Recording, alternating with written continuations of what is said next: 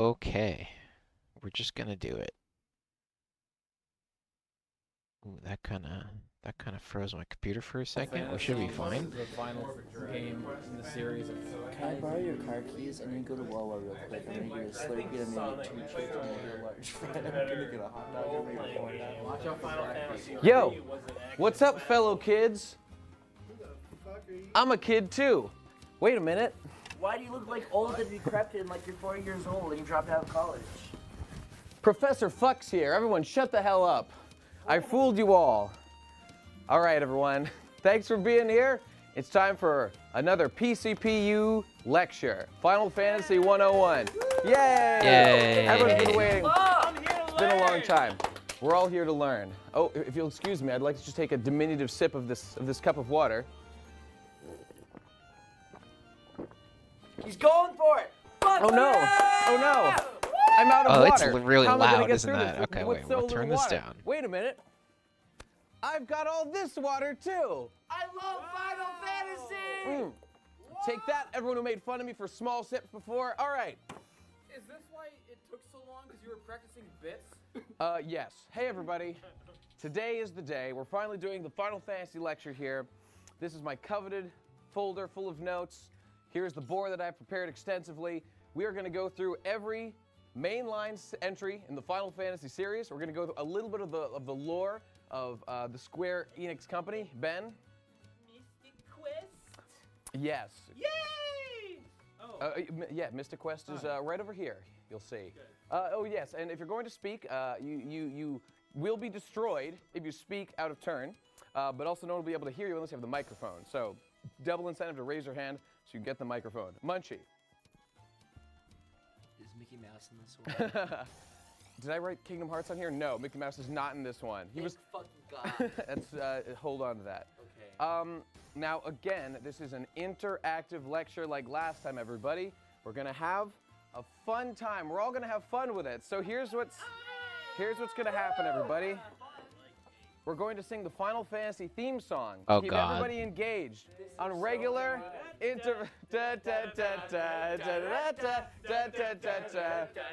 No. Yo, Stop. Alistair. Here's the theme, the Final Fantasy theme song. As everyone knows, it's called What's Happening, Crystal? And here's how it goes. Final Fantasy, it is cool and I really like it. Wait, are they still making them shit? I don't know what's happening. There it is. So every time I say, what's happening, Crystal? We're all gonna sing the Final Fantasy main theme. That's what's gonna happen. Yeah! All right, here we go. Take the shit back, my man. No, I've got a microphone right here. Well, then don't fucking do that. Skin alive. All right, guys, let's get right down to it. Let me get to my first note here. We're going all the way back before the formation of the company that would make Final Fantasy. To briefly touch on the history of a man, Masafumi Miyamoto. You probably can't zoom in on that, but that's the guy's name. In 1983, Miyamoto worked for his father's company, Denyusha, which was a electrical contracting company. In 1983, he was able to convince his father to help him establish a games division within their company, with their little electrical, like, unrelated company. Ben, yes? Was he some kind of nerd? He was a little bit of a nerd. There was a logic at the time. This was the old days of making games, where people thought you only need like a small team to make a video games before it was like a big AAA market and stuff. So his idea was to combine like artists, programmers, musicians, put them all under the umbrella of one company so they could work together to make games. And they made some unrelated games starting in 1983, and then in 1986 they broke out and became Squaresoft formally under this guy, Masafumi Miyamoto. Munchie. We beat up nerds. We beat them up around here, yeah.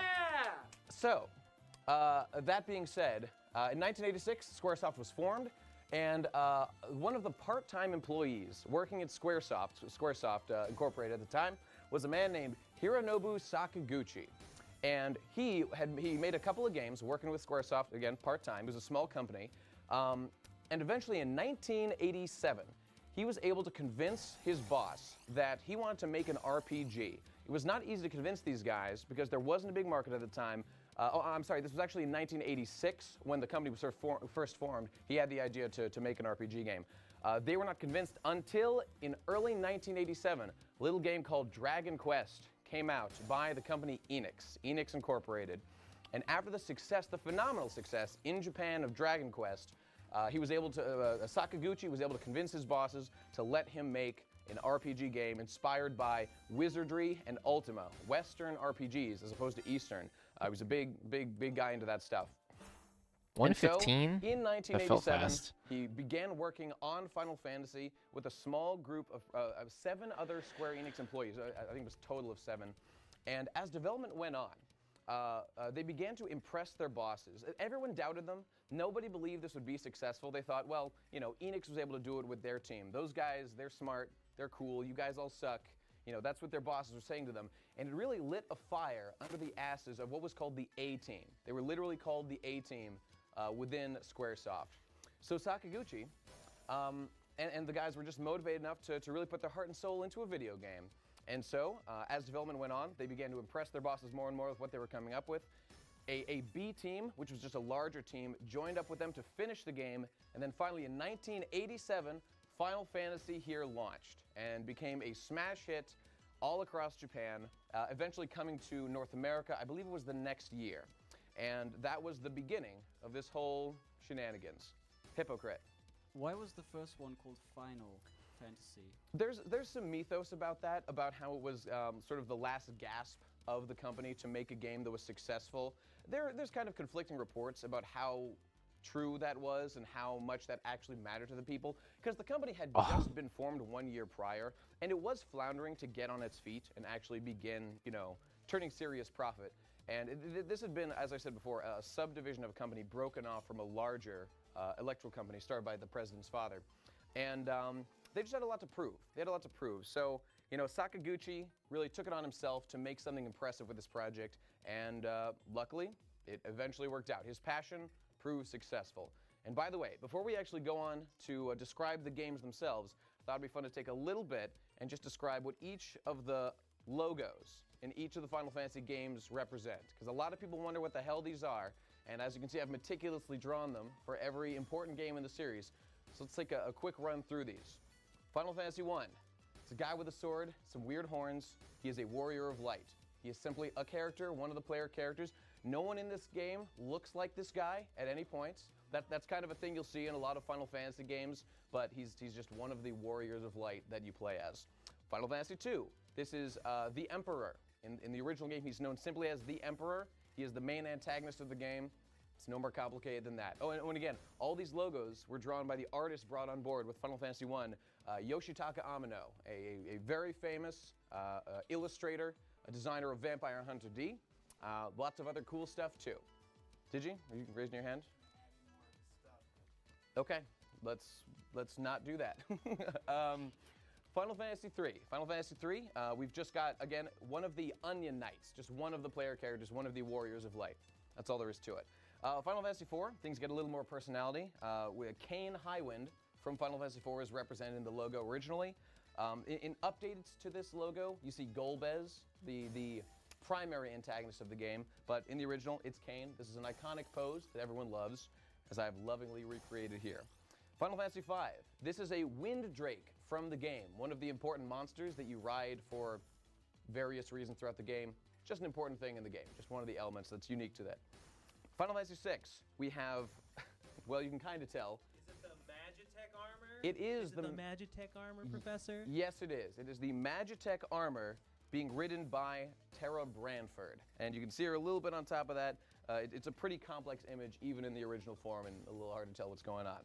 Final Fantasy VII.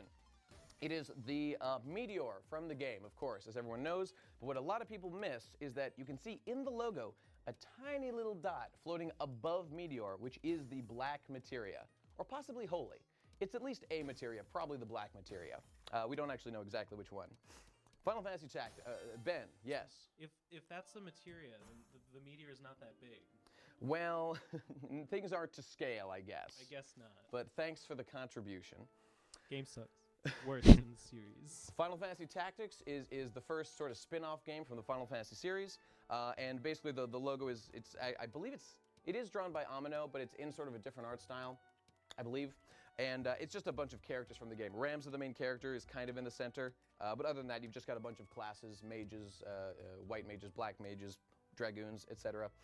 In Final Fantasy VIII, you can kind of tell here, it's just simply Squall and Renoa Heartily in an embrace, because it is a love story, and they are the main characters of the story. Final Fantasy IX, there is a crystal, which is sort of the focal point of the story, as it turns out later. Ben? This is the worst logo. Well, but did you know only Final Fantasy IX made the groundbreaking change to make the number in the title match the color of the artwork as opposed to just being black with the rest of the text? Yes, Ben Saint. That doesn't impress me at all. Well, that's your problem, not mine. Crystals are important. Actually, Final Fantasy IX was a big throwback game, so it was kind of just celebrating, hey guys, remember crystals. They're pretty cool, and there wasn't the logo. Final Fantasy X is, you can kind of see here, you've got Yuna here, one of the main characters, doing the sending, where she sends dead souls to the far plane. Just an important ritual in the game, ties into all the lore. Final Fantasy XI, oops, forgot to draw it, but what it is just a bunch of soldiers, you know, let's just fix that real quick. Bunch of fucking soldiers, there they are, there they are. Just a bunch of them standing around, looking pretty dope. It's pretty good. Oh, that's actually Final Fantasy XI Online is the full name. Final Fantasy, let's skip the Spirits Within, we'll come back to that later. Final Fantasy X-2, worthy of notice, as the first sequel produced to a Final Fantasy game, some years after the original came out, 2 years later. And, oh, did I write it? Oh, yes, okay, it was 2 years after that came out. And it's the three main characters of the game, Pain, Yuna, and Riku, just in a cool Charlie's Angels pose. Final Fantasy XII features Judge Gabrant. My and hand this is where like things start to get a little tired more already. abstract, Just not good. than a lot of the other ones. There's a big old ink blot just in the logo. Don't know why that's there. Looks pretty cool. Final Fantasy XIII. Final Fantasy XIII is where the logos start to be spoilers for the game of a sort. So, incidentally, now's your chance to just get out of here. Spoilers rampant for every single thing with Final Fantasy in the name or associated with it could be spoiled. So, fair warning. What you've got is there's a big circle in the center that appears to represent Cocoon, which is sort of the homeworld that floats above the planet's surface in Final Fantasy XIII. And in it, you've got two women up on the top and then like a weird horse head on the bottom. In the conclusion of the game, what happens is two of your characters, Fang and Vanille, end up performing a ritual and transform themselves into what's known as Ragnarok. And in doing so, they save the world, but they're kind of trapped in a sort of limbo state. And this sort of represents that moment in a sort of abstract way. Final Fantasy XIV, very much like Final Fantasy XI, is just a bunch of dudes with swords. Oh, again, this is an online game. It's another MMO. And they're coming at you. This is a very action-y logo, but just a bunch of guys fighting. And finally, Final Fantasy XV. This one is interesting because I think the original meaning of the logo actually changed, as Final Fantasy XV spent over 10 years in development hell. And in the end, in the game, it's made quite clear when you beat it that what the logo actually represents is Luna Freya, one of the main characters, sort of the love interest of Noctis from that game. But originally, it was speculated, there's a lot of reason to believe it actually represented the goddess Etro from Final Fantasy XV, who was referenced in a lot of the lore. Not sure if that was actually changed or if this was always the character. And actually, when you beat the game, the logo actually changes, and we see Noctis appear in it as well, so we can be 100% certain that it is in fact Luna, as well as Noctis, who appear in the final logo. There you go. Ben Saint. I think you skipped 13 too. Oh, did I? I did that intentionally because it doesn't matter. Jesse Wood. I believe Etro became an important factor in the Final Fantasy XIII sequels. You are 100% right. I'm wrong. I forget the name of the god, actually. You know, it might be the same name, or I could be totally wrong, because originally Final Fantasy XV was Final Fantasy XIII Versus. You know what? Maybe I'm wrong about the name of the god from Final Fantasy XV, but it was believed to possibly be the creator deity of that game. In any case, now it's Luna. Okay, and there's other stuff. Which Dissidia, delayed blah, blah, Kingdom blah. We'll Hearts get for to like that later. years. None of the other logos are important. So those are the 13 main ones. A lot of people verses. have questions about those. Hopefully, those have been answered now. Now let's talk about the lore. That's what we're really here for. That's the juicy shit of the Final Fantasy games. Oh, and just one last shout out. I didn't mention the names Nobuo Uematsu, who did the music for almost all the games until we got up to, I think around 9, things started changing. He wasn't responsible for like the entire soundtrack. And then Tetsuya Nomura, who would become a much more prominent figure as we go along, character designer, director, sometimes for some of the games. Just an important name to know if you know Final Fantasy. Watch my Kingdom Hearts lecture for more info about that guy. F that guy. So Final Fantasy 1. But also in he's great. 1987. Oh, incidentally, shout out to 31 years of Final Fantasy now. Congrats, everybody. Can you believe we're still here? Why are we still here? Is it just to suffer? Excuse me one moment, please. Right. So Final Fantasy 1.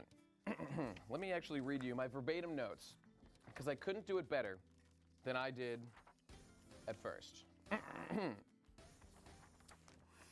Final Fantasy 1. The Earth is all kinds of fucked up. The sea, the sky, the Earth, all fucked. But there is a prophecy that 4 warriors of light will show up and fix your shit, Ben. One day out of nowhere, imagine that, at long last. Finally, just in time. So one day, 4 warriors of light show up literally out of nowhere and are holding 4 crystals or orbs, as they were originally translated as. And the king, when he sees those, thinks to himself, these guys have promise. I'm going to let them do a mission for me. And so he sends them out to rescue his kidnapped daughter, Sarah, who was kidnapped by the evil, power-hungry knight Garland. And so the 4 warriors of light go out and they do this. They bring back the princess. And when the king sees this and is all happy that his princess daughter is back, he thinks to himself, these guys are something special. I think these guys are the prophesized ones. They got the orbs, they got the crystals, they got the chutzpah, they got everything you need for a big world globe-trotting adventure. So I'm going to tell them the deal, and I'm going to send them out to go save the world. And that's pretty much the start of it. And again, Final Fantasy 1 was very much inspired by Dragon Quest. So there's a lot of like fetch quest type stuff involved, a lot of sort of item swap. You said it was inspired by Dragon Quest. Is that wrong? I thought you said earlier you said it was inspired by Ultima. Oh, well, it actually, it's inspired by both. They're both major influences. You can really see if you put them side by side. It plays very similarly to Dragon Quest as well. I mean, that was the game that inspired them to be like confident, yes, an RPG can succeed. And it's true. The most inspiration for the game came from Ultima and, what was the other one? Wizardry. Those are the ones that are often cited as the main fundamentals that inspired the game. I've never played either, so you'll know better than me if you have. So basically, the heroes simply travel around the world. One of our Warrior of Lights here. Oh, incidentally, interesting to note about the game, Final Fantasy 1 introduces the idea of job selection at the very start of the game and lets you choose for each of your 4 characters what class you want them to be. So there's Fighter, Red Mage, White Mage, Black Mage, Monk, and Thief. That's what it is. Or I think it's called Black Belt originally. Point is, it's an interesting mechanic. It's sort of a D&D element to the game. It lets you choose your class. You can end up with a really easy part. If you choose 4 fighters, game's kind of easy. If you choose 4 black mages, very hard at the beginning, can get very easy at the end. Doesn't matter. It's just interesting to note, and we'll talk more about that as we go along, the significance of the job system. So our heroes, once they're assigned to the task of saving the world from these calamities that are befalling it by the king, they travel out and they visit each of the 4 fiends in their shrines that are fucking up everything. And there's the Kraken, Marilith, the Lich, and Tiamat. That's right. One for each of the 4 elements, and elements are a big theme in all Final Fantasy games: Earth, Wind, Water, and Fire. And the 4 fiends are associated with those as well. So each of those is fucking up a specific like element of the world, and so by defeating the corresponding one, that crystal or orb that the heroes are carrying lights up, and then things just start to get better in kind of non-specific ways. Across the planet, that is. Things are healing in the planet when this happens.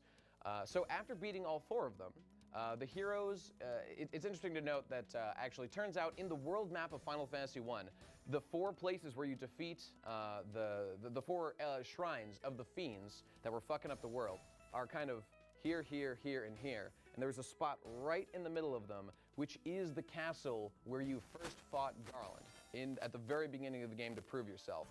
And so when your heroes travel there, turns out, here's what's going on. So,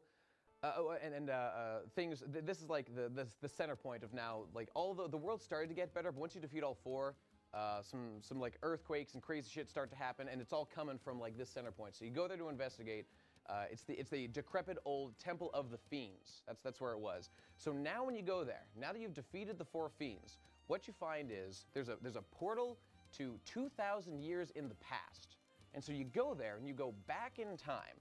And what you find when you get to the center of the temple here, which is now restored because it's in the past when it was first built, you find Garland, the knight you beat at the beginning of the game.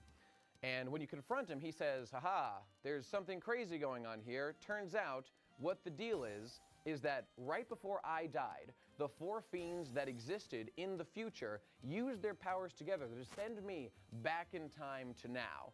And at this This is the point, first game? I absorb their power, and I use my newly found power from this from this temple I'm in and from the 4 fiends to create them in the past, and then allow them to just go out and then like exist in the world, and then 2,000 years pass. Ben.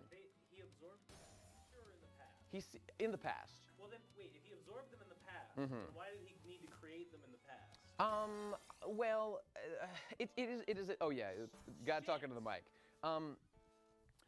It's a little unclear. It doesn't quite make sense. Like there's an idea of like where exactly is all this power coming from? Like who's giving who power, and like why is this able to happen in the future or the past? Munchie? Why is it immediately everything retarded and stupid and makes no sense? I know. Like immediately. Right out of the gate, Final Fantasy got a little bit big for its britches with a time travel, like world-altering Destiny about. Oh my god, his beings that mic. control Destiny.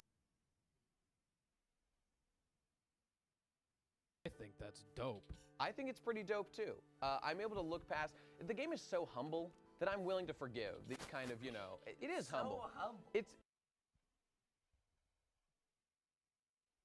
We'll get to that. Yeah. So basically, in the past, Garland has absorbed the power of the 4 elementals, of the 4 fiends, and has become the being known as Chaos. And then when he was Chaos, that's when he created them in the past and sent them to the, to the future. I like that right from the beginning. Yeah. It's very fantasy, but also very science fiction-y. Yeah, right out of the gate, they introduced those elements. It's all like already a really weird, stupid mishmash, and it's cool as shit. It very much is. It very much is. By the way, we have a secondary resident Final Fantasy expert in the crowd here, Mr. Endlet G. Thank you for being here. So now that you're in the past, you've accessed the portal that Garland used. You're in the past now. There's Chaos. With your newfound power, after all the journey that you've been on, you beat all those monsters. At a certain point in the game, you get a class up where you meet Bahamut, and he allows each of your classes to kind of change into their advanced form. Like the Black Mage becomes a Black Wizard. Fighter becomes Big Fighter? I don't remember. Knight, yeah, that's the one. That's the one. Big Fighter. Well, if a knight, a big fighter for sure. if in Final Fantasy I, the sprite of the fighter is like a little guy, and then when you class up to Knight, he just kind of like becomes more detailed and tall, but still takes up 1 pixel or one square in battle. So it kind of is like he becomes Big Fighter. That's how I choose to interpret it anyway. Right. So anyway, your characters beat Chaos. He is defeated, and then your characters get thrown back into the future. They're okay. Everyone's fine there. But Now this is streaming? I know, right? Chaos This is it. never existed in the first place because you defeated them in the past, and when you get to the future, those problems just never existed. We're So gonna you learn as to heroes appreciate will never Final get any Fantasy recognition XIV for what you've done. by watching this video. That's Me too. the dream. Ben. It's the most mic stream of all time. He goes. Yeah. So in the We need some Yes. Franker Z's in the background. goes And then to yeah. the past, Yes. absorbs the fiends that are already there. No. Uses that no, power they're to not already there. create I was trying to figure this out exactly. I think the temple itself had power. He goes to the past where the temple is filled with power. That power fills him. Then he creates the the fiends and sends them to the future where they start to fuck things up. Okay. That's how I don't understand any other way it would make sense. It's possible it just doesn't make sense. That is possible. I don't know. That's all I got. Yes. But if you had defeated in the past, then you wouldn't have gone back to defeat them in the past, and they would. It's a stable time loop. Did you give them? Yes. Yeah. So, is there any lore behind like all of the attack names and like item names? That because Final Fantasy 1 establishes a lot of things like healing is called cure, or like that the different elements have like specific names for their attacks that are used in all the games. Is that just meta, or has there ever been like a justification for that? In Final Fantasy Phoenix 1. Down, for instance, as the name of the thing that revives you. Well, really the answer is no. Damn, that was almost fast. There are iconic things in Final Fantasy in terms of like attacks and lore, like Blizzard, Blizzara, Blizzaga. And Are the Blizzaga. lords And then connected? there's, We're gonna like, find out. Blizzaza, And there's some weird ones that exist as well. They're not really. No, those weren't even in the original Final Fantasy. Those were called like Fire 1, Fire 2, Fire 3. Let me know how you feel about the volume. So really those things His just mic kind kinda of sucks added in sometimes, ways. so They I turned it made a down. little lore. The idea of Phoenix Down, and just so everyone knows, a lot of people are confused on this. Phoenix Down refers to the feathery down of a phoenix, not a phoenix that like is down or yeah, the There you go. There you go. All these years. Still ignorant after all these years. Yeah, so there you go. And like soft curing petrification, those are all staples. Ethers. A bigger These whiteboard? came I know, right? I thought it was pretty small. Like I feel like I remembered watching other videos of his, and the whiteboard is much bigger. And that's basically it. You save the world, the end. You get no recognition, and it's kind of a melancholy ending. You can be happy that you've achieved these things. The characters have like grown themselves as much as they have. They didn't lose anything themselves except the recognition that they rightly deserve, which is kind of a melancholy ending. But anyway, the people sure loved that game, and this was a massive success. So much so that this Japanese RPG was brought over to America, USA, #1. As you can see. USA. And, USA. it was pretty successful in America too, though not so much that they would bring over Final Fantasy II, which would come out 2 years later. So there you go. In any case, that's the end of that. Let me take a sip of water, and we will move on to Final Fantasy II. Hypocrite? Are any of these games, like early games, linked together? Like, do they carry like lore through? Excellent question. I'm glad you asked that. What's interesting about the Final Fantasy games is that they are all completely separate from each other in every way other than like sort of aesthetic links. Like the fact that they all use Cure, all that stuff that Digi was talking about. Yeah, like the Blizzaja, that stuff carries over. Though there are some differences even between that stuff. Ben? Blizzaza Gabor. What's that? Like Zaza Gabor. Who's like that? that person from history. I don't know that man. Shit. Well, all right. Is that from what? I can't remember what video game that's from. It's not helping me. There are some direct sequels in Final Fantasy. Like the first one was Final Fantasy X-2. As you can see, that was in 2003, quite a few years later. But all of these are totally isolated from each other, except for some little ways that we will talk about as we get later, and some interdimensional rift type stuff down here, which is pretty juicy. Oh boy. There's some possible deep lore about the fact that like summons themselves, which are a staple of the game, might come from some pocket dimension that they all have access to. It's a little unclear, but there seems to be something going on there. Munchie. Do you think all of the Final Fantasy characters hang out in a cafe in the Rift between games? Do you think they do that? I mean, that's a pretty good idea. If not, they really should set one up. Get this away from me. I have too much power. I motion that after we hear about everyone, after you get to your favorite game, once you hear about your favorite game, you stand up and walk the fuck out because you don't want to hear what comes after it. No, you want to hear what happens to the series after you're. Wait, we haven't finished Final Fantasy 1, right? You out. Later, dog. I think you'll want to be here because you'll want what we're chronicling here is a rise and fall of an empire, and I think you will find it interesting to watch how things change as we go through. And you know, we're going to talk. Why about did that this get stuff. It's stuck like that? fascinating. The Final I guess it was Fantasy slow series anyway. is the most fascinating game series to me of any, and I mean, it happens to be the one that I know the best as well, so that probably colors my perception. But it's some good stuff. You'll like this. Okay, but here we go. Final Fantasy II. This game was so successful, Final Fantasy I, Sakaguchi, who's a little bit of an auteur, said to himself, I want to make a goddamn sequel, and I want it to be new. I want it to be fresh. I want to keep things interesting for myself. So, now that he'd earned some cred for himself within Square Enix, they said, yeah, go for it, dog. Do whatever you want. We'll back you up. So, using many of the exact same assets from Final Fantasy I, he went on to make Final Fantasy II.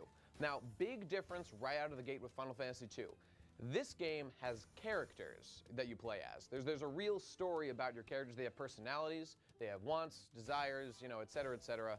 Whereas in Final Fantasy I, you use the same cast of characters the whole game, just your you know, speechless, what's the word? The guys that... Silent protagonist? Silent protagonists, yeah. What's the word? Avatars. Player avatars, that's what I'm looking for. But in Final Fantasy II, your little guys will have things to say, so that's nice. Final Fantasy II stars Firion and his friends, who start out in a little village. It gets attacked by the evil Empire. The evil, I think it's the Arcadian Empire. The Palamecian Empire, that's what it is. And so what's interesting about Final Fantasy II is that it's like the most straightforward, like globe-trotting, world-changing adventure you could possibly have until you get to the end and some madness happens. But we're going to get to that and you'll love it. You're going to love it. So, Will as I? I'm saying, so Firion and his buddies live in a small town. It gets raided by the Palamecian Empire, which simply just wants to take over everything. So they just start killing people, and they're like, you know, anyone who won't submit to them, they're very lawful evil. They want to rule everything, but they just want you to say that you worship them as a god. So there you go. And of course, they're led by our boy, the Emperor. And in later Yo, games, his name Dimhertz. would be How you doing? sort of retcon. I mean, he didn't have a name. He was just called the Emperor, exactly like Star Wars, incidentally, because this game is literally the plot of Star Wars. But later on, he's called Mateus. So Emperor Mateus is what I think of him as.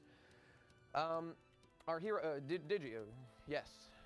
When you say later games, do you mean like Rift games, or like is he brought up in main series? Oh, games I didn't mean to say later games. What I meant to say I thought was that's in, Rick like, Roll from later a glance. novels regarding the plot of Final Fantasy II. In Not later quite, supplemental materials but it's that just relate as to, like, trolly. there's all kinds of spin-off games and like books and comics and shit that relate to all these games, and many of them. add Chew, some what's canon, up? Thank which, you for the head know, pats, I have Chew. various issues with, but it's not about me right now. It's just about the facts.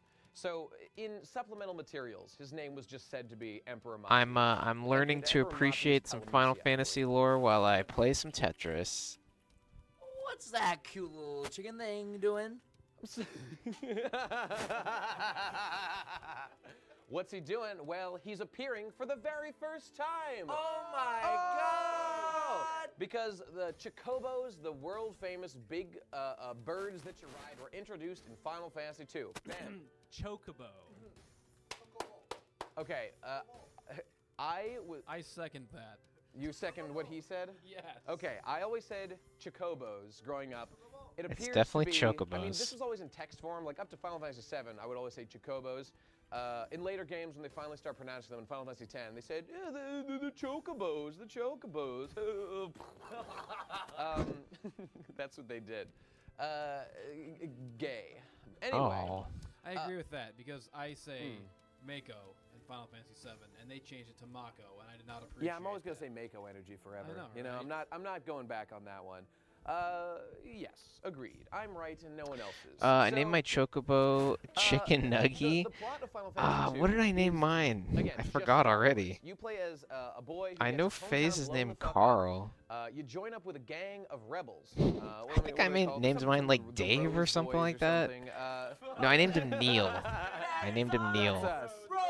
Rose boys, Rose boys, Rose boys, Rose boys, Rose boys. It's actually called fuck. Where is this? It's the something the fucking whatever. Who cares? Okay. Point is, yeah, Rose boys. They're the Rose boys. Point is, You just go on some missions, you prove your street cred to the Rose Boys, and then they give you like more, and then they give you more and more important missions as you go along. That plot kind of just gets wrapped up. It doesn't matter. You spend those missions. What's interesting in Final Fantasy II is that many of your party members die throughout the game. Basically, when you start the game, you've got a party of, the very start of Final Fantasy II is a battle with Furion, Maria, Guy, and Leon. His Japanese name is Leonhardt, but they call him Leon in English. First thing that happens He's to in him, that game? Wow. is that you lose I only this know him battle from to the Kingdom Hearts. Calabasian soldiers, and then you wake up and you're rescued by the Resistance, the Rose Boys. And Leonhardt has disappeared, and you don't see him for a very long time. But your three guys are like your hometown bros. So you go out and you do the whole game together. But every once in a while, you'll get a new party member. Similar vibe with the drunk guy explaining Mega Man lore. I think it might be the same group of people. I don't think I've seen. I think this group also did a Mega Man video. But all the others just die in the service of helping you. Like Joseph was like this big punchy boy. He dies. There's this guy Ricard who's like a spear guy. He dies. He's like a royal or something. Tom? Oh yeah, right. If you have your main character and three guys from the beginning of the game, so there's four and there's a fifth. Do you have like a fifth party member? They like shuffle them out? How's that work? No, your fourth guy, Leonhardt, just disappeared, and then there's just three of you. Oh, And a okay. fourth joins, and then conveniently, before you would meet another person who wants to join your party, that man always dies. right. Or I think one of them survives. There's Sick. a pirate lady. Yeah, it's pretty dope. So, and there's a reason for that we'll get to. I feel like this man has experience being shoved in a locker. One guy literally gets crushed by a fucking boulder. Probably. It's pretty sick. Ultimately, Very so nerdy. The missions at the beginning of the game are kind of to facilitate that arc of like characters coming in and dying, and you go on adventures for the rebellion, etc. But eventually, the Emperor just makes a move. I and suddenly there's apologize a for his gigantic microphone on cyclone his behalf. That's like fucking up the entire world. And you and your boys He are keeps, sent to like, stop scraping it Now you're, against his like, big jacket. boys in the Rose Boys. So you penetrate inside the cyclone. You find the Emperor, and if I remember correctly, let me just double check this. I think you kill him immediately. Yes, you fly a wyvern inside the cyclone, and you kill the Emperor. You fight and kill the Emperor. Yes, Ben. Wyvern. Wyvern? Is that what it is? Maybe, I don't know. Well, I like wyvern. Me too. Yeah, right here. Yeah. I think Wyvern, because I gotta. I think Wyvern. Oh. I think Wyvern is right, but I'd rather be wrong. Agreed. I say agreed. wyvern. Okay, right. So you kill the Emperor, and you basically just leave at that point, and it seems like the plot's been resolved. You've killed the big evil Emperor, who's leading this, genocidal campaign against the rest of the planet, and you go back home to celebrate with your Rose Boys. Unfortunately, all of a sudden, the enemy military starts The locker getting molded into him. formation, and it hasn't fallen apart like you wanted it to. And it turns out that a member of the enemy military has taken control of the military, and his name is Leonhardt. Your boy has joined the enemy. Betrayal. And he is going to fuck you. He's mad at you for like betraying him or something. Whatever. Yeah, me too. Digi, yes. Wasn't there a character named something like that in 8? Isn't that? That's Squall Leonhardt. He gets his name from Leonhardt. from Oh, Final it's a Fantasy II. different That's guy, right. I was gonna okay. point that out, but there you go. This guy's ahead of the game, and that's why. I only know it's that from funny Kingdom because Hearts. In Kingdom Hearts, There we go. Squall Leonhardt takes on the name Leon, just like when in Final Fantasy II was localized, they changed the name from Leonhardt to Leon. So that seems to be a reference, which is kind of cool. So, cool little. I don't like interesting facts. Give me the memes. Where are the memes? hashtag where are the memes? Hashtag give me the memes. All right. Which one's the hashtag? They're both hashtags. They're two competing hashtags. Begin. Eat your green. And each of greens, yeah. Right. So. Two new hashtags formed. Two new hashtags formed in the womb of this lecture, cannibalizing one another. That's right. One That's what we twin will want. Devour the other. That's right.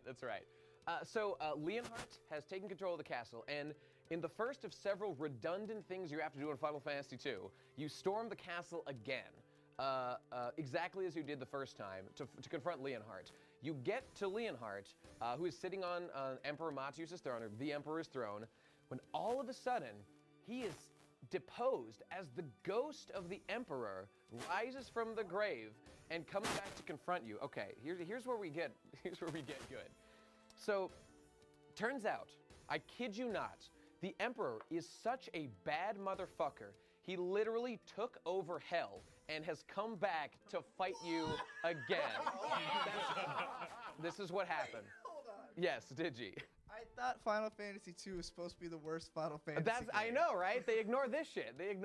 I never played. I just thought it was. I played like 1 hour, and I was like, "This is dumb." It's a little dull at first, and the mechanics are very weird. And like, even I don't really understand what's going on. Like, Final Fantasy II is a battle system where I should have said Final Fantasy 1 is like basic strategic RPG. Kind of Super like Final Fantasy VII, essaying. the big ones. But Final Fantasy II doesn't have levels, or I can't remember if it has levels or not, but what it is if you like equip your character with a spear and they attack with a spear, they get better using spears. And then if this enemy if you get hit, yeah, kind of, but but it gets weirder. If you take damage in battle, you will come out of the battle sometimes having gained more max HP than you lost from the hit you took, because you like gain HP based on how much damage you take. It's weird. It's very strange, and that's why people are like uncomfortable with it and don't understand it.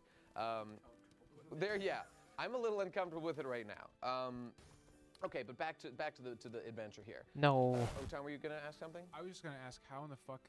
I mean, if I was playing this game and he came back from hell because he like beat all of hell, I didn't even want to win anymore. I'd be like, you earned it, dude. I know. He literally took over hell because he's the baddest. It's bad when the guy motherfucker. says What even have I don't done understand. compared Yeah. to that? Nothing. Munchie? It's okay. They're gonna get to 14, He's and not talking then hard shit while he died like a pussy the first it's time. gonna matter. Because his main strengths are administrative in nature. So yeah, like I said, lawful evil. Basically. He gets to hell and just starts looking over the books. And he's like, "You guys are hemorrhaging money." Yeah, exactly. We gotta straighten this ship out. He turned them fully democratic. But he did depose the former ruler of hell and became the guy in charge of hell, and just earned the right to come back to the real world, or to the service world. Digi? Is it explicitly called hell? It is explicitly. Is that why they didn't localize the game? It is called Pandemonium. It is called Pandemonium. Okay. It is the same thing, and this is where we're beyond Star Wars. Does the former ruler of hell then take over hell? Excellent question. Well, maybe we'll find out in Final Fantasy 2-3. I don't know. I forgot to write. There is kind of a sequel, but I'm gonna go over it anyway. So basically, you get kind of just booted out of Pandemonium. You like flee when this is happening because things are going crazy. This man just took over hell. The Emperor's castle kind of sinks into the ground, and then like the castle of Pandemonium rises to the service world. So actually, like, There is that a the 13-3. castle of hell. Sometimes So they now get to hell is 3 intersecting for like with one the game. real world, with the surface world, and it's fucking some shit up right now. Shit. So you and your boys are Wow, just asking, I well, completely we got it misplaced one those. last time, boys. Let's strap on this feed bag and head in there. So you and your boys infiltrate Pandemonium. You actually you start at the top level and you go down. You have to go down the layers of Pandemonium. So you're just going literally into the lowest rung of hell in Final Fantasy II to meet the Emperor, to find now the Emperor of Hell. So you get there. Yes, Ben. I thought the Emperor came back, so wouldn't he be on Earth? Well, I mean, he rose to the top. He appeared before you, but then he just went back to like the lowest level. He just showed up and kicked your ass and went home? He didn't really go home. He is currently fucking up the world. It's just, again, administrative is his main thing. So he's happy to send out his monsters to go fuck up everything for him. No. And yeah, and like if you didn't call you out, just like, hey bitch, you thought you seen the last of me, and then just kind of went back to his crib. you see, he's honestly too smart for that. He is not a man who's easily, tempted. This is why he's the ruler of hell, because he can resist these kind of challenges. He's very disciplined himself, and very egotistical as well. So, basically, it's as simple as this. You go down into Pandemonium, you confront him, you fight him, and you win. And if you win, you leave, and Pandemonium sinks away. You come back to the surface, you've defeated, the King of Hell, and everything's back to normal. And that's it. That's a happy ending. Oh, and by the way, after These the people have Emperor to be Mel held showed up, hostage. The audience, yeah. Leonhardt was like, well, this is I think fine. so. I think they make I a gotta joke join about back with that you at guys some to go point. fight him. So Leonhardt just. Well, I he think wasn't what they really do is doing everybody anything. He takes a wasn't turn hypnotized or explaining. Like, I anything. think Just, somebody like, does Mega wanted Man, to rule, somebody but does he felt One like betrayed Piece, by you, but you just kinda make somebody up, does and now like he's Kingdom. like, yeah, I moved This down guy here to does stop Kingdom hell Hearts from, as like, well. I've killing seen the that whole one. world, so you just kind of make up during this process. He does feel bad about it at the end, but he just at the Somebody end- does oh, like by the way, his Beast Morphs sister or is something Maria, like who is that. one of your party members, so there's a personal connection there. It doesn't matter. The point is, So he's fighting his sister the whole game, and then at the end, they're just like, well, we were friends again? They're being promised a free timeshare. Yeah, exactly. Can you fuck the sister? Is that still I'm a thing sure where you they fuck make her you after sit the there credits. for There's no 20 doubt about million hours to get the timeshare or whatever? All Is right, that still a well, thing that no happens, or is further that like a questions. 90s thing that's not a thing Oh, anymore? incidentally, your other party member, Guy, is just a big, literal retard, but he can talk to animals. So that's pretty cool. I feel like that's not a thing Guy is anymore, you. but Guy You're is, Guy. yeah, I am retarded and can talk to you animals only. Yeah. Hey, got him. Okay, Ben, yes. Gotta pee. Gotta pee. Okay. Go fast. Go ahead. Yes, just if you gotta pee, fair enough. You're going to miss. All right, shut up. You're going to miss literally the best thing about this whole game, though. Okay. Okay. Listen. Here's the thing. Several years later, after Final Fantasy II came out, Jesse. This chair hurts my butt. I need a butt pillow, and I also have to pee. Okay, and we'll I'm take- sleepy, and I want coffee. We will take a pause thirsty. in just a moment after I finish this last section. And I'm They are mad, hostages. And I'm grumpy, and I gotta So- poop my pants. All right, now shut the hell up. Final Fantasy II was re-released later on in North America. Because again, Final Fantasy II did not come to America first. It was did not come to America for many years. Only Final Fantasy I did for several years. So when it was finally released in America, well, first it came to a PlayStation 1 game called Final Fantasy Anthology, I believe. No, Final Fantasy Origins, that's what it was. But then that was sort of re-released again for the Game Boy, and when Game Boy Advance, that is. Final Fantasy 1 and 2, Dawn of Souls. Final Fantasy 2, Dawn of Souls is the actual like Dawn of Souls from that game. And what that refers to is it's sort of a not really a Final Fantasy 2, just sort of a side story, like a guide in for the end of the game. Okay, wrap your brain around this. So you know how I said a lot of characters die in Final Fantasy 2, a lot of your party members. In Final Fantasy 2 Dawn of Souls, which is unlocked after you beat the game, Ben. Is it their adventures in hell? Not quite. All your characters, well, of course not, Ben, because all your characters are good people. Your characters went to heaven. And so it is their adventures in heaven where they have gone. So, Sick. yes. Yeah, it's pretty sick. So here's the deal. Ben. Is it called heaven? I can't remember what it's called. I think it's called heaven. I believe it is called heaven. So you get to heaven, and there might be another term. I'll have to look that up. You get to heaven, and all your characters kind of just reunite. Like your guy Minwu, he's like a popular character from Final Fantasy II. Ricard, it doesn't matter, Joseph, and there's somebody else. They all get together, and they're like, hey, where are we? They're just kind of exploring the world they're in. And there's not a lot of story to it, but they just kind of make their way through the game. Or through this, the only dungeon. Really, the only thing to do is progress towards some end goal that they don't know. They're climbing higher and higher in heaven to the very top point. And here's what happens. Here we go. Our characters get to the highest point of heaven, and they meet the ruler of heaven. And who is it that is the ruler of heaven but the Emperor Matius? Not the same emperor who was ruling hell, because you see, when the emperor died, all the evil parts of the emperor were sent to hell. But all the good parts of the emperor were sent to heaven, and he was split in twain.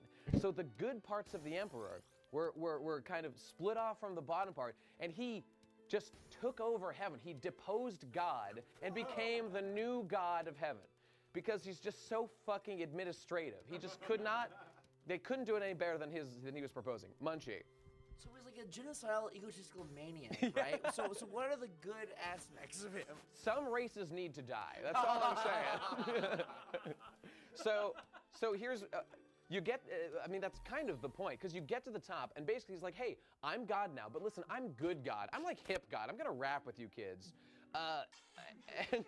And so Yeah, he wants to be the cool god, basically. He actually does rap with you for a little bit. He's like, listen, I know I was fucking up before, but like, I've made my peace with God now, who is me, Ben. Does he pull up a chair, turn backwards? Of course, of sit course. On it, facing you? Absolutely. The point is, ultimately, he makes a case to you like, hey, listen, I'm sorry about all the shit I do. I'm sorry for literally being responsible for all your deaths. Because remember, these are your dead party members from the game. But ultimately says like, okay, now that we've said with that, like, you're going to obey me, right? Like, you're going to be subservient now, right? And they're like, well, I mean, we hadn't, I don't know. And he's like, oh, that's a problem. Well, we're going to have a problem here. So he's just like, well, okay, I'll just double kill you now. So, I mean, again, it's his strict controlling nature that makes him, you know, it's a strength and a weakness in this character. He's the most interesting character in the game, I guess. I guess. So no, everyone else is boring, whatever. So you fight God as these characters, and actually, canonically, what's happening is, I mean, this is a bit of a retcon, but they say in Dawn of Souls that what's happening is these characters are like aware of the battle happening in Hell and Pandemonium it's at the same time that these two things are happening. So Firion has to defeat the Hell version of the Emperor at the same time as you, Heaven Boys, need to defeat, led by Minwu, need to defeat the Heaven version of the Emperor. Ben? I'm a little unclear. Is this a separate game? This is like it's sort of a DLC expansion, sort of. For a cartridge? A DLC on NES? One of those. It gets unlocked. It was added. The 1 and 2 were released on the Game Boy Advance, and then if you beat 2 on the Game Boy Advance, then you unlock this extra story mode. That's right. That's like way later. Right? Yeah. Like, Yeah, this would have been like 2002. Yeah, around 2002 or so. That's right. That's right. So again, this is like kind of all retcons, but it's fun, and so I like it. Munchie? Wait, okay. So Final Fantasy 2 is like a black sheep of the series. It's pretty much everyone, including me, kind of thinks it's the least fun to play. Then why was there like a big old fucking to do on the Game Boy Advance? Why was there like a DLC for that game? I don't know. I mean, because there is a story in Final Fantasy 2, whereas there unlike any of the others where there's no story. I meant to say there like are kind of characters of Final Fantasy 2 who could be expanded upon, whereas in Final Fantasy 1 there aren't any really. Okay. Did you? I don't know this for a fact, Yeah. but it's possible that the Japanese like the game and that it's just the Americans who don't. That's like possible. I haven't checked the sales figures or anything, so you know. Okay. Because we didn't get to play it till way later. Like Americans didn't get to play it till it was way beyond its relevance. Like NES games are not interesting to the generation who finally got to play. It was like in the '99 US. or something. It got or it might have been like 2001. It got re-released for like PlayStation 1 or something. That would have been PS2. Whatever. Point is, your characters, these guys, they beat them in heaven, they beat them in hell. Just hold on to it, and you can put it down. And ultimately, you win. I mean, it's the same resolution as before. It's just now you know about this crazy other story happening, and your characters, yay, they liberated heaven too. It's fucking bonkers, dude. Who becomes God? I guess there's just a vacancy now. I mean, maybe one of your characters does. Yeah. Whoa-ho! Haha. Can I be God? Yes, I promote you immediately to God of Final Fantasy 2. Why don't they remake Final Fantasy 2 and have the guy who overthrows God be played by John C. Reilly? That sounds good. I know. That's all I was thinking of when you said that he like sat in the chair all cool, like, "Hey kids," I was thinking of Dr. Steve Brule. Yeah. Okay, I can see that. Excellent. Anyway, we're done. Anyway. Why don't they remake Final Fantasy 2 but have the guy who does God Imagine the punch lore gang. chat? This guy giving the That's a best good man idea. All right, speech at we're your getting out of wedding. control. Oh We're my getting a god. little rowdy, so let's take a break, everybody, and take a pee break. We'll reconvene in a few minutes. Yes, Ben? Me right fucking now! Jesus. A moment, everybody. Okay, hope you enjoyed your break, everybody. Oh God, I don't know about you. I'm feeling fucking out of it. Final Fantasy 3! Yeah, I mean, you know, I want to be excited. I can't be engaged. Wait, what's happening, Crystal? Final Fantasy, it is cool, and I really like it. Wait, are they still making them shit? I don't know what's happening. Thank you, everyone. Munchie. Is Final Fantasy 3 the Radcon 3 of the Final Fantasy series? Without a doubt, it's over. Cancel. All right. Final Fantasy 3, everybody. 1990, the final game on the NES in the Final Fantasy main series. Here we go. Sorry, one little addendum to make about the first 3 games here. You might notice these asterisks strategically placed with these games. Just FYI, these were not actually the original logos of these games. They had some like weird, like stylized, like fancy metallic looking logos before in Final Fantasy IV they adopted kind of, well, I mean, these 3 are sort of the template the way they look, but that actually started in Final Fantasy IV. And then they retconned it later. So just FYI, these are actually, you know, they're technically retconned. Oh, this was fast before I messed up. Template now that we all like. Final Fantasy 3. Okay. Final Fantasy 3 is interesting. First of all, it was not released in North America for a very long time, longer than any other game in the series.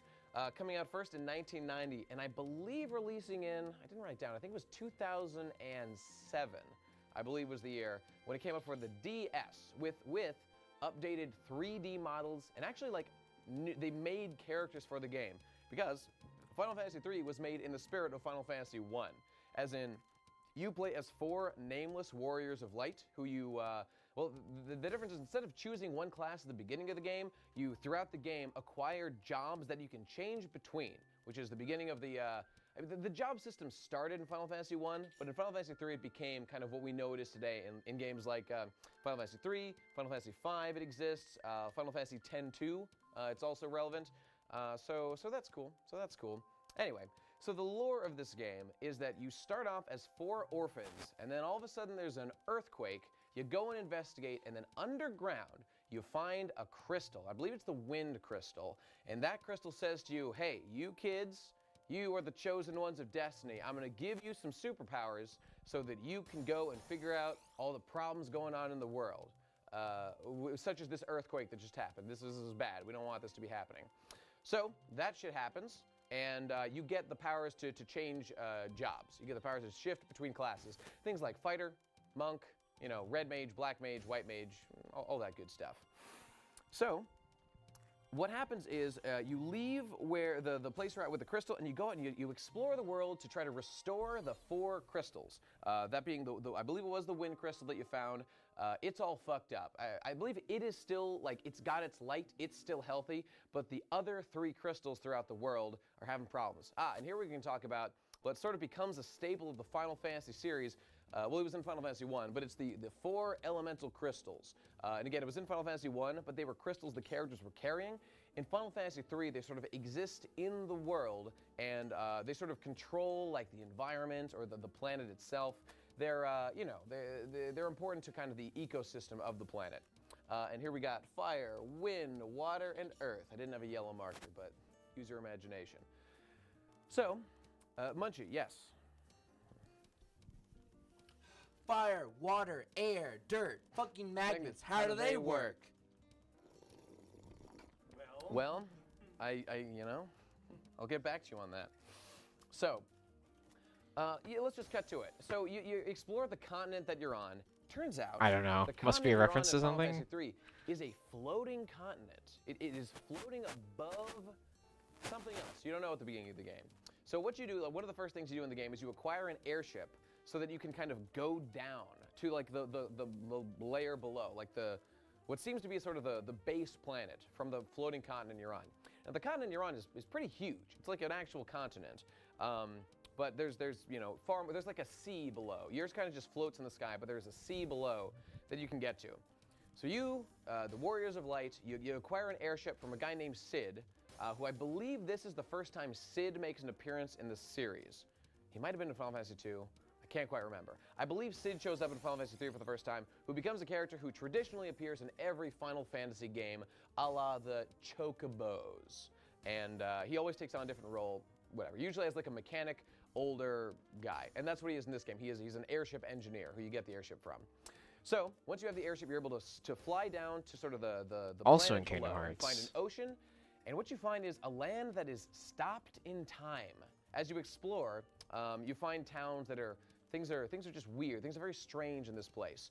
And so you do a bunch of adventuring, and eventually you stumble across, well, there's a couple of important characters you eventually meet. You find the Crystal Tower, and we'll talk about the characters that are relevant here. Imagine Eventually getting you this learn guy about, on your team for a character, group project. the He's sage doing the Noah, whole the presentation. sage Noah. And Noah had 3 apprentices, and their names were Doga, Un, and Zand. That's like a high roll. You got really Incidentally, lucky with there was that. something in the past called the Great Flood of Light that kind of made the world as it is now. As you can see, Noah, floods. Final Fantasy III is very biblically inspired by the story of Noah in kind of surface level ways, but it doesn't matter. I So, feel like this is what do you like about these characters? You're I don't know. We'll see. But it kind of seems so far that they're so disconnected that it's not very rewarding to play all the games. This is a random question, but because I know you made a video about that anime about the flood. Anime about the flood. With the girl, the white hair. White hair with the flood. The art house anime. It's really quiet. It's really quiet. Someone fucking help me. Super Mario Sunshine? No, the one. Super Mario Sunshine. Twist at the end. Spoilers is that they're on the upturned Noah's Ark. Oh, Angel's Egg. Angel's Egg. That's Nomura, right? Actually, no. The one who was involved in that was Yoshitaka Amano. No, that's the art guy, the one who does the thing. Though, I mean, to be fair, he didn't write that story. He was mostly the art guy. But I mean, they did collaborate to come up with the concept. So is it just a coincidence that these two things involving Yoshitaka Amano, or maybe around the same time, had like a Noah's Ark theme? Do you remember when Angel's Egg came out? Like 86 or 7. So that would have been 4 years before this. I mean, they're possibly related. That's pretty far away. Yeah. Well, I mean, I don't know. They started work on Final Fantasy III, great certainly. question, Ben. Right. In any case, 85. Okay, so it was 5 years later. So probably disconnected. Angel's Egg. What we're talking about here is, so Doga, Une, and Zand are 3 magical apprentices of the Archsage Noah. And here's the deal. Noah knew that he was going away. I think he was going to die or something. But he gave 3 gifts to his 3 apprentices. He gave Doga vast magical powers. That would have been an all clear, by the way. That was a weird pattern. He gave Une the power of the dream world. So she fell into a deep sleep, but she has access to dreams. It can travel between dreams, and it's pretty dope. Noah gave Zand the gift of mortality. The gift of mortality. So now he could die, which is a terrible gift. It's interesting. I mean, this is the first Final Fantasy to kind of ask deeper level philosophical questions. So, like, do you want to die? Well, yeah. I mean, they're making. I don't know. It's pretty common for media to frame the fact that humans die in a positive way as like, yeah, we're gonna die, and that gives our life meaning. Like when you see fantasy series like Lord of the Rings, like the strength of the humans is that, yeah, they've got shorter lifespans, but they're so industrious. They really use the time they've got, unlike those elves and shit. Wonderful. I know, yeah, it's great. But you can very much Rings tell of it's written by Power humans season trying to finale justify out the now. fact that we die. Yeah, it's I know I have a lot of viewership overlap with that, so that's so why this there's story, not a lot of people here right now because they're watching that finale. But it'll be over soon, and they'll be here. It's fine. It's just interesting to see us trying to get into more philosophical stuff in the series. So that's kind of cool. But Zand, when he was given the gift of mortality, goes apeshit insane. He is not a fan of this. He's hashtag our guy. And he decides to do whatever is required. Yes, it's to make sure that worse. this doesn't happen. Actually, Ben. Like it's Seed better. from Dark Souls. Like Is Seath it better? from I Dark don't know. Souls. That's a tough Yes. question. Yes, Seath wanted to acquire immortality as well. They're both equally kind of shitty. There's a spider scene in this one, so I have to say this one's worse, actually, because I don't like Basically the spiders. Same thing, that's true. So Final Fantasy III is the Dark Souls of Final Fantasy. It basically is. Something like that anyway. Wow. Pretty profound. Profound stuff. So here's what happens. Zand decides that he is going to stop this. So here's what he does. He's a student of Noah. He knows some stuff about the world. He knows that if he fucks with the crystals, because again we got 4 crystals in Final Fantasy III that control the world, cool things will happen. Good things will happen if he fucks with them. So I believe it's the Earth crystal and the Water crystal. I think he drains the power from them. He just goes kind of apeshit, and using his power because he is a powerful sorcerer still. He drains the power from those 2 crystals, and in doing so, the whole world gets fucked up and destroyed. This creates the floating continent where you began the game, and on that continent, life continues basically as normal. But on the base planet below, time has stopped. Time has stopped. Like, people can move around and do stuff, but like nothing ages, nothing changes on the planet. And it's interesting. It's kind of interesting. So eventually, your characters, they meet Doga and they meet Une, and those guys help them. They both die, I think, when you meet them shortly afterward. They help you to get into the crystal tower that Zand is using currently to fuck with the crystals in order to stop time so he won't die. And to make a long story short, you eventually get inside, you confront Zand, and you fight him, and you defeat him. That's the first time you see him in the game. And when you go around, you like talk to the crystals, you try to stop them from getting destroyed. They get destroyed anyway, so you have to go defeat Zand himself. When you fight Zand and you beat him, after you beat him, all of a sudden, turns out all that shit about philosophy and morality, completely irrelevant, because turns out Zand was being puppeted by someone the whole time, the Cloud of Darkness. And this is the first time Final Fantasy would do a move that it likes to do sometimes, of introduce a secret final boss right after you beat who you thought was the real final boss, that being Zand in this case, with the true puppeteer being the Cloud of Darkness. Now I like to be a little bit charitable, because I don't know how else to interpret it, based on what they said, and think of Cloud of Darkness as like the worm tongue of this game, who was kind of whispering in Zand's ear, telling him, ooh, no, mortality is bad, ooh, this gift, Noah betrayed you, he should have given you the magical power that he gave Doga, but, he didn't think you were worthy, all that stuff. So you should really fuck up the planet and do whatever you need to do. Because the Cloud of Darkness's plan is to manipulate Zand to plunge the whole world into darkness, because she's kind of just an agent of darkness and the void. Ben, yes? I hate Zand. It's coarse and Why? rough, and it gets everywhere. Yeah, that's true. Got him. Good use of everyone's time. So, basically, Cloud of Darkness shows up. All of a sudden, she reveals herself like, aha, I am the one who is puppeting Zand. You've defeated my puppet, but he's already done my bidding by destroying all the crystals.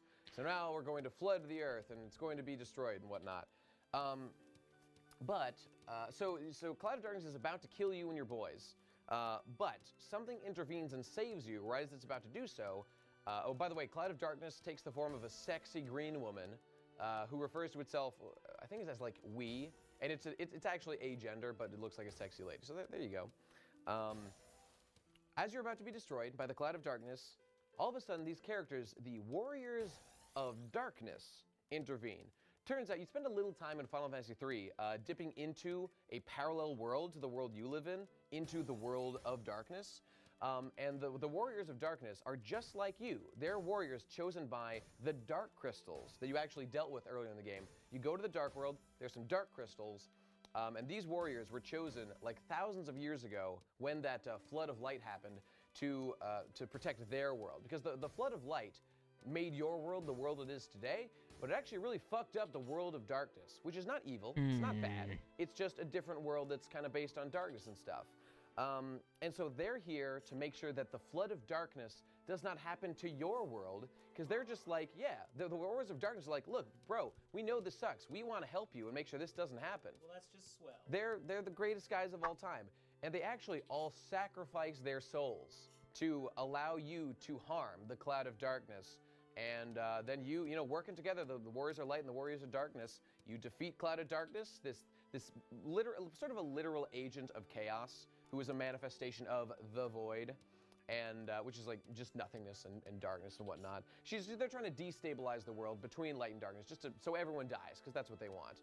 And ultimately, with their help, the Warriors of Light defeat them, and the crystals are restored to power, and the world is saved. And that's the end of Final Fantasy III. The Warriors of Darkness, rest in peace. A bunch of rose boys. They were a bunch of rose boys. Forever a rose boy. Press F for the Warriors of Darkness, everybody. Ben, yes? The story sounds really Nomura. You think so?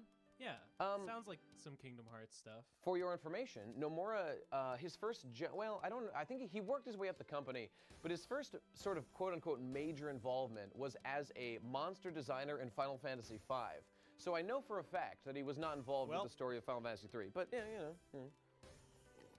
It does sound very Kingdom Heartsy though, and Final Fantasy and Kingdom Hearts, of course, very intertwined. All right, well, Final Fantasy IV. Okay, now we're getting somewhere that a lot of people love. This is the first Final Fantasy for the Super Nintendo Entertainment System, and it was released in America. It was the second Final Fantasy released in the United States under the name Final Fantasy II.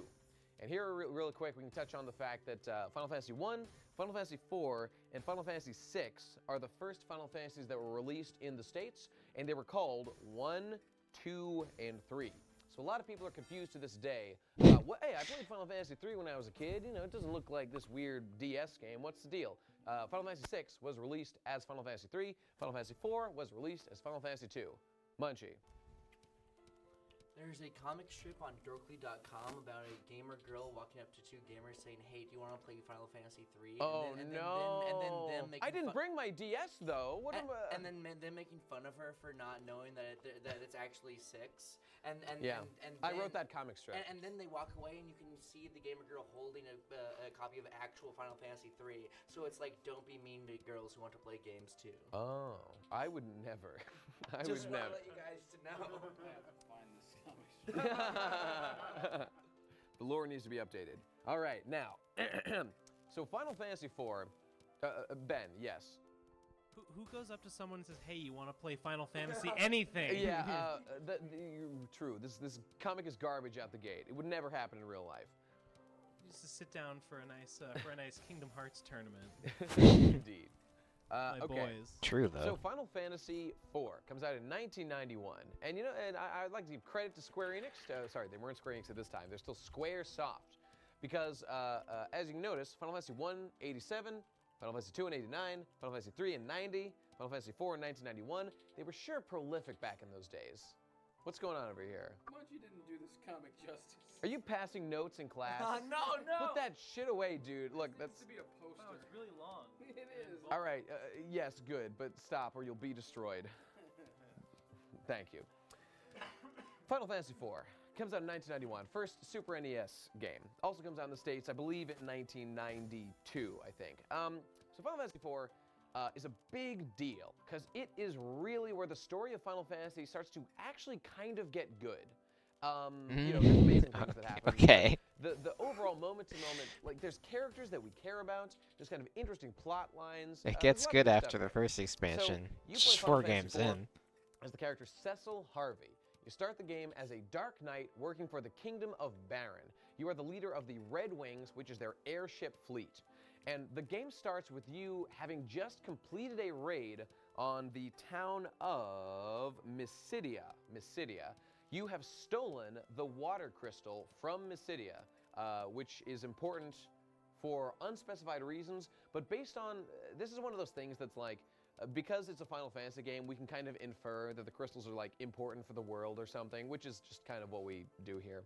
So your king ordered you and your Red Wings to go capture the water crystal, which you do, I think, before you start playing, actually.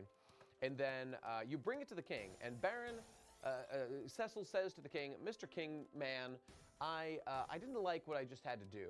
There was something wrong about this. That city, they didn't do anything to warrant us raiding them and taking the water crystal. We're being, bad. We're being bad boys, and this is a problem for me." And the king says, "Well, I will hear none of this. You are stripped of rank and title, and you're demoted. You're no longer head of the Red Wings. Fuck you." And so Cecil is very upset about this. He is comforted by his buddy, Kain Highwind, the leader of the Dragoons, another sort of soldier, squad under the employ of Baron. Incidentally, we never see another Dragoon. No, actually, we do see a couple other Dragoons in the game. Okay, whatever, doesn't matter. Point is, Cecil he starts the game going through some crises of morality, and he's got conflicts of what he should be doing versus what he's ordered to do, and that's really the theme that's going to carry us throughout the whole game. So, you are ordered as an act, after your insubordination, you are ordered to go commit or to do a job to make up for, the shit you just pulled, and they're like, maybe we'll give you your rank back if you pull this off successfully. You and Kain are given a ring to deliver to the town, city, whatever, of Mist, which is a little far away. So you get in your airship, you fly over, you and Kain, to Mist, you fight some enemies along the way, do a little RPGing, and then you arrive in Mist. So you walk into Mist, you the Dark Knight, Cecil, and Kain, and then all of a sudden, the ring that you were given, it doesn't explode, but all of a sudden, out of it bursts what are called in Final Fantasy bombs, which are, they're these big round enemies that are fiery, and they explode with fire. they're like a gameplay thing, but they're actually used for story purposes now. The ring was filled with monsters that explode fire everywhere.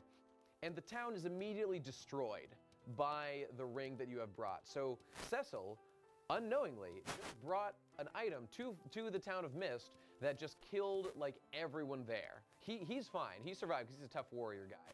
But everyone else is fucking dead. And he gets separated from Kane, and he's like, oh God, oh Jesus Christ, I didn't want this to happen. What the fuck's going on? But he finds one survivor. He finds one surviving little girl, a girl who he takes out of there, and he saves her life, and her name is Rydia. Those two travel together for a while. She wakes up. She knows who he is. She knows what he's done, and she is none too pleased. So this is, the two begin kind of a father and daughter sort of relationship as they travel around together and just kind of get back to Baron, where you know, Cecil's realized, okay, some fucked up things are happening right now. People have to answer some questions. We've got to you know, get to the bottom of this. Turns out that there's a new guy in charge of the Red Wings, a mysterious man named Golbez. Golbez. He appeared, and you know, spooky things are happening. And now, as you're traveling around the world, this is kind of like sort of the main leg of the adventure. As you and Rydia are going around, you meet some new characters. You meet this old wizard named Tella, and interestingly, you meet a guy, Prince Edward. And for all the buffs out there, Tella. Do you have plans for your second anniversary? Tella's daughter Anna are in a little triangle thing where not Prince really. Edward, who's Prince I was of, gonna do the more Kingdom of Star Damn Fox Science, 64 crowd control where you he guys can is like use betrothed channel points to to like Anna, and fuck the with the two game and stuff. told That's what I did Tella, last who's year. her father, who's this old And I wizard thought it was guy. pretty fun. I When think you I was meet gonna Tella do that directly again, for his daughter, you find them but I later. didn't have any bigger plans. They told about their marriage to Tella, who did not approve. I guess he didn't like That'll Edward. be He didn't want November his daughter 12th, marrying I the think. Prince. You know, he thought he was a poofter or something, and just marrying her for political cover. Who knows, man? So he didn't approve. So the two elope. The two run away together. When you find them, Tella joins your party and tells you all this, and is like, "Hey, we're gonna go track him down." You eventually find your party, Edward. Why? and Were you gonna Anna suggest together something? Were you gonna with suggest that I give a Golbez. lecture And about tragically, right as you meet them, and you got nothing? Tella Because I as you don't meet really have Anna and an Edward, encyclopedia Golbez does a of magic knowledge attack, on a and he game series kills like this Anna. guy. He kills Anna right in front of Tella. As Except Edward, Kingdom you know, Hearts, being and a she's little already cuck done, boy, and he even stands then, like, I don't have it "Oh, no." because I didn't play the And mobile games. Upon seeing this, Golbez blames Edward for what happened, and he shouts out that famous line, "Edward, you spoony bard!" That is the worst insult that he could think about a man who was responsible for his daughter's death in the first American release of Final Fantasy IV, called Final Fantasy II at the time. And incidentally, that is where the Spoony one gets his name. That's where Spoony, Noah, gets his name. It's from this moment. So there's a little lore for you, everybody.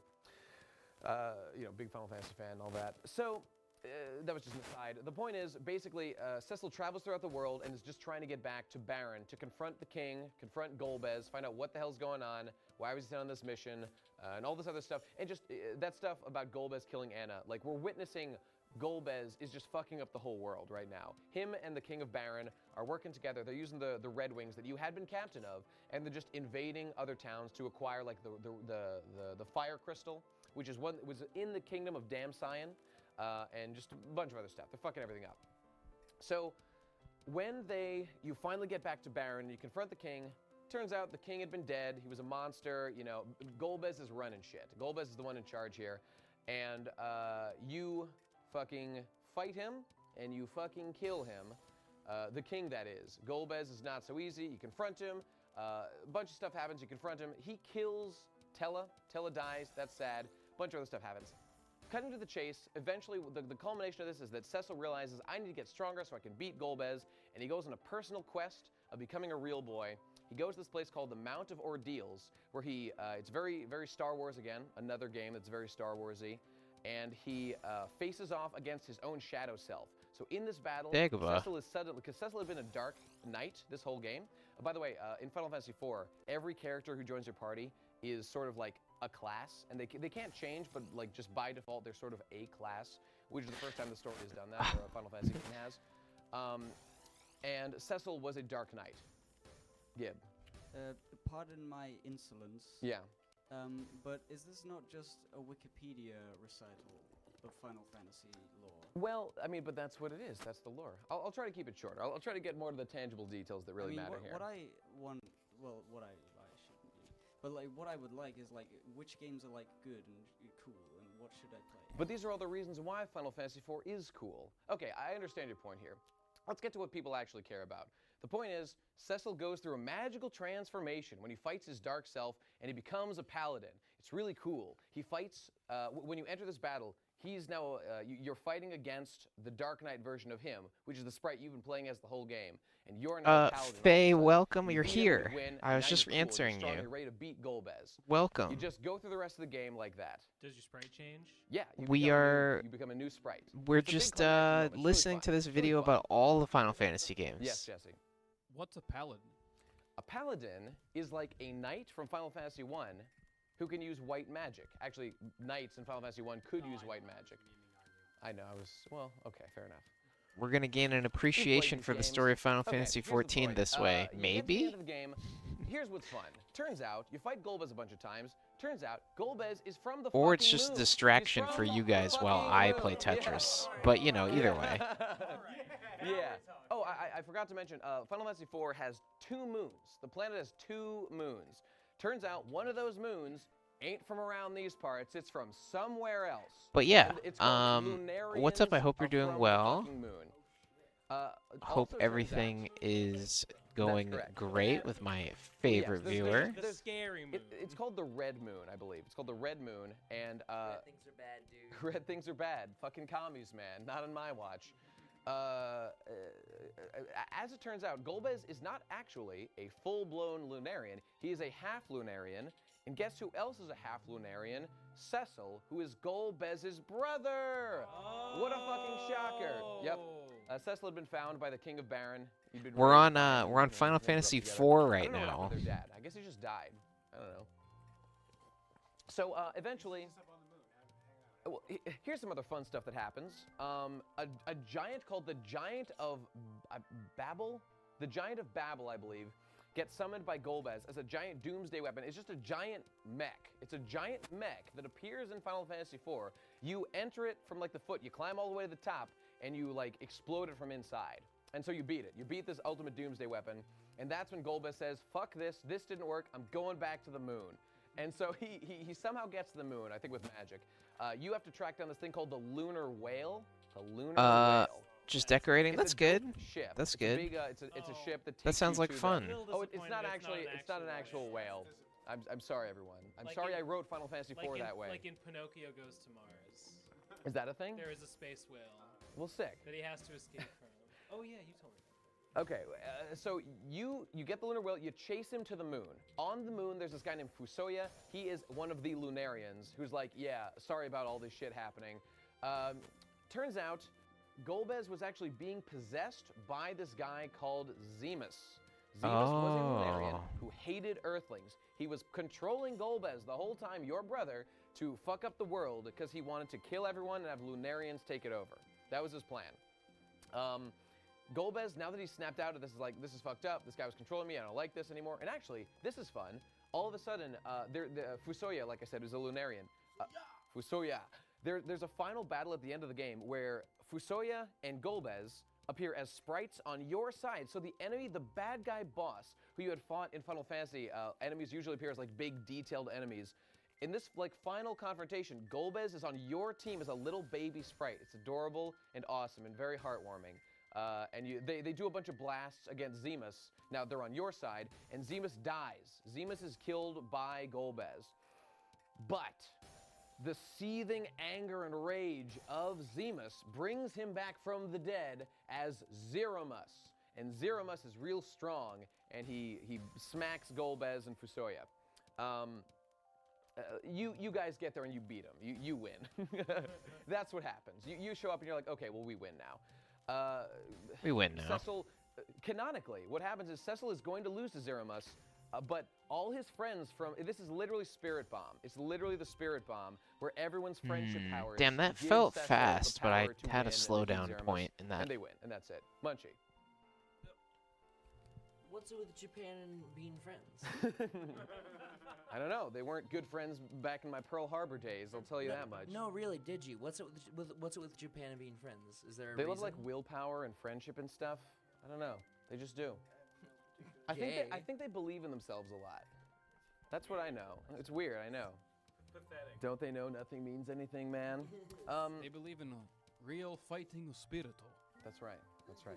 Never give up. They're all about that.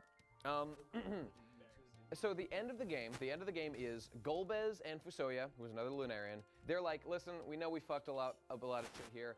We're Lunarians. We don't really belong here. We're gonna get on this moon and we're gonna leave. So they get on the red moon and they take the red moon and they leave on this moon. So I don't know. It was a ship that brought them here in the first place. It's a fake. It is a fake. It's an artificial moon. Yeah. It's a spirit side. That's no moon. Sort of, yeah. That's more the or Death less. Star.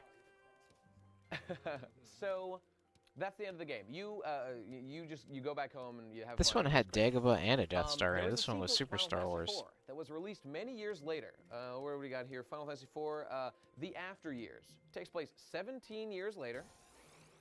And it's all the cast of characters. I mean, it was released 17 years later. No, I mean, it takes place 17 years later. It came out. As well as being. And it also came out 17 years later. Interesting. That can't be a coincidence. That's probably on purpose. That's probably on purpose. Yeah, it is both, though.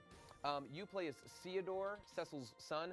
It's actually a huge waste of time. It's a bunch of episodes. Okay, there's the second moon has reappeared in the sky. And you're like, oh, what's happening? The moon's back. And things are getting fucked up. Bad guys are appearing. And there's a bunch of episodes where you play as a lot of characters. Huge waste of time. Don't. In the end, you just go to the moon. You use the lunar rail. You go to that moon. And this is where things get fascinating. Okay. So, again, you're playing as Cecil's son, Theodore. It looked like the red moon. Turns out it is not the red moon. It's a different moon that looks the same. It's a different moon. It's not the red moon. Okay. Not the regular moon. Well, that's Different still Death there. Star. That's Death Star normal. 2. The regular moon has not changed, but new moons come and go. This is a third moon. That's correct. The red moon is still not come back, but incidentally, Golbez has returned. Has he returned without the red moon? I'm not sure, but he is back somehow, and he's your friend. He traded moons. Like, you know. Yeah. It's been 17 years. You're going to upgrade it. That's he true. saved up. He traded in his old moon. Well, it's not him who brought the moon back. Okay, here's the deal. You get to the center of this moon. There were some monsters were appearing from the moon, etc. So you go there, you beat them. Ultimately, what you find is that there is an alien. I mean, the Lunarians are technically aliens, but there's like a hardcore Lamau alien at the center of this fucking moon. It's got this moon has a name, but I can't remember. It doesn't matter. And he's called the Creator. He's called the Creator. Here's the deal with the Creator. The Creator was a race that had sent out crystals like the ones on this planet. It had sent out crystals to stimulate life and growth. So it turns out like the life on this planet had been being supported by the forces of the Creator Like all along, Ego. according to the retcons of this game. So basically, this thing is responsible for all the progress of humanity on this thing. Whatever, it doesn't matter. Anyway, you kill him, he goes away. Why would you kill him? Oh, because he's here to take over. He's here to just fuck your shit up. He does have motivation. His motivation is you're not doing well enough. I'm not impressed enough by what you've achieved here. So we're going to wipe you out because this is not working out. That's the motivation. That actually is their motivation. But anyway, you beat him, proving that you are in fact good boys. And the moon leaves. I think Golbez takes the moon and leaves again. Munchie. Oh, where's Cloud Stripe? He's coming. He's coming. We're gonna accelerate here. Okay, here we go.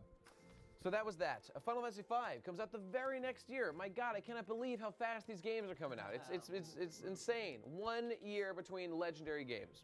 Final Fantasy V.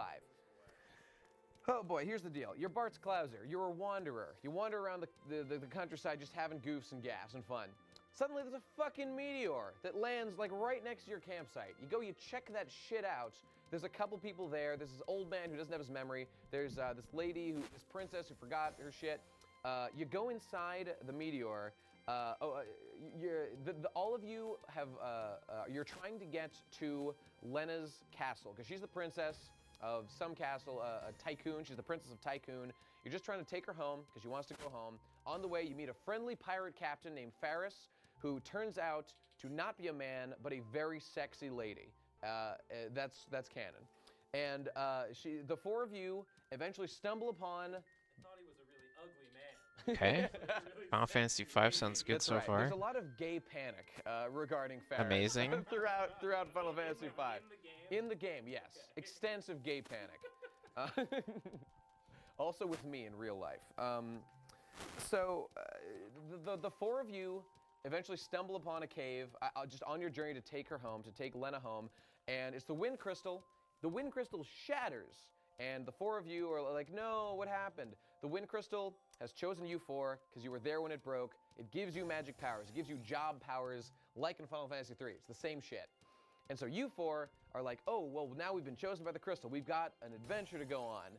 I love how Final Fantasy is just like the ultimate magic employment. Basically, that's right. That's right. Munchie? What's with all the crystals? Stop. No, but they love the crystals. Stop. That's the thing. Crystals are just a motif. No more crystal. But you must, though. But you must. No more Christ. Well, we've done with gun Christ. We are the crystal gem, right? What's up with the crystals? It is simply a motif. Like in Final Fantasy I, the characters had crystals. They said, I like crystals, and they put them in every game. Well, as you can see on the whiteboard, Great. the four crystals represent the four elements: grass, Kool-Aid, nothing, and blue. Which is the part of a balanced breakfast, as we all know. So listen, let's cut the bullshit, all right? Let's get right down to it. There's this guy who's been fucking up the world. His name's X-Death. He's a sorcerer. Okay, all right. Okay, in the original translation of Final Fantasy V, it is literally X-Death. That is his name. Oh my fucking god!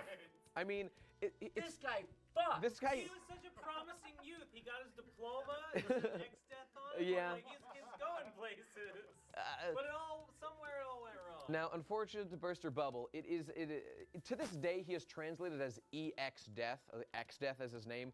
It is actually a mistranslation of the word Exodus. Exodus. Yeah, I know, it's unfortunate. It's unfortunate. Exodus is kind of a recurring name.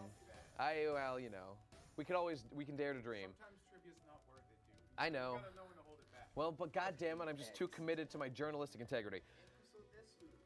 That's right, Exodus. That's some shitty translators back in the day. He is a powerful wizard who is fucking up the world. You investigate what's going on. Turns out, X-Death is in fact a tree that was stuffed with too many demons and came to life. That's right. That's right. His name is not supposed to Munchie. I'd like to be a tree. I would like to be a tree. Said Satan himself. Yeah, that's basically what happened. So I guess just for fun, in the olden days, there were some old warriors. They used these things called the 12 sealed weapons. Oh. There was a powerful sorcerer named Enuo. Actually, that was a bad round. I don't even care. And they sealed him in this tree. After they did that, they started just using this tree as a place to just seal demons away. That's what they did. In the Forest of Moor, I believe is what it was called. We gotta get more demons. We gotta get some more demons in there. And just eventually, they stuffed just so many demons into this one tree that just came to life. And so it's kind of like the foundation of the thing is this really powerful sorcerer Enuo, but it is not Enuo. I mean, this is just something that like Final Fantasy people argue about. Like, is he Enuo? Is he like a different guy? Doesn't matter. He is his own character. Doesn't matter. The tree. Ben, could you pass on the? Enuo's like the Caliborn to X-Death's Lord English. That's correct. That's exactly right. Yes, basically, yeah. Thanks, yeah. Andrew Hussey. It's also like very much like Naraku from Inuyasha. It's just like Naraku. Yeah, I know. Didn't know Naraku was a tree. Well, he's not a tree, but he is a demon, and this man's got a lot of demons in him. He would like to be a tree. Okay, so here's.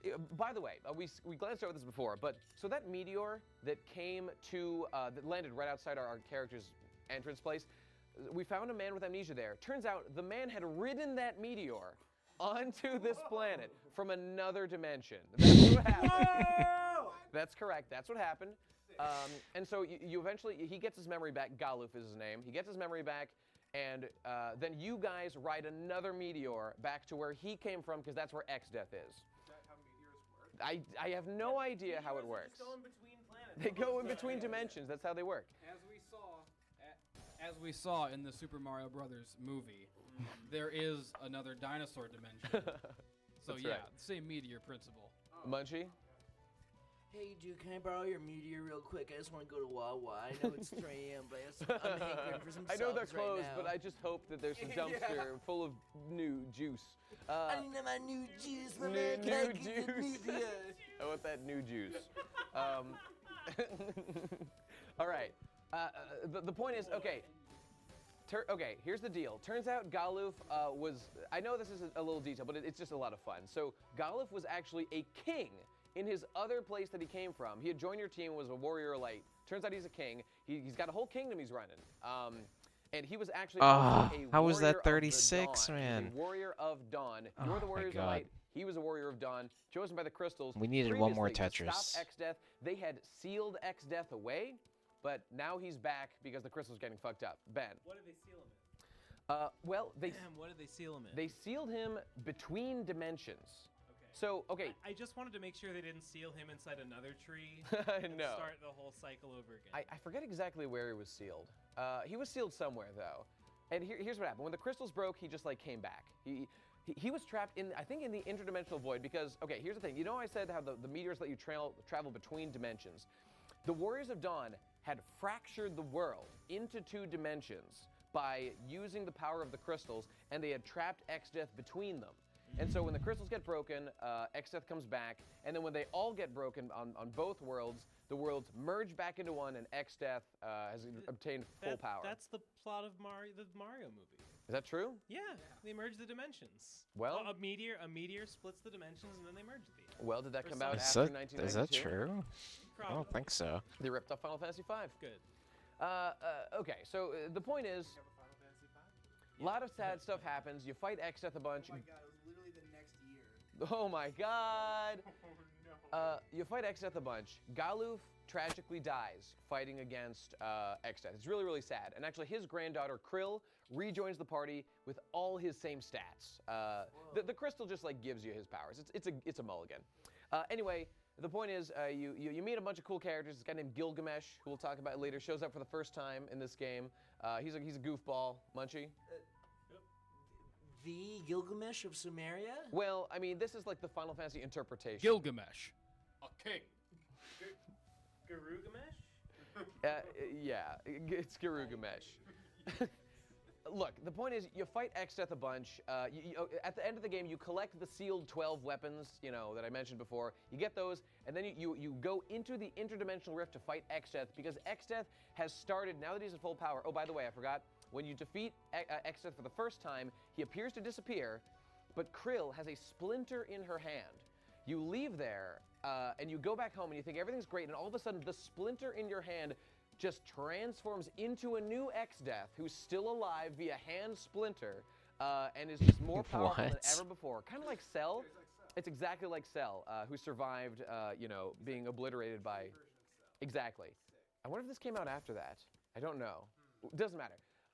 So Exdeath starts opening black holes in the real world, just on top of cities. It's real bad. He's just fucking destroying everything. You chase down Exdeath, interdimensional void, rift between worlds. You beat him, you win. That's the end. Munchie. So you're traveling through rifts to get to places. Do you stop at a cafe at any point in this? There's some places to stop. There's some rest stops along the way. Are there Enough cafes? Said. Enough said. Yes. Okay. Okay. The anime version of the Cell Saga would have been airing the same year. Fascinating. But the manga would have been out before, so could have been inspired here. There's a lot of ripping off going on around this time. I think you're right. I think you're right. So that's Final Fantasy V. By the way, just want to say, great game. The GBA remake has a fantastically hilarious script. Highly recommended to everyone. All those evil wizards who want to be trees trapped between dimensions in the Rift Cafe. Indeed. Did you? Oh, okay, never mind. Right. So that's that. Great game. Everyone should play it. Basically, you can everything. Final Fantasy 1's a good game. Final Fantasy 4 and on, good. 2 and 3, they're Anyway, Final Fantasy VI. Now things get serious. This is the third game to come out in the U.S. Under the name Final Fantasy III. Came out in 1994 in Japan originally. So this game, to this day, a lot of people consider this one of the greatest games ever made, possibly the greatest. It's the first Final Fantasy that kind of gets that badge. And let's get right to it. The short version is, you meet a character named Terra. You're playing as her at the beginning of the game. She's being controlled by an evil empire. Again, it's more Star Wars shit. You go around the world as Terra. Once you free yourself from the control of the empire, you're trying to discover who you are. And in this game, it's the first lot of time Star the Wars series shit. kind of examines the conflict of the natural world versus progress, machinery, technology, that stuff. And there's a big theme in Final Fantasy VII of the conflict between the two, as the Gestahl Empire has sort of Emperor Gestahl, who rules it, just believes that he deserves to rule the world because they have the best technology. We're the best, we're the best at everything. We deserve to rule. And all those other towns and cities, they're shit. They don't. So you and your boys are the returners, and you are here to stop them from doing that. You got a bunch of kings of Figaro, like Edgar, Locke, Thief, doesn't matter, a bunch of cool guys. So ultimately, and the antagonist is represented. One of the generals of Emperor Gestahl is this guy named Kefka. Kefka is an insane person. He is the court magician and general. Munchie? Kefka is the Seiyu of Flowey.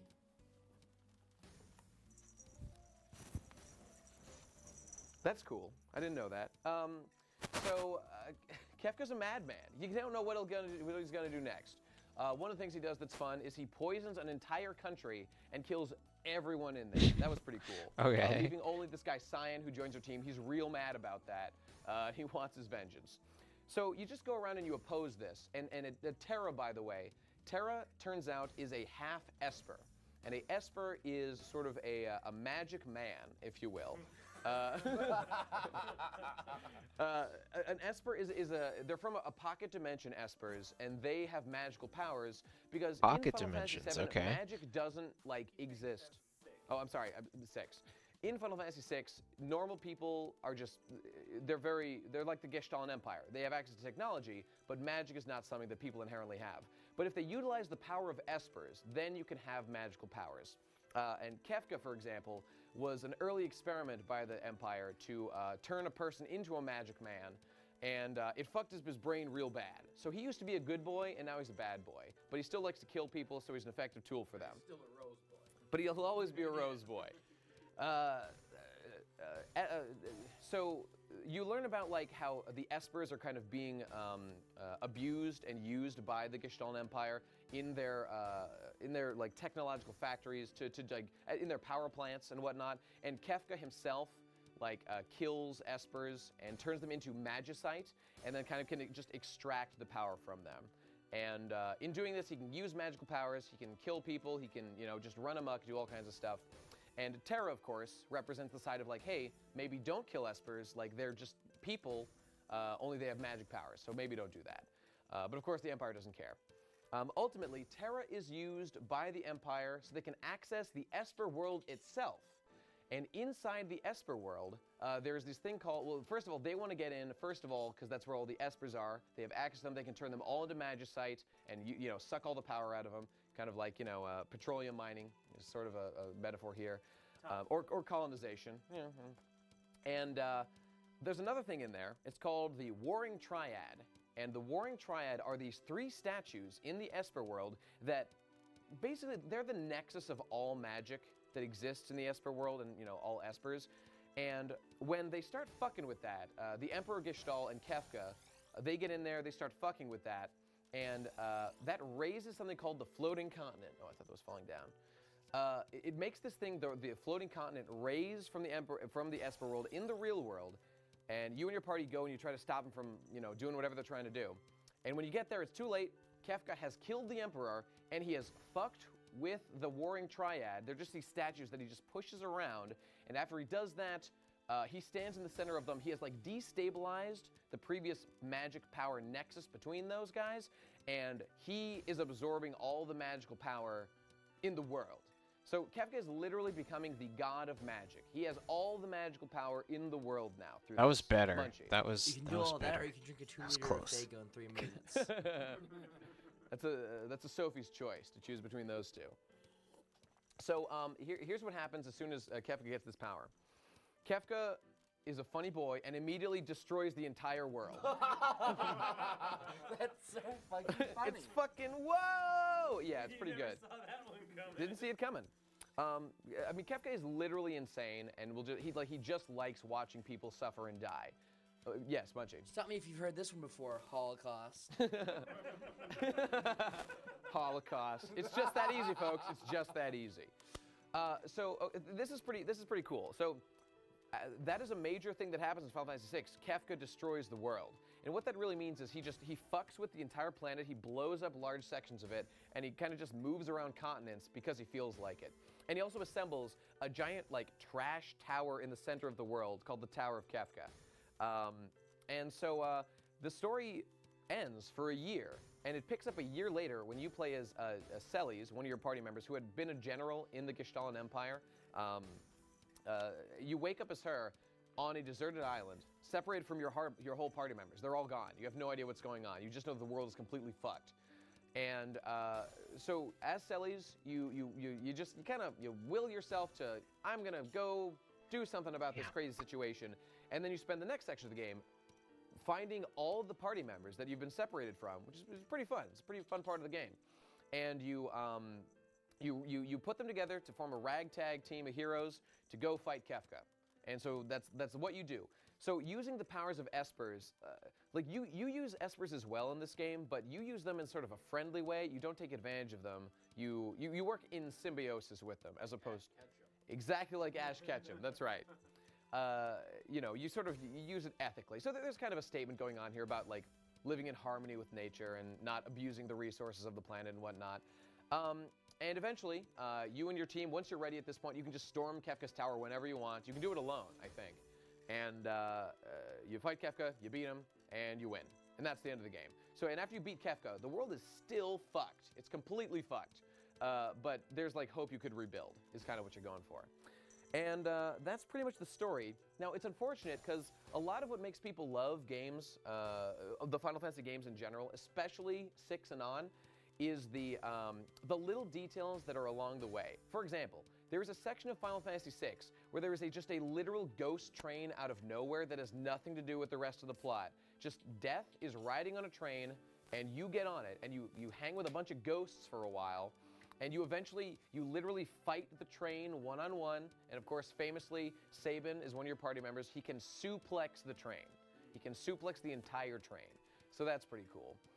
What a Cool. guy. And while it's moving, you're actually running in the battle. Your sprites are running from the train as it's pursuing you from behind. And then he turns around, suplexes it, and there you go.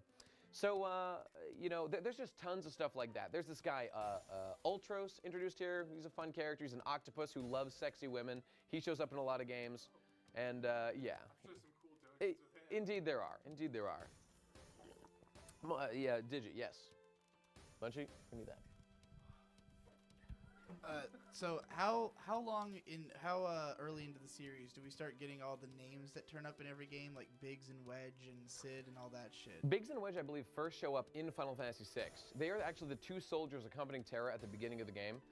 So it's kind of, the further you go in the series, the more elements get added in to like the Final Fantasy repertoire of just like recurring ideas. Like, I think Blizzara and Blizzaga appear for the first time in like Final Fantasy 2 or 3, but not Final Fantasy 1. But like Jobs appear for the first time in Final Fantasy 1, Chocobos in Final Fantasy 2, et cetera, et cetera. So it depends. Things just get added as they go. And Which one had the first Sid? the first Sid, I believe, was Final Fantasy 3. Yeah. Okay. Ben, yes. Yo, Teach, remember when Celes has to find the best fish to give Sid, and if she doesn't get him, then he just dies and then he's dead forever? That's right. That's right. There's a mini game. There is a mini game after your Celes at the beginning of the World of Ruin arc, is what it's called in Final Fantasy VI, where you have to catch the most delicious fish to feed to the old man Sid you're living with. And if you catch the most delicious fish, then he lives. And if you do like anything other than the most delicious fish, then he dies immediately. Yo, Teach. Yes, Remember Ben. when Celes has to sing in that opera and it's the best thing that ever happened in video That's another one of the games? amazing vignettes. There's just an opera scene in Final Fantasy VI. Yes. Remember when in the opera when Celes is singing, she throws the bouquet I remember that. off the railing, and then later in the game, after Kefka destroys the world and she tries to kill herself by throwing herself off a cliff, Yeah. it's the same exact shot as when she threw the bouquet. It's art and it's poetry and it rhymes. It's almost like they did that intentionally. It's beautiful. It is amazing. Yes, Munchie. Remember when Donald Duck and Goofy and Sora all went around in Final Fantasy and had fun? Yeah. Well, no. I do. Well, I'm out of here. It's all downhill from here. Good night, everyone. Right. Okay. I'm just kidding. Oh well, I'm he just got doing me. I'm doing my bit because that's my favorite Final Fantasy. It's made me sad. me too. Okay, here we go. So that's all. They're all bad after this one. Final Fantasy VII's next, everybody.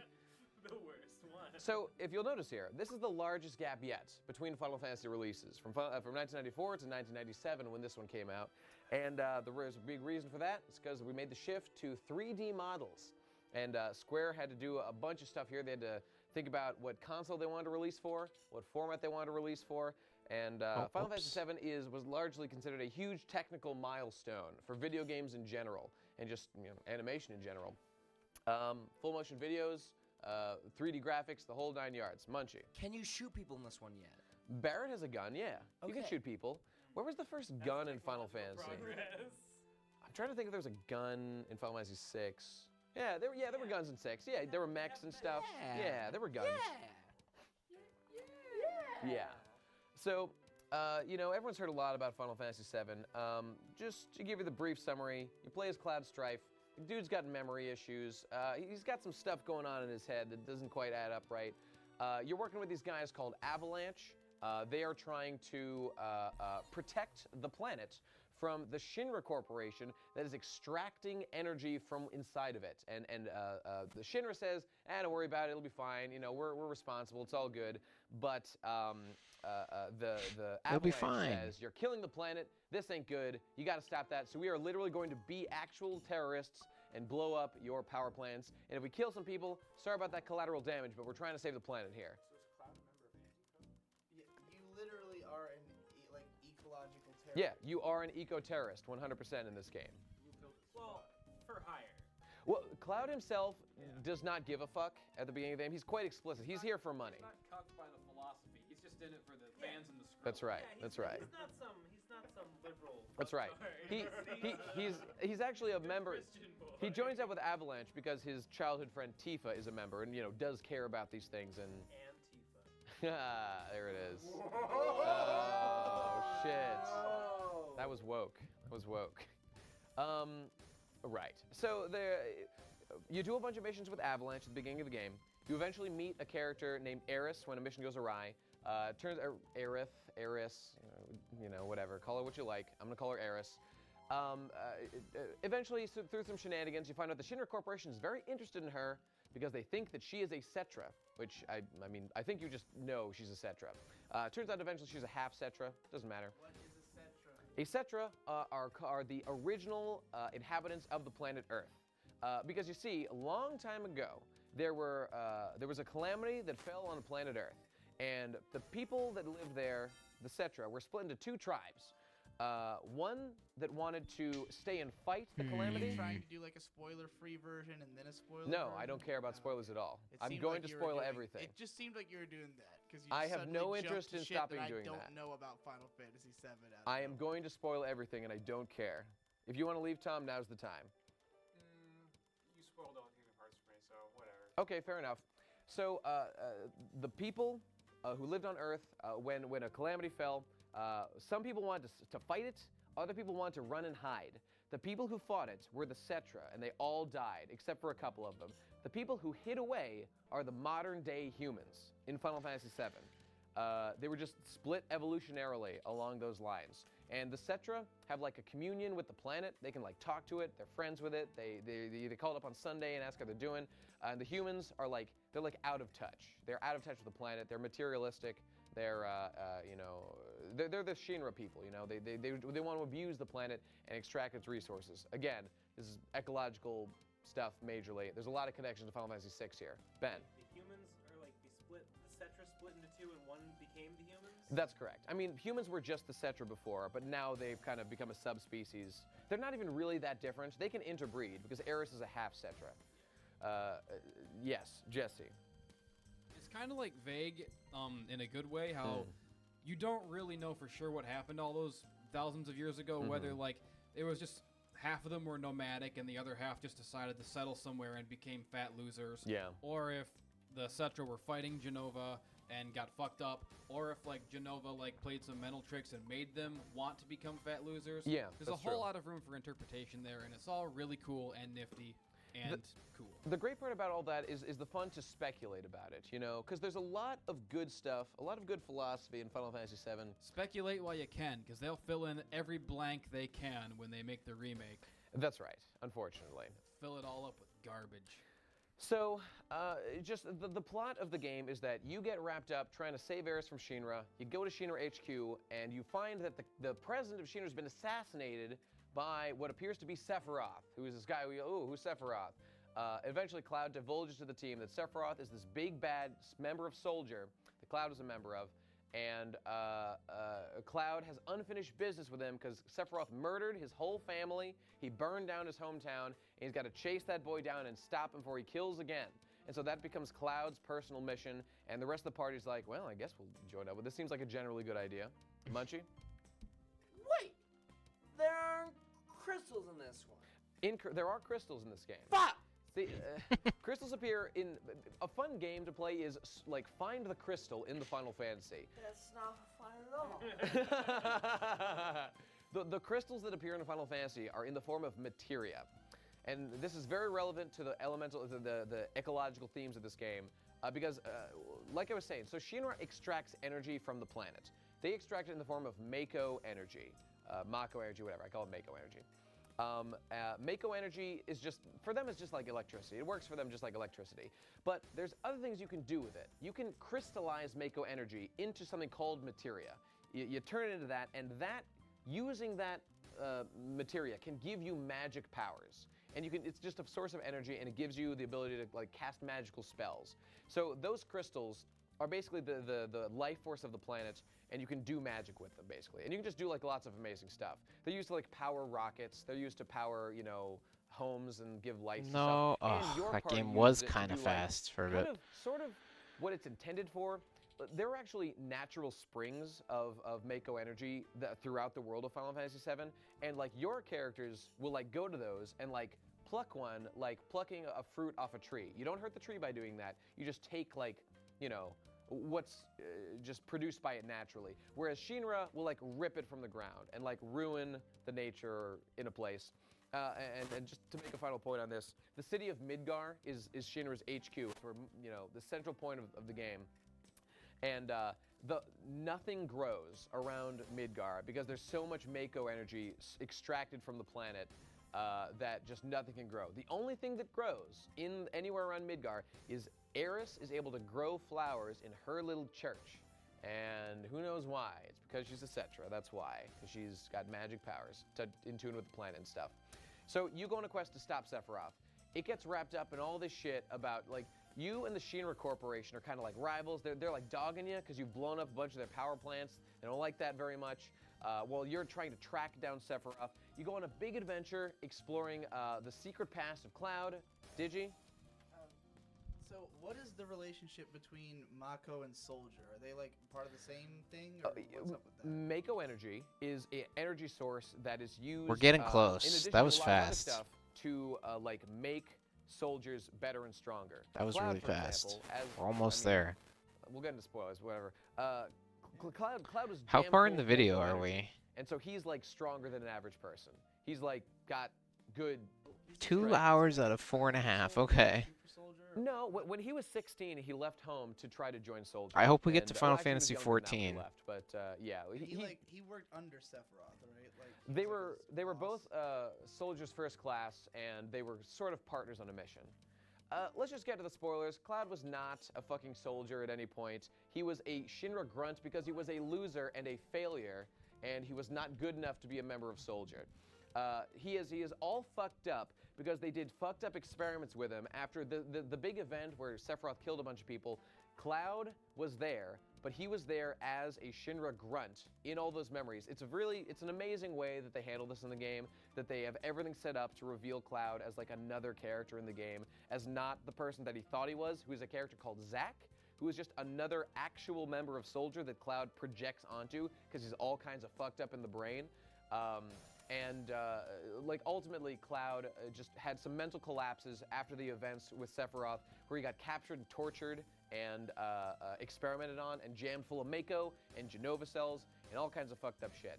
But just to cut a long story short, Cloud pursues Sephiroth. They eventually find Sephiroth at Northern Crater. They fight the guy. They try to fight him, but he puts up a force field around himself, and he uses something called the Black Materia to summon a giant meteor from the sky, this guy here, that is going to blow the planet not up. He's going to cause a massive wound in the planet so that he can go there and suck up all the Mako energy and all the life stream power that gathers there, so Sephiroth can just become a god and take over the planet. That's his goal. He's gonna like rule the planet.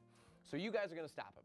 So you go to Northern Crater, you fight Sephiroth, you stop him from doing it, and Aeris dies along the way tragically. It's real sad, but she, from beyond the grave, uses her connection with the planet, because Final Fantasy VII was very much inspired by the fact that Hironobu Sakaguchi's mother died during the production of the game, or rather before the game started as they were writing it.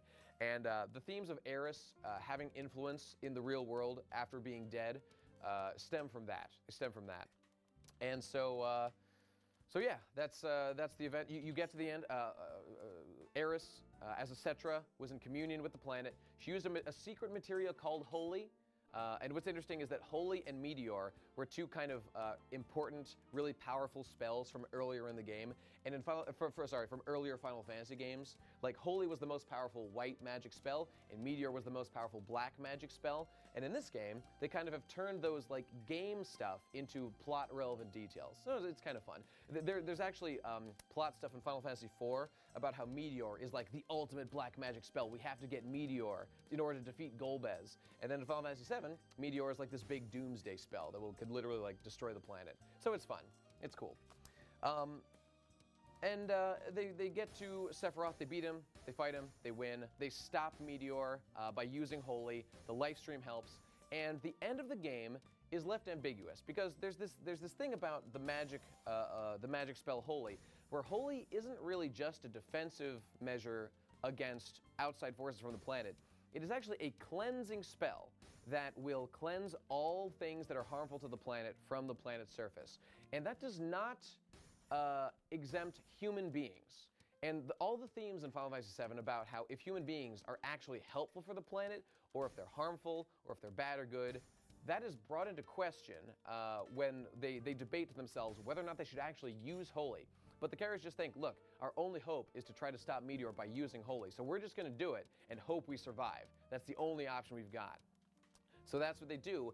And at the end of the game, there is after you beat Sephiroth and we see Holy activate and, Meteor be stopped by it, we cut to, I believe, 500 years later, and we see the city of Midgar overgrown with life, where previously nothing had bloomed. But we do not see any signs of human life immediately. So we are left to speculate on the question of whether or not human beings were also wiped out during the usage of Holy. Gib? Do the additions to Final Fantasy VII, Crisis Core, I don't know what they are, but Yeah. all those things, do they ruin that ending? Oh, they ruin it unbelievably so. 100%. Oh, absolutely. Thanks for asking. No, I was going to talk about that anyway, but without a doubt. Like, you know what's great? Let's just throw away that ending. Let's just throw it in the trash because it's time to make a game about Vincent. And he is going to fight... He's going to fight an even secreter soldier group than Soldier. They're called Deep Ground. I believe that was their name, Deep Ground. And they were literally soldiers that were so good that they were buried under Shinra, so they weren't hurt by Meteor. That's why they were fine. It wasn't a problem for them. And And Holy as well, but yeah, Munchie, yes. This is coolest. This is the thing that piques my interest. This is the only good thing in Final Fantasy is deep ground, and there are people who have lived underground, and they are super Marines, United States Marines. Yeah, that's right. Deep ground. This is Final Fantasy to me. Everything you like, deep ground. I agree. I can't contest that. So there's other, Advent Children is actually the main one. That's just the sequel that takes place like a couple years later. It's a nightmare. Digi? Isn't that one a movie? To clarify, Yeah. Vincent is a secret character in Final Fantasy VII. Correct. Who you do not have to get at all. That's right. And that That's right. the game that they ruined the Final Fantasy lore with, Dirge of Cerberus, is a PSP game. No, it's a PS2 game. Oh, is it? Yeah, it is. Crisis Core is the PSP game. I mean, that ruins the lore as well, in just a different way. Okay. So don't get me wrong. There's plenty of ways to ruin Final Fantasy Dirge of VII, Cerberus and is we're the one going to that's like a explore third- all of them. Dirge of Cerberus is like a third-person shooter, though. That's right. That's right. I thought of it as more of a gun game. Well, it's not good. It's not good. It's fun, but it's bad. I mean, yeah, I agree. I enjoyed like playing it shooting in guys, some ways. and it's a bad game. It's a bad game. By the way, turns out the bad guy in Dirge of Cerberus is possessed by the data ghost of Hojo, who is a bad guy, who is the scientist from Final Fantasy VII. Yeah, it was pretty cool. Yeah. I mean, yeah, there's also Crisis Core, which is a prequel where you play as Zack, that soldier who Cloud thought he was. Munchie? Yeah. Oh yeah, Crisis Core is the one where you learn about how Sephiroth had like a big brother Sephiroth who was actually way cooler and stronger than him, and read cool poetry and smashed all the puss. Yeah, that's right. That's right. Genesis, played by Gact. Yeah, he's Gact. It's just Gact in Final Fantasy VII. And you also learn that Zack also had a big brother Zack who was way Yeah, cooler than he him had a big brother and Zack, smashed all the fucking puss. Angeal. And they explained the origin of the Buster Sword as like Angeal gave it to Zack and Zack gave it to Cloud. But like, why was this necessary in any way? It already had the origin that Zack gave it to Cloud, but they just kept adding more origins onto it. I mean, they do say where Angeal got it. Like, his parents had it made for him when he joined Soldier. Why couldn't that just have been where Zack got it? You tell me. I leave you to speculate, audience. All right, well, I mean, that's basically it. So there's this thing called the compilation of Final Fantasy VII that does all these spin-offs. 7 is the big one that, you know, really burst Final Fantasy into prominence in the West. And so, you know, ruining the series. in a way, I mean, it's brought all this attention to it that, like, you know, nobody cares about Final Fantasy V, so nobody's ruined the lore of Final Fantasy V. It's great. Munchie? So where did this come out as? Final Fantasy 4 or 7? This came out, this came out as Final Fantasy VII because they just dropped the whole, like, American numbering scheme. Okay. A lot of people were like, where are 4 through 6? But they just had to figure it out. I mean, so yeah, we're up to speed in America now with the numbers.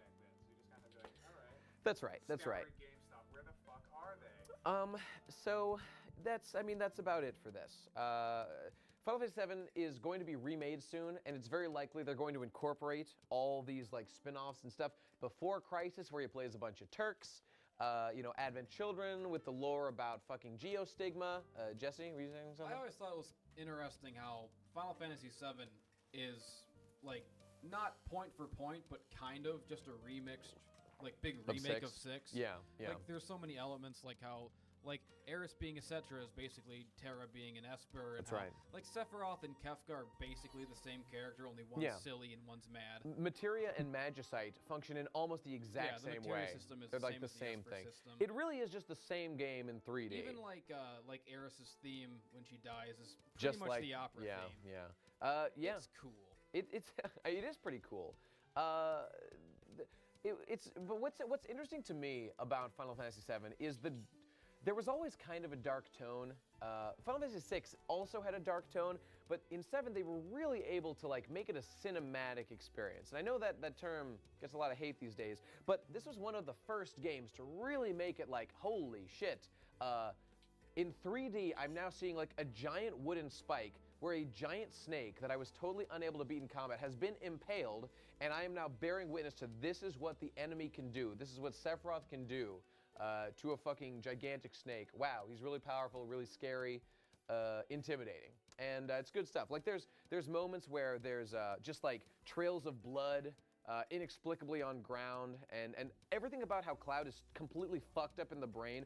There's a period of time where Cloud is comatose, and Tifa leaves the party to take care of a comatose Cloud. So you've lost 2 of the main characters, and now you're playing as like Sid, some like bumfuck pilot who you just play as him for a while because like your A team is off being retarded and or in a coma. It's super fun. What a it's good great. ass game. It's a and great there's game. so much fun stuff to do. There's all these mini Snowboarding games and and side quests, the snowboarding and all the secret caves you can find. I mean, it's great. Man, series just got worse. Just kept getting worse.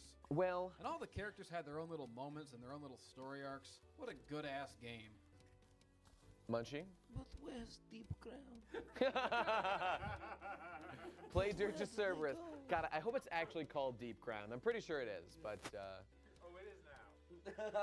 If it's not, fucking trademark that for the PCB right fucking now. Deep Ground are some serious Rose boys. That's for sure. That's absolutely for sure. Oh, I want to comment on another way in which Yeah. Advent Children and the compilation ruined everything forever. Okay. I was saying before how like a lot of what's cool about Final Fantasy VII story is how like ambiguous a lot of things are. Now there's a lot of room for interpretation. Like I remember before the compilation came out, there used to be this sort of ongoing debate. I very about often who have to was really reset the around bad guy. 20 lines, Because noticing. the whole thing is that Something Sephiroth goes was wrong made from halfway Genoa. through. And he doesn't really know Exactly. that at first. At first he thinks he's a Cetra, but he's fucking wrong because he's dumb. But he goes crazy, and you don't really know because like they build it up like Genova's whole power is controlling people's minds, so you don't really know if you're fighting Sephiroth or just. Oh, I grazed over Genova. Genova is, okay, I mentioned before the calamity that fell from the sky that split the Cetra into humans and Cetra. Genova is that calamity. It is an alien that fell to Earth. People have confused it with the Cetra. That's kind of the plot of the game at points. But it is a separate entity that fell to Earth and was like killing the planet. The Cetra like defeated it and locked it away. And it is still alive but brain dead. And like Sephiroth finds out that he was made using its cells, kind of goes crazy, and a lot of what he does is achieved by using the powers of Genova that he like absorbs from her. So it's one of the things going on in the game. And by the way, this idea that Sephiroth has is Sephiroth's goal is to harm the planet, as I was saying, like absorb its power, and then use the planet as a vehicle to travel around the galaxy and like conquering planet after planet, which is, I'd just like to point out, the exact same plot of Final Fantasy IV. Those moons traveling from planet to planet. So there's a lot of connections here. And it's funny, like it's like goofy and silly in Final Fantasy IV, but it's like so serious and like sci-fi mystical kind of in Final Fantasy VII. Just the same idea but tweaked. It's very interesting the way they can do it differently. Yeah. Well, anyways, my point with that was how it was always really cool and interesting in 7 how your 2 main adversaries are Genova and Sephiroth, but you don't really know for certain which one is manipulating which. And that's kind of left ambiguous. You can think about either way you want. And then as they made more and added to the canon, they pretty much put the kibosh on that ambiguity by definitively stating Sephiroth is the guy. He's the coolest dude. He smashes the most puss. Yeah. And then like all of these subsequent games, every time they bring back Sephiroth, they always have some corny moment of like a Batman and the Joker moment with Cloud and Sephiroth. Like, oh, we're sworn to fight each other forever. But like in the game, Sephiroth didn't give a fuck about Cloud. No. I mean, And Kingdom Hearts are like considered that. Cloud like a stupid Super. puppet imbecile. It's very much doing a meta thing of saying, like, because Cloud and Sephiroth are in our minds like rivals eternally, that to them now they are. And in Advent Children, there's this idea that, so at the end of Final Fantasy VII, Cloud kills Sephiroth. And yes, there is this idea that Aeris comes back from the dead and has some influence from within the life stream. But, and you know, she helps use Holy to stop Meteor and stuff. But at no point is it implied that like, oh yeah, Aeris is just like gonna be around forever. Like she'll just come back whenever she needs to. In Advent Children, that's exactly what's implied will happen with Sephiroth. He will come back continually, over and over again, as long as he wants to, so that we can keep making games or movies or whatever. Yeah, and also It's retarded. in the sequels, they make the live stream out to be just like a white heaven room where people just hang out after death. That's true. That's true. Where like, yeah. Yeah, like It's supposed to be like a metaphysical, like you become part of the earth. Yeah. And it's just heaven now.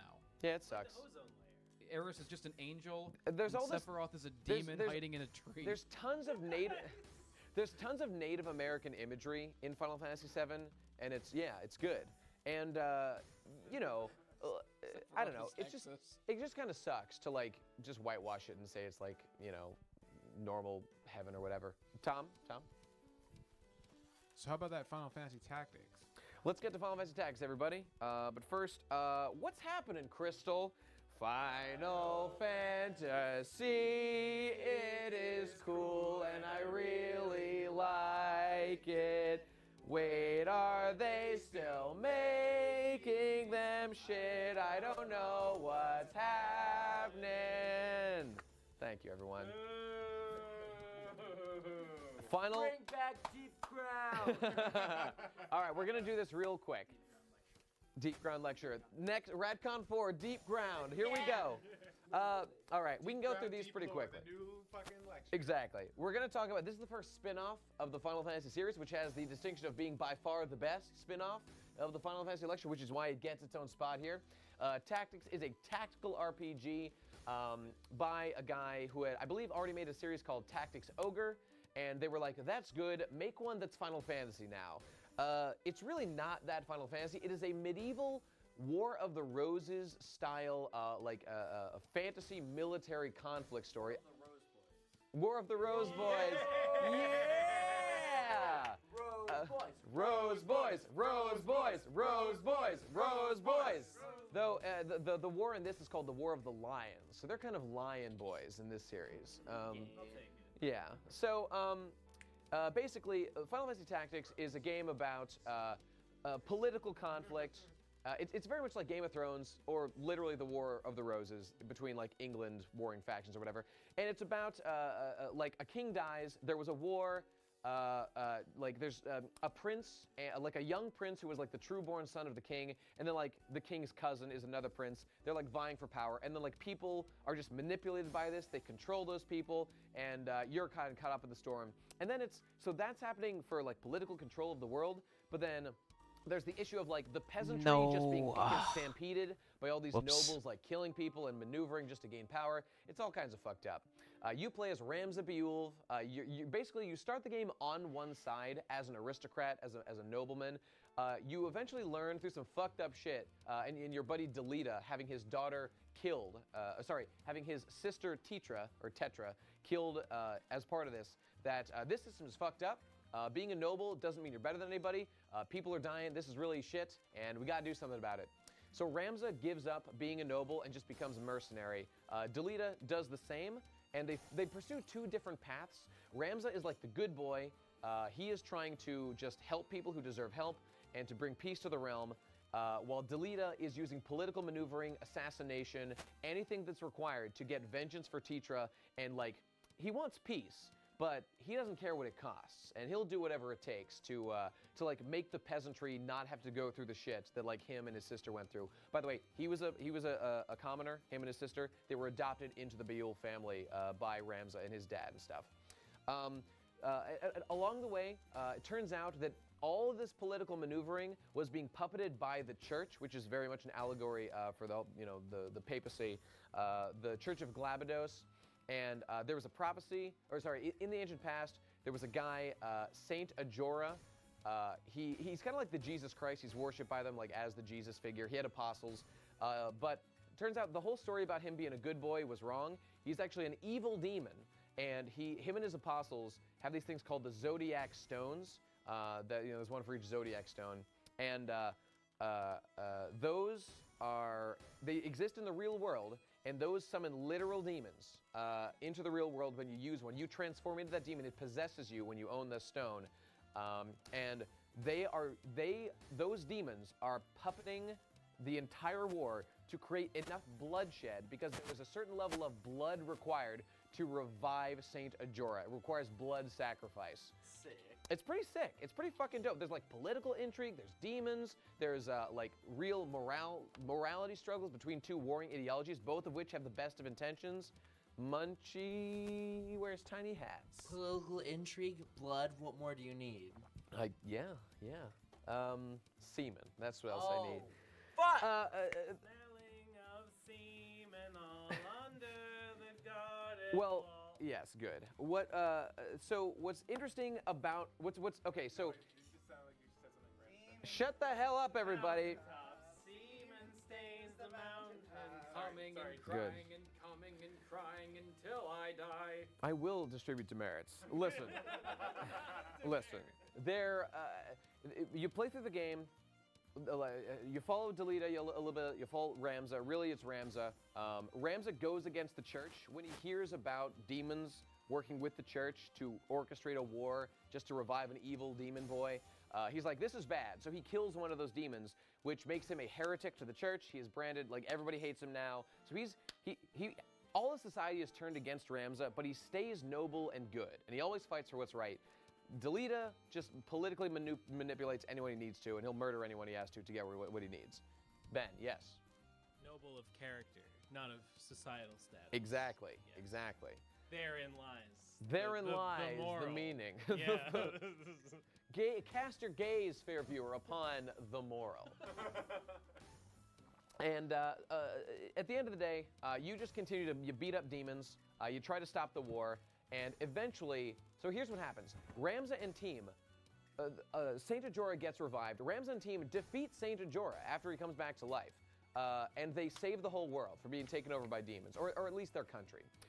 This world, this Oh story my has a slightly god. smaller Oh, scale. It's only that one was country. so fast until I messed that up. But here's the thing. The game ends with Delita has become king through his political maneuvering. He has actually become king. But the very last I need scene to, of the game like, is that his wife slow finds down, out like, all the fucked up shit he's 0.01% done. He's when done I'm, a lot of like, fucked up shit killing I'm not it. going into. And she attempts to murder him right then and there. His wife is a character that Princess Ophelia, who's an important character. After doing so, after getting stabbed in the gut but surviving, he takes his sword. He kills his own wife. He kills his queen. And he's just left, thinking to himself, was it all worth it?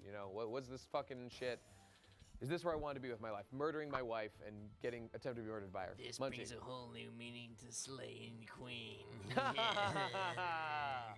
Slay, queen, yes.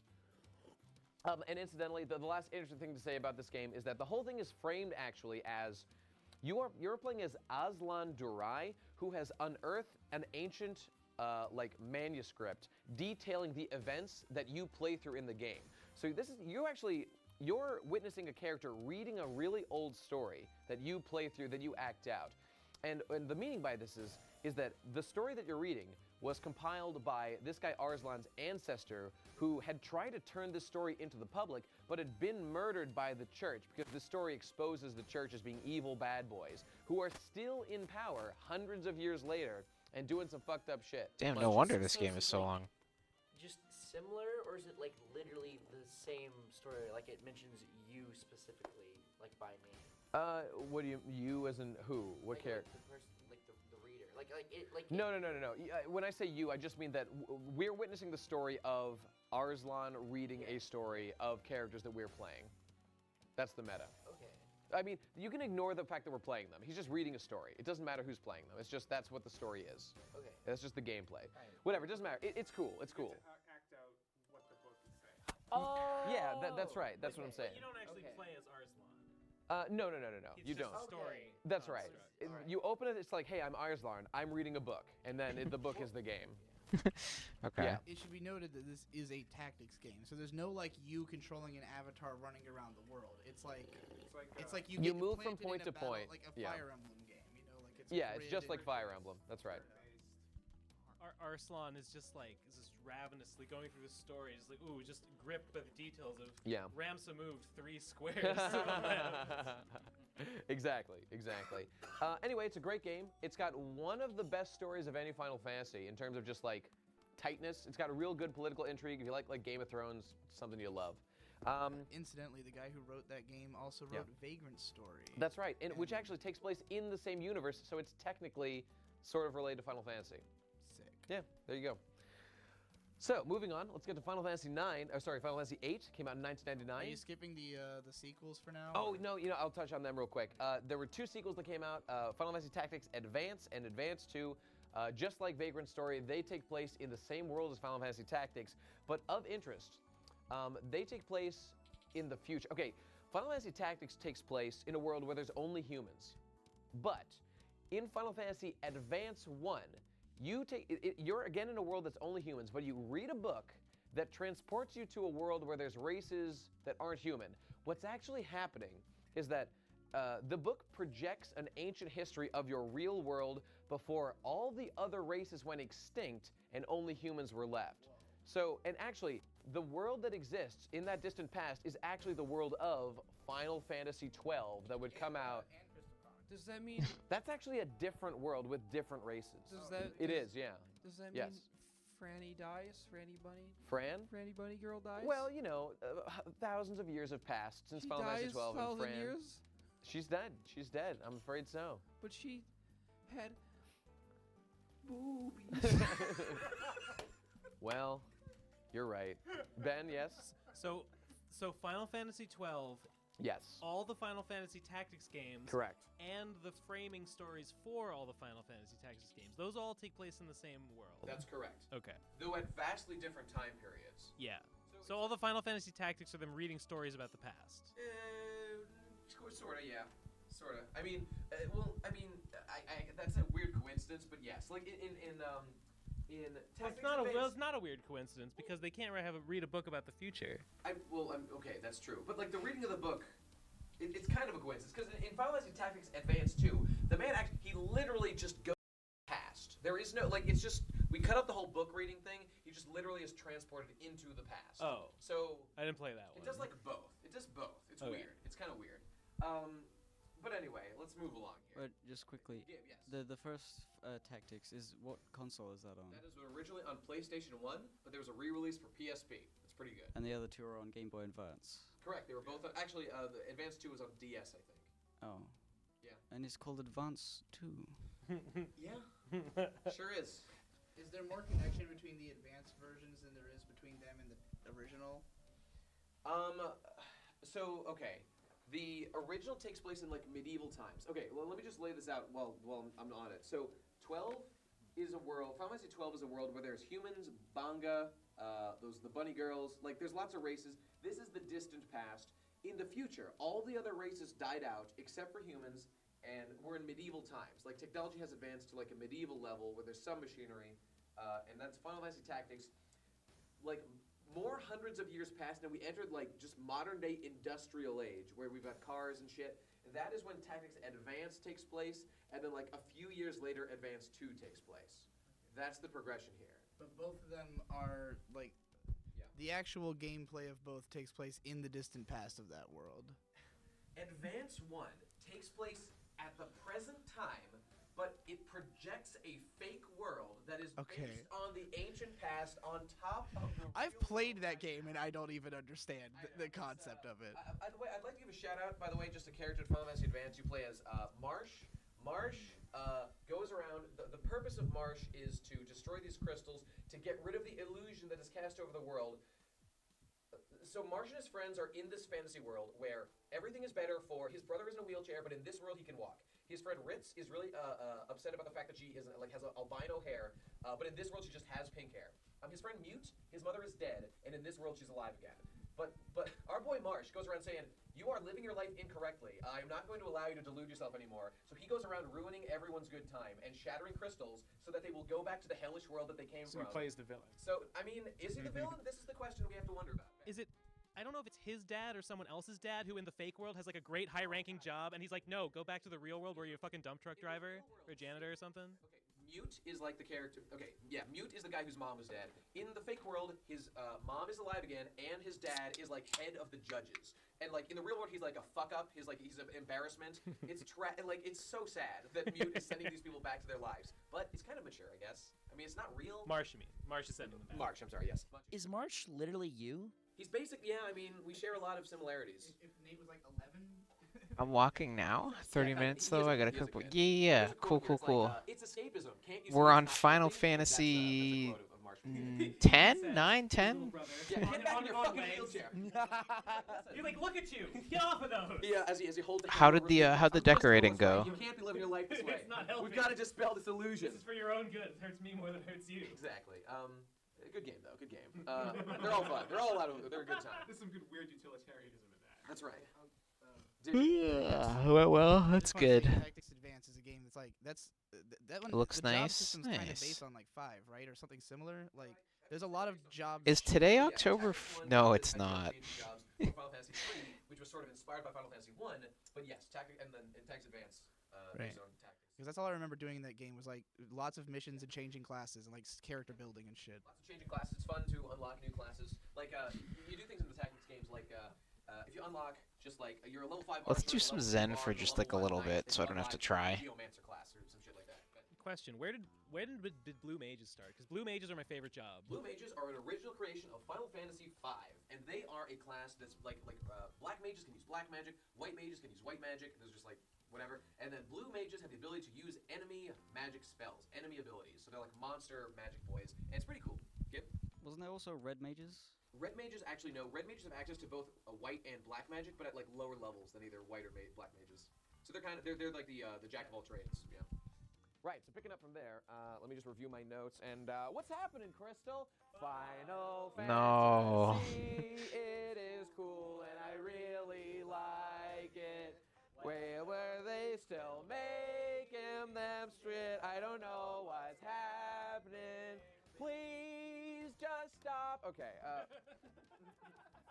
Final Fantasy VIII. Next game, 1999. Here we go, everybody. So Final Fantasy VIII's funny. It's a love. Oh, we're on story. 8. Right on the face of the Shit. love story. You got Squall and Renoa front and center. Thought we were on Each 10. other with the logo. And so basically the whole game you're like, well, when's this gonna happen? He talked for And, tactics so long that I thought we were on 10. So the plot of the game is basically you and your boys are military cadets who work at this place called Garden, and you're mercenaries. You're at the beginning of the game you become full-fledged mercenaries on this mission to kind of fight against the aggression from the Galbadian military that is pushing out to other areas of the world, trying to do something, trying to take over the world or something. So you are Squall Leonhardt, and you're basically the leader of these guys. And you're sent on some missions eventually. There's some stuff in Final Fantasy VIII called the sorceresses. Sorceresses are the deal of Final Fantasy VIII. And basically they're just really powerful, magic users. And they have some like unique abilities beyond what a normal person can do. And in Final Fantasy VIII, a normal person can use magic by using something called a Guardian Force, or a GF, which I hope to acquire one day. And they're summons, like from other Final Fantasy games. But in this game, they give you the ability to like junction magic to your stats, which is the weird way that Final Fantasy VIII handles like increasing your abilities, because the level system is weird in Final Fantasy VIII. We don't need to go into it. But ultimately, turns out the Galbadian military is being sort of pushed to these aggressive actions by the sorceress Idea, that is working with their president and is having them, engage in these military campaigns. Meanwhile, along the way, Squall meets a girl here, Renoa Hartley, and they start to work together. She is a resistance fighter against the Galbadia occupation of her city of Timber, and it's a whole big thing. Ben, do you have a question? Yeah. Oh, get the microphone. Yeah. I've also put the video up to 1.25 speed. Sounds awful, and like it would be a nightmare. Hey, But I Falsa. loved it. Yeah. I loved it at the time. It's kind of cool. Like, everything about it is just so clunky and counterintuitive. I mean, that's definitely true to a certain degree. I also really like 8. A lot of people don't like it, and that makes me sad. Well, there's some really good stuff in 8. I don't want to bog too much time down in it, but The main guy wears a cool leather jacket. he does. It's got to With some count sick for fur. something. Some sick fur. He has a gun blade. Squall Lionheart uses a gun blade. It is a big, weird, awkward, like gun pistol handle with just a big sword on the end. The sword does not shoot bullets. It is when you are slicing your opponent and you pull the trigger, the blade vibrates real hard to deal extra damage. That's how it works? Okay. I mean, you load it, and the thing when you pull it, it rotates, but it does the vibration. That's all it does. It doesn't shoot anything. So there's no reason for it to be look like bullets could go into it at all. No, I mean, no. It's just to look cool. is It's what it not even a gun? Where's Cloud Strife during all this? Cloud Strife is waiting to fight Squall in Final Fantasy Dissidia at this moment, and we'll get to that in a little bit. Currently heading to Kingdom Hearts 2 on his way That's right. Yeah, that's exactly right. Also, he's been incapacitated by Deep Ground. Deep Ground's at the root of all of this. The Rose Boys, we're going to stop them in their tracks one of these days. Everyone's deep ground. Hashtag resist Deep Ground. You're gonna put the thumbtacks in with the rubber bands, and it's gonna show a picture of Deep Ground or some shit. You assemble all the logos of all the images together and spells Deep Ground out. Right. Okay. So, just to not waste anybody's time, the point of what's going on is that you and your team eventually are sent on an assassination mission by your, you are a military academy. You're sent to assassinate the sorceress Idea. So you get a sharpshooter. You and your team recruit him, and you go out and you go to fucking murder the sorceress. I mean, she's leading military campaigns, so it's fine. Thank you for the head pats. You fail in doing so, and Cloud gets impaled through the fucking chest with some. I'm sorry, Squall. Fuck yeah, no. Cloud was not present for this. He was back later. Yeah, Squall.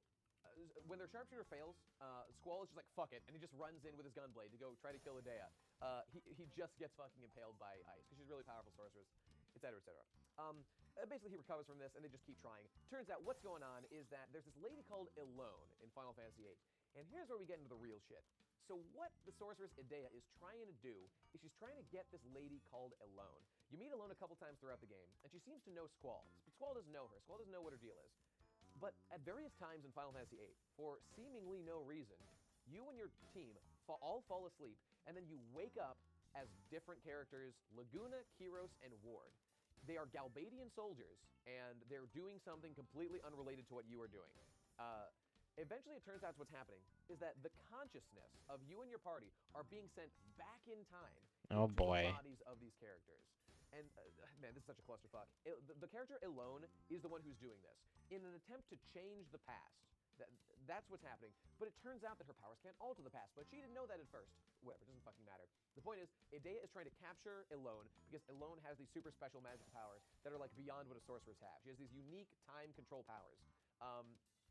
Along the way, it turns out Idea is actually being possessed by a sorceress from the future, Ultimecia. Idea herself is not doing anything she's doing. She's being controlled by a sorceress from the future. So really, that's your real goal, to fight her. A lot of bullshit happens. Turns out Rinoa is also a sorceress. This other sorceress, Adele, who was queen of Estar, she gets involved in this. Who gives a fuck? The point is, turns out Laguna was Squall's dad all along. What? And yeah, that's right. That's right. I only made it through like disc 1 and I never learned any of this. Laguna ends up in your flashbacks to the past. Laguna leads a rebellion to overthrow the sorceress Adele and become president of Estar. Yes, Ben. Pretty sure you go to the moon in this game, right? Oh, you go to the moon, all right. All right, all right. Well, actually, the Putting moon, it in the top moon three. actually comes to you in this game. The moon comes to you. Okay, get ready for this thing. In Final Fantasy VIII, there's a device called the Lunatic Pandora. The sole purpose of the Lunatic Pandora is to, when activated, create a giant torrent of monsters to come from the moon onto our planet. That is what this thing does. I have no idea. No one knows. But that's where monsters come from. They come from the moon in Final Fantasy VIII. And that's really all we know. That's really all there is to say about it. Yes, Munchie. The moon rep in these series. I like the moon is here. Yeah, it's good to see. It's good to see some moon representation. Right, so the point of all this is eventually you and your squad, you go through some shit, like along this pathway, Squall and Rinoa grow closer and closer together. They develop some romantic feelings for each other. When Rinoa is turned out to be a sorceress, people are really scared of sorceresses now because of everything happening with Ultimecia and Idea and Adele being evil and stuff. And Squall becomes like her protector, her knight, and they bond over this. Ultimately, you and your crew take a field trip to the distant future. A field trip. Well, you know what? Technically, you don't go to the future. Ultimecia's plan is something called time compression in Final Fantasy VIII, where she's going to compress all of time to be at the same moment. For what purpose? I don't even know. Well, maybe. Why aren't I? Okay. It's exactly like JPEG compression. That's exactly right. You can think of it that way. I don't know why she's trying to do this. I have no idea what her purpose. No one knows. No one knows why she's trying to do this, but she is, unless Jesse knows. If you're having trouble picturing what compressing all of time into a single moment would look like, they did it on Doctor Who. Really? And what it amounts to is that Winston Churchill is hanging out fighting pterodactyls. Yo, That's time compression. Argos, hello. Yeah. Now we know why Ultimecia is trying to make this happen. Yeah, she needed to see that shit. The point of this is, so you and your team strategically allow time compression to happen, but you somehow, you change the rules. You're mavericks in doing so that when time compression happens, you end up with your squad at the time that Ultimecia is from. So you can go find her at the time that you've been compressed. Though you'd think if all time's compressed, you could be anywhere and you'll be there. I don't know. It doesn't matter. You're there, you go to her, it's the final dungeon. You get to the final dungeon. I don't fucking know. But it happens. It happens, and all that manifests in the real world is you can no longer enter towns because there's weird barriers in front of them. I like that. That's what it means. I like that the solution at the end is that you defeat the villain's evil plan by just letting her accomplish it, and it turns out it was a stupid plan. It turns out it didn't matter and it was fine. That's exactly right.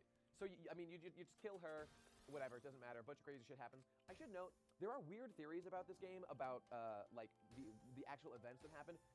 So Rinoa turns out to be a sorceress, as I said before, and like everyone turns on her and gets really scared of her, and then Squall becomes her knight and whatnot. At the beginning of the game, Squall is pretty annoyed by Rinoa and not too fond of her. And by the end, he's like super devoted to her. He'd do anything for her. There's a theory, first of all, that Squall was mind controlled by Rinoa to become in love with her over the course of the game, so she would become his knight, or her knight. Yes, Digi. How many of the theories you're about to tell us are obviously trying to justify just bad writing? Most of them. No, all of them.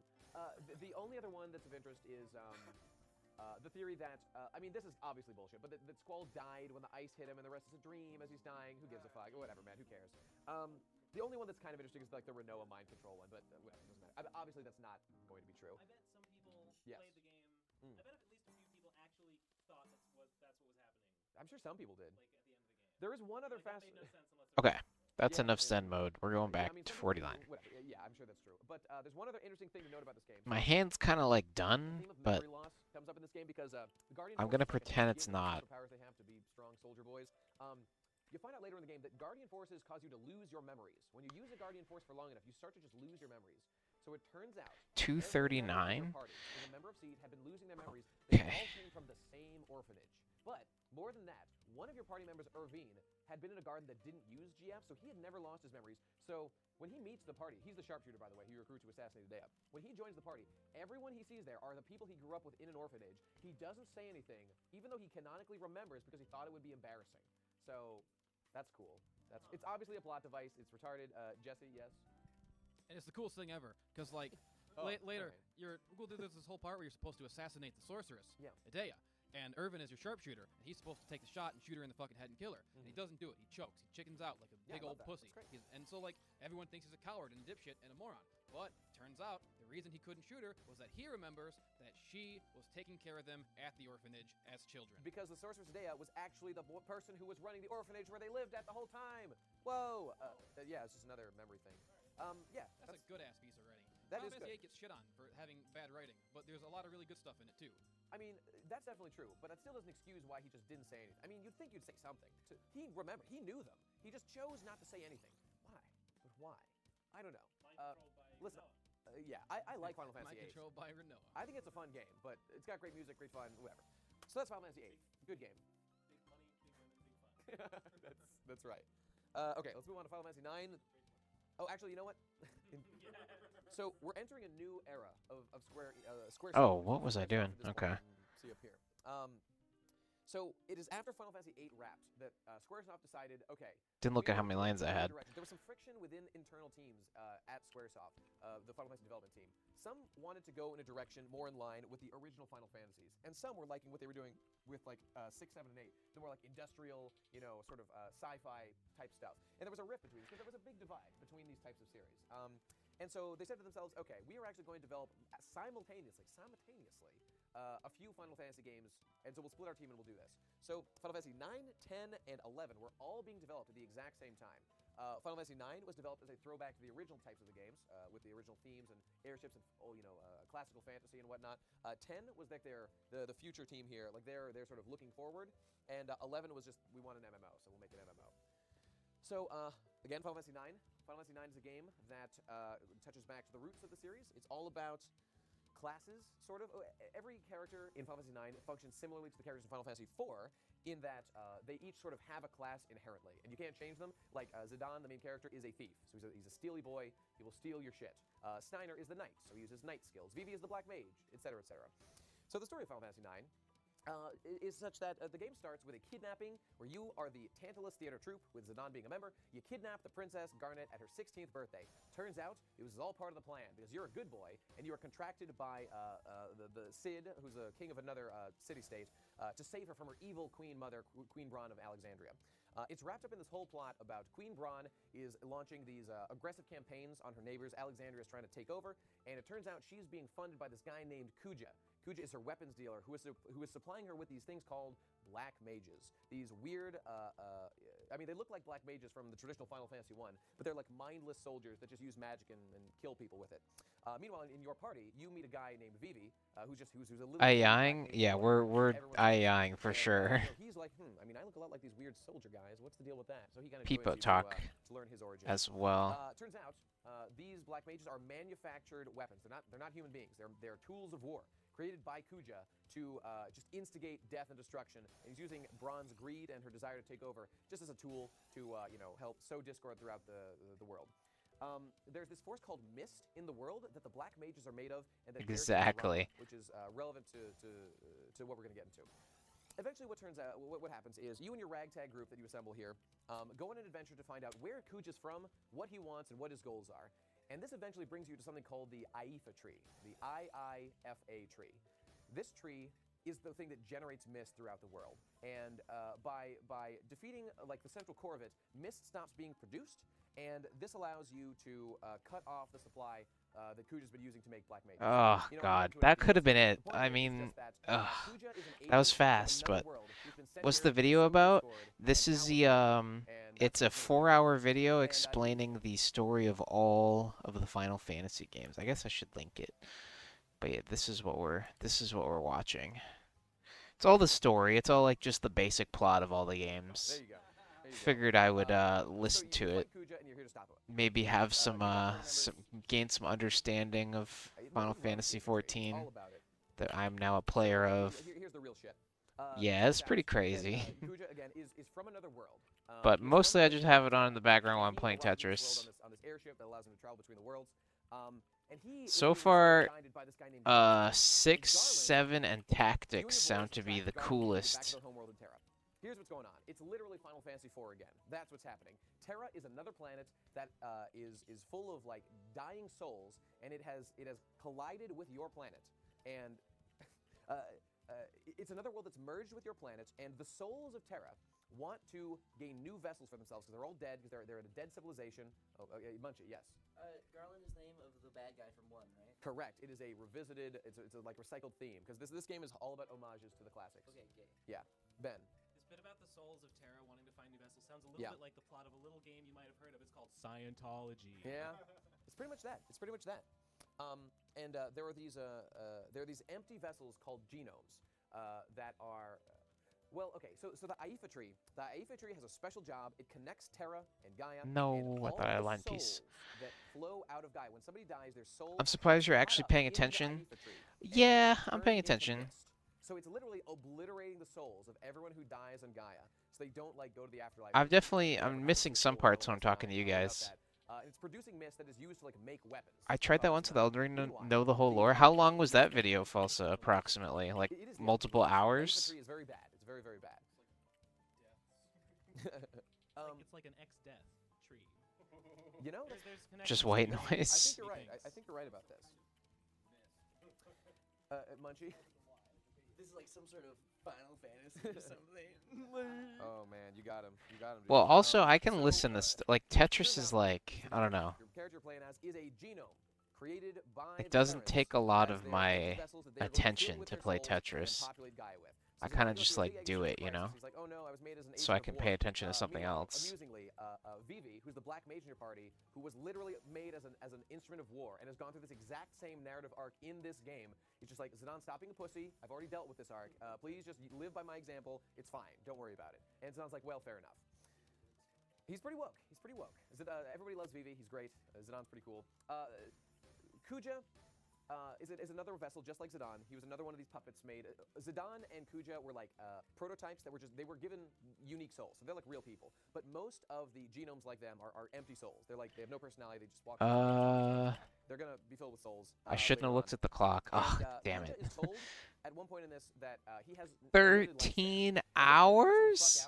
And he immediately Oh destroys my Terra. God. There's a thing called trance in Final Fantasy IX, which is a Holy reference to, Final Fantasy crap. VI, when you could use special abilities. Terra's was trance. I gotta look And, this up. Elden Ring lore, 13 Kuja hours. activates his trance through strong The emotion, entire and lore it's of Elden so Ring powerful, Part he 1. blows up the Holy entire planet of shit. Terra. So it's gone. He blows it the fuck up, and it's dead. But then Kuja also wants to blow up Gaia, and your team's like, no, we gotta Elden stop him. Ring We can't let is that a happen. fascinating So you go story. and you fight Kuja. I know what we're doing next street. No. You're trying to stop him from just blowing up everything. Now, here's where the crystal here is involved. This is an interesting thing that people sometimes criticize 9 for. You chase Kuja down this place called, I think it's called Memoria, if I remember correctly. It's a secret world, doesn't matter. And you get there, and basically you're sort of at the heart of the world, and that's where there's a crystal. And this crystal regulates life. It's like the life force of the planet. Elden Ring. And Kuja blows it up. You fight Kuja in a battle, and Kuja's like, no, I'm going to lose, this is bad. And then he lets out a desperation blast, and it seems to hurt or crack or blow up this crystal. It's a little unclear. After this crystal that controls Part life, 2 is Kuja's 12 job should hours. be done now.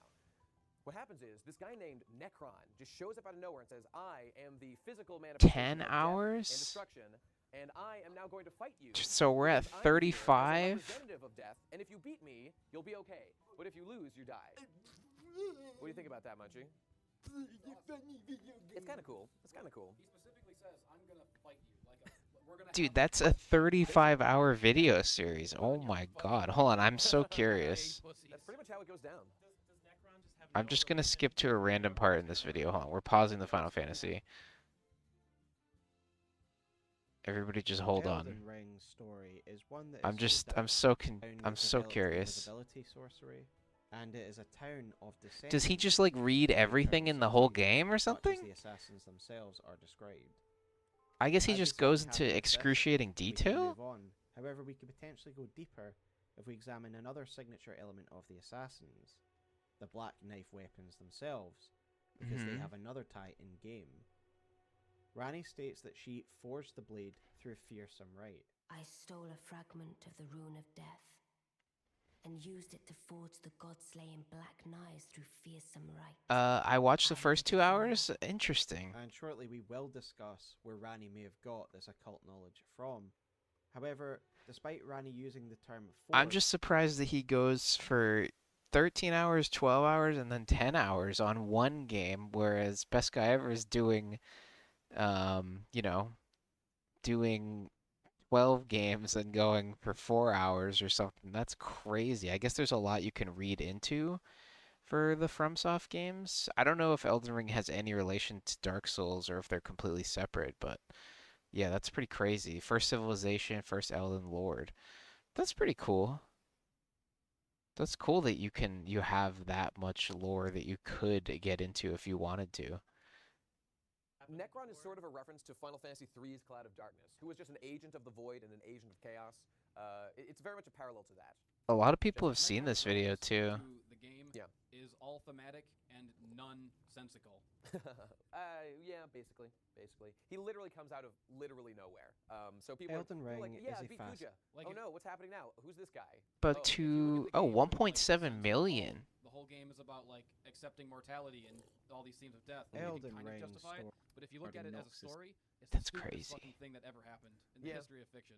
Yeah, pretty much. But Pretty it's much. Sounds cool as shit. I don't know what you guys are talking about. Well, Total Deus Ex Machina. it's I only- couldn't even make a 13-hour video about anything. What could I talk about for 13 hours? I don't even know if it's possible. I don't even know if there's enough. Actually, no. There's enough. There's enough of footage of me talking to cover 13 hours. But still, I thought it was funny how at the end of the game he tells you how everything started. The end of the game tells you how. Okay, cool. Yeah, I heard something recently.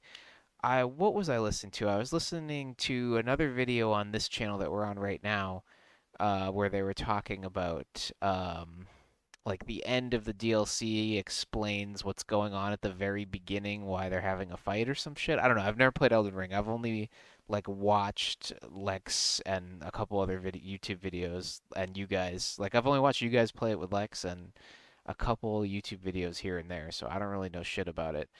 And I played a very tiny bit of Dark Souls 3, and I played a very tiny bit of Demon Souls, and I played Bloodborne, and that's it. That's all I know. Cool. I just said it was stupid. it's only in a character sense that it's kind of like disappointing, because like there's all this connection with Kuja from the whole game, and then you meet another guy. But I don't know. I don't really think it's that big of a problem. You fight Necron, the Death God. Yes, you fight him. Kuja blew up the crystal, thus summoning Necron, who you then fight to fight back. Oh, we're not going to get to Final Fantasy 14 at all. That's right. That's exactly right. That's exactly what happens. One shot, not to break the crystal. To take it. Or would you break the crystal? Point is, you beat Necron, you win, everyone goes home happy. Again. Is the fact that the logo has the 9 in red, has that got anything to do with the plot, or is it just No. No, purely stylistic. It's not relevant. Just I have a hot. I watched the video for like 4 or 5 hours. I kept spacing out, not paying attention, so I kept going back. I do that a lot too. If I wasn't watching this with you guys, I would probably like be going back and like trying to like listen closer to what he said, but I don't want to keep doing that. Ugliest game ever made. I don't agree with that. All the characters look like malformed gorilla people. I think 8 is uglier. I think 9 is the only one that I even want to look at. The only video game I'd like to look I at. think for the rest of my life. Wait. I think they were going for like exaggerated cartoony characters. Yeah, they were. I don't think they really hit the mark in terms of style. Okay. The whole I think art they end up direction is just everyone looks like a gross piece of shit. And they got a weird animal people thing going on. They're all lumpy and. Okay, we have to increase the speed if we're going to get to Final Fantasy 14. Well, that's aesthetic. 1.5 times speed, everybody. When I saw that CG FMV cutscene when they're escaping from the Shinra building and they're getting on the motorcycles and you see like the real life graphics of Tifa's like long ass Barbie doll legs, that's when I said video games are real now. This is a real person. Yeah. Look, maybe I'm an asshole, but it bugs me that all the Final Fantasy 9 characters look so different from each other for no like reason. Like why? People are why weird. Is Amarant blue and why I don't is know. Freya a rat? Well, they just rat people in Final Fantasy 9. You know. Like, I don't know why Amarant's blue though. I have no explanation for that. Freya's a gross, disgusting rat in a stupid like Mort salt girl Freya's good, outfit. dude. Freya's cool. She's gross. Amarant has no face. He's just a big, massive, tangled red pubes. Amarant's the worst. Yeah, Amarant sucks. I don't know why. 1.5 speed is what I do watching filler episodes of Naruto. Nice. Who gives a fuck? It's all bad. Yeah, depending on the video, I can watch it up to 2 times speed if they like talk slow. Is that it? Yes. Okay. Good. I still like it though. Well, good. It's just really ugly. That's fair. So that's that. So if I remember correctly, so Final Fantasy 9 came out. It was liked. It was liked, but it was not kind of the. Well, frankly, it didn't sell as well as Final Fantasy 10. Is what I'm trying to say. It did not sell as well as Final Fantasy 10, which came out 1 year later. Came out 1 year later, 2001. Yeah. Well, Final Fantasy 10. What a concept. 2001, here we go. So you're a fucking asshole playing a volleyball game that nobody gives a shit about, and all of a sudden a giant whale appears and sucks you into another sick-ass dimension. That's the start of Final Fantasy 10. Might I add, set to the most badass metal songs in any video game ever. Oh yeah, that's right. I forgot about that. Did I switch to Zen? No, I didn't. Let's switch to Zen for a little bit. It's pretty sick. So Final Fantasy 10 is about, you meet a girl named Yuna. In the world of Final Fantasy 10, in Spira, where the game takes place, there's a thing that happens where there's that giant whale that sucked you in at the beginning of the game. It's called Sin, and it goes around and it kills everyone. But there's a thing you can do to make Sin like chill out for like 10 years. It's called, I can't remember, it's called like the final summoning, using the final Aeon, some shit like that. But it's called going on a pilgrimage. Yeah, that's right. That's right. So summoners do a thing. They take a pilgrimage and they travel along and they go to the Calm and they go meet this ghost of this lady Yunalesca, and they meet her and she helps them summon the final Aeon to chill Sin out for a while. And then they repeat this and they do it again and again. And the summoner dies in this process, which you find out later. And it's like you're helping Yuna. Tidus joins up with Yuna. You decide to go on a quest because they're going to Xanarkand, which is where you're from. Said Tidus' name so far. Well, it's funny because they never say it in the original game either. Oh shit, you're right. That was all part of the plan. His true name is Starflare of Xanarkand Apes. That's true. Yeah, but his name is Tidus. It's been confirmed. So the point of the game is basically well, there's a couple things going on. It's just that in the world of Final Fantasy X, when people die, they do not actually go away. They can stay alive if they don't get quote-unquote sent. And unsent can, they're like made of weird particles. They can look like normal people. They can masquerade as normal. But in the presence of summoners, they are in trouble. Because summoners have the unique ability to send people on to the far plane, to the fucking afterlife. So if you die, if you just die, you can continue to go about your business and you'll be okay. But if a summoner does their little sendy dance at you, you'll immediately be dispelled and you'll go away forever. Ben. Why would a summoner be so mean and nasty as to send someone along who wants to just keep doing their thing? There seems to be literally no downside to being an unsent other than this. Jesse? Don't they say early in the game that unsent souls eventually become fiends? Well, I was going to say... And yet say... for some reason, some of them just don't. Yeah, I was going to say unsent definitely turn into fiends. Some of them definitely do, and I think that's the danger. But that's the thing. Some of them seem just fine. Yeah. So really what we're doing is we're saying everybody's got to get sent because most Throwing people... the baby out with the bath. Exactly. Exactly. And as it turns out, some of your party are unsent. I'll let you speculate which ones, viewer. Also, in Final Fantasy X, the afterlife is just a place that you can just go. Yeah, you to. can just go You there. can just walk there. You can just walk there. There you go. It's like in someone's backyard. It's very similar to Final Fantasy VII, actually, where you can, I mean, Cloud literally entered the life stream, and it's supposed to kill you. He survived somehow, but that's just kind of like the lifeblood of the planet. And like if you go to the far plane, you can just like meet some of your dead relatives. You can like see them there, and they don't like completely coexist or come back together or anything. You can see like bits of them, memories and stuff. It's basically an internment camp for dead fucks. Yeah, that's true. That's true. Incidentally, the crystals of Final Fantasy X are these things called spheres. They're actually half of spheres, and they're like discs, and you can just like push them. They're basically just video players. That's literally what they are. Ben? Spheres, half of spheres, and discs are 3 completely different things. Okay. And none of them are crystals. But they are though. That's really all there is to say about it. Moving on. Moving on. So you are a guardian helping Yuna on her quest, and along the way you find out like, wait, this quest is like gonna kill you, Yuna. That's fucked up. We gotta find a way to like make sure that you don't have to die in order to like fuck up Sin, because Sin's bad. We gotta stop him. Okay, turns out. Tidus, the boy you're playing as, he was a famous star of the Zanarkand Abes. It was a big bustling city, Zanarkand. When you wake up in Spira, everyone says like, okay, Zanarkand's been destroyed for 1,000 years, my dude. So I don't know what team you say you're playing for, but we are none impressed. So Tidus is trying to discover what's the deal with everyone saying that my city's been destroyed for 1,000 years. And it's the way the pilgrimage is going, so he goes with Yuna for that and other reasons. Along the way, you're trying to figure out a way to allow Yuna to live. And it turns out that the final Aeon, when it's summoned by a summoner, so it kills the summoner, the final Aeon actually becomes Sin. They become like the host of Sin. And guess, and I didn't talk about this, but Tidus has a bit of an issue with his dad, who was a big star of the Zanarkand Abes before Tidus grew up. Jekt is his name. And Jekt disappeared. Jekt is Sin. Jekt is Sin, that's the thing. Jekt is Sin. You find this out actually very early in the game, Yeah, so it's not really a spoiler. Just spoken, like, Yeah. He just literally says Jekt is Sin, and you're just like, oh, okay. Yeah. Like 6 hours in or so. Yeah. It's like a huge twist. It's a big twist, but you learn it pretty quickly. And so there's this additional thing of like Tidus is fighting Sin, which is his dad, and he doesn't want Yuna to die, but he's got to find a way to stop Sin in Spira and whatnot. Ultimately, what happens is you get to the end of the game, and it turns out that Sin is he basically is an evil wizard who, in order to protect Zanarkand from Bavel, a rival city in the old days, cast a magic spell. In sort of like an overly protective, like self-regenerating magical spell that just created Sin and created this whole cycle where he'll like absorb new blood in order to like calm his rage. And you got to find a way to stop this from happening. Munchie. Aside from being an evil wizard and like a demon or something, is he a good dad? Actually, No, that's why you want to kill him. no. He's kind of a good dad because his daughter Yunalesca likes him and is a big fan. Well, sure, but like the whole a major theme of the game is that Tidus has like Oh, you're talking about Jekt. Yes. Oh, I think I meant you. Yeah, who's the same guy. Okay, never mind. well, Jekt, Tidus is Sin. Jekt is Sin. Well, he's not the original. Sin. There's multiple layers going on here. Jekt becomes the body of Sin. The core of Sin is Yu Yevon, who is the guy who made Sin in the first place.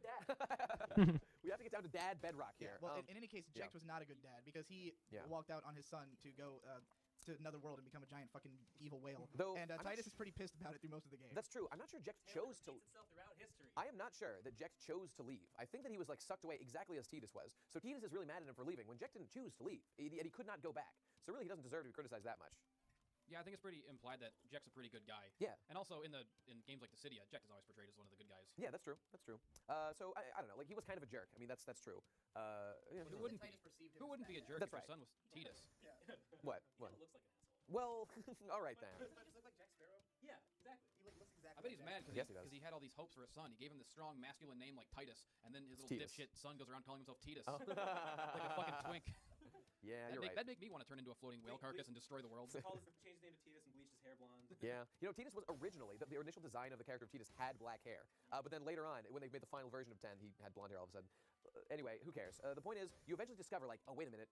If we kill Yu Yevon, like the core, then we can, like, stop this whole cycle from happening. And Yuna doesn't need to sacrifice herself, and no one needs to become an Aeon. So, like, you team, like, once you learn this information, you team up with everybody, and you're like, okay, we're not gonna perpetuate the cycle where people need to keep dying. We're gonna, put an end to this once and for all. Basically, that's exactly what you do. And, no need to go into further detail. That's what you do. And it's pretty good. People like it a lot. It's very cinematic. It's, it's got some more themes going on. Fatherhood, life after death. There's some of that going on. It's pretty good. It's a pretty good game. Everybody loves it. Final Fantasy 10. Well, Ben doesn't like it, so there you go. Throw it out. Throw it out. like Throw it in the it. trash. I like the setting a lot of 10. Because Yeah. like the series starts like very medievally and Mhm. stuff, and then it kind of gets very steampunky with 6 and 7. Yep. Then it gets full on sci-fi futuristic with 8. Then it goes back to medieval. So you think you've seen it all. But then Final Fantasy 10 comes and it's like this totally unique Yeah. alien watery bullshit beach world, and it's beautiful.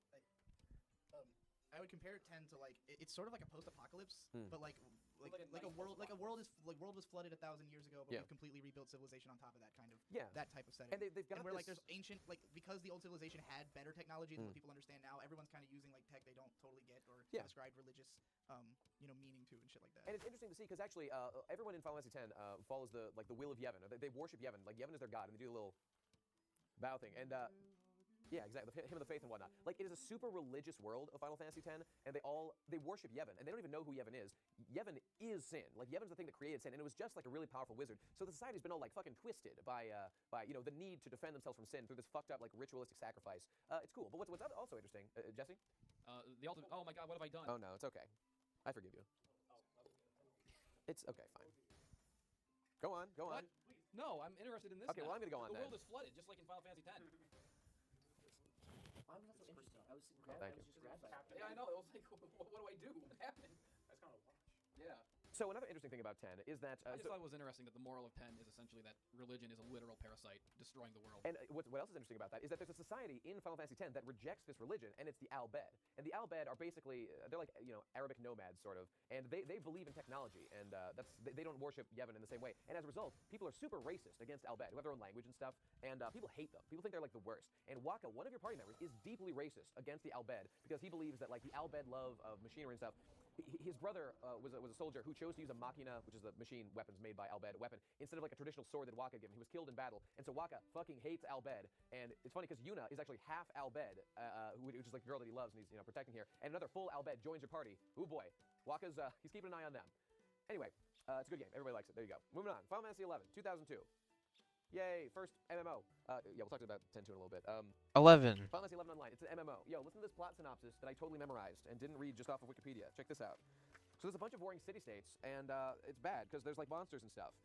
You gotta stop them. You gotta stop them. You can't be having this. There's a lot of beast men, and they're going fucking wild. And yeah, I know.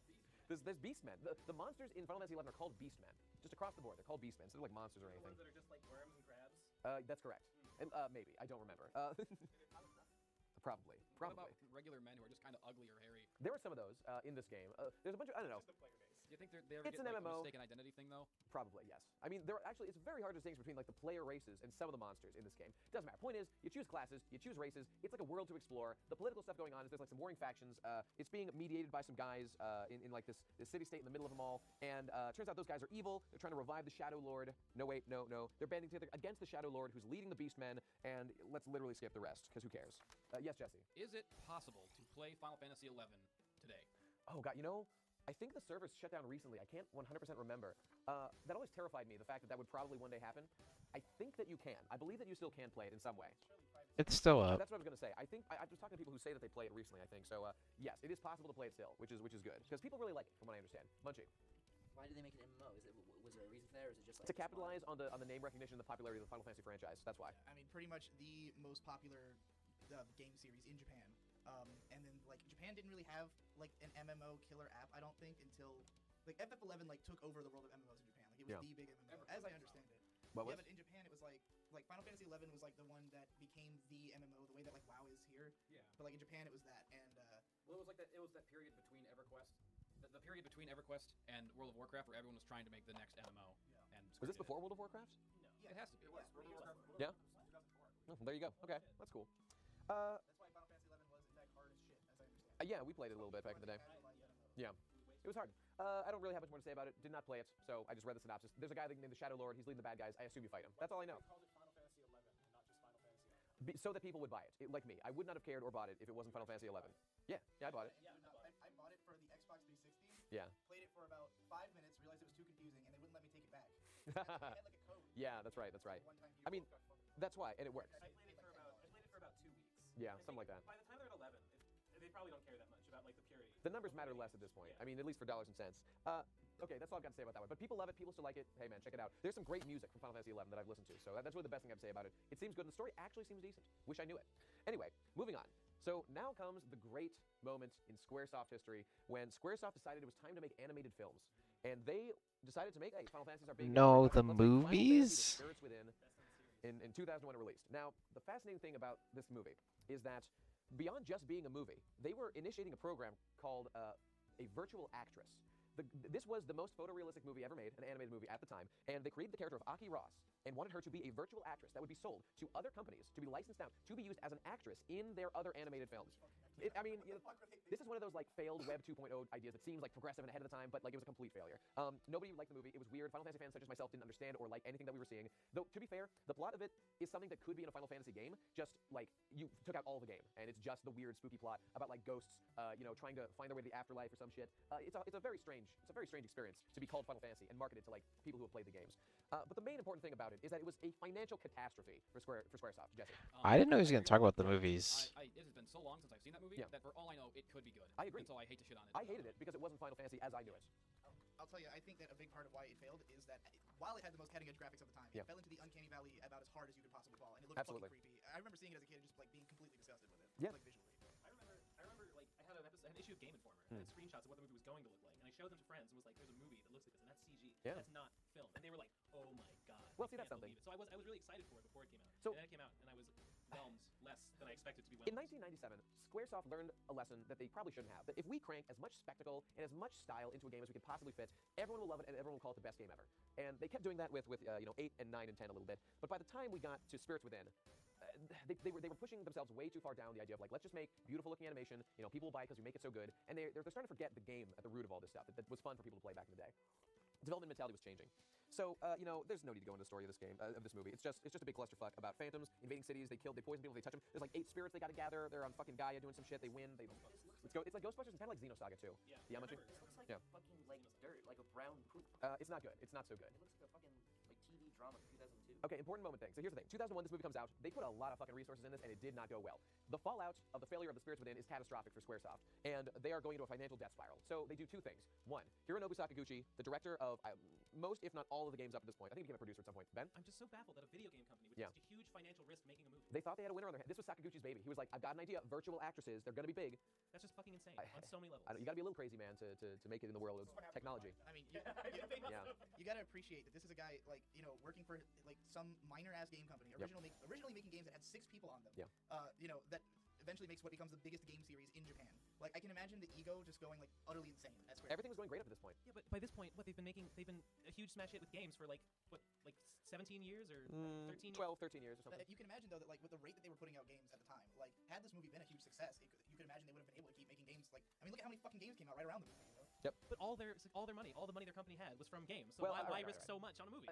Understood. It's like Michael Jordan trying to play baseball. Exactly. Yeah, when you're really good at one thing, well, you gotta assume you must be good. They had flexed their nuts making Final Fantasy VII with FMVs and 8 and 9 and all that stuff and 10. There was a lot of great animations in those. So they must have thought to themselves, let's take the teams making these and let's just make a fucking movie out of it already. And they made some mistakes. If they had just made a movie that was more in keeping with the spirit of Final Fantasy, maybe that would have been something. I don't really know. I really can't even speculate. But the point is, it was a catastrophe. Hironobu Sakaguchi left the company as the fall guy. Ben. Was Spirits Within before or after Advent Children? Far before.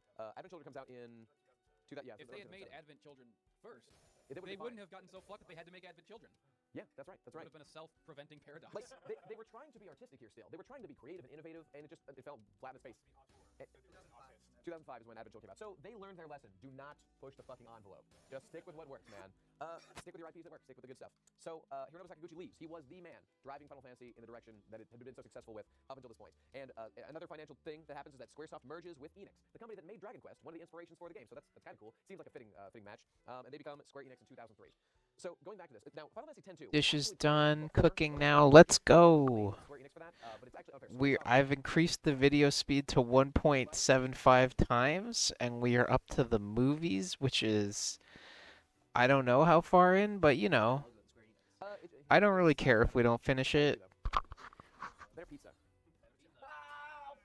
Okay, so the answer to that question is that everything got worse after they merged, and everything good about both companies became incredibly in jeopardy and has been ever since.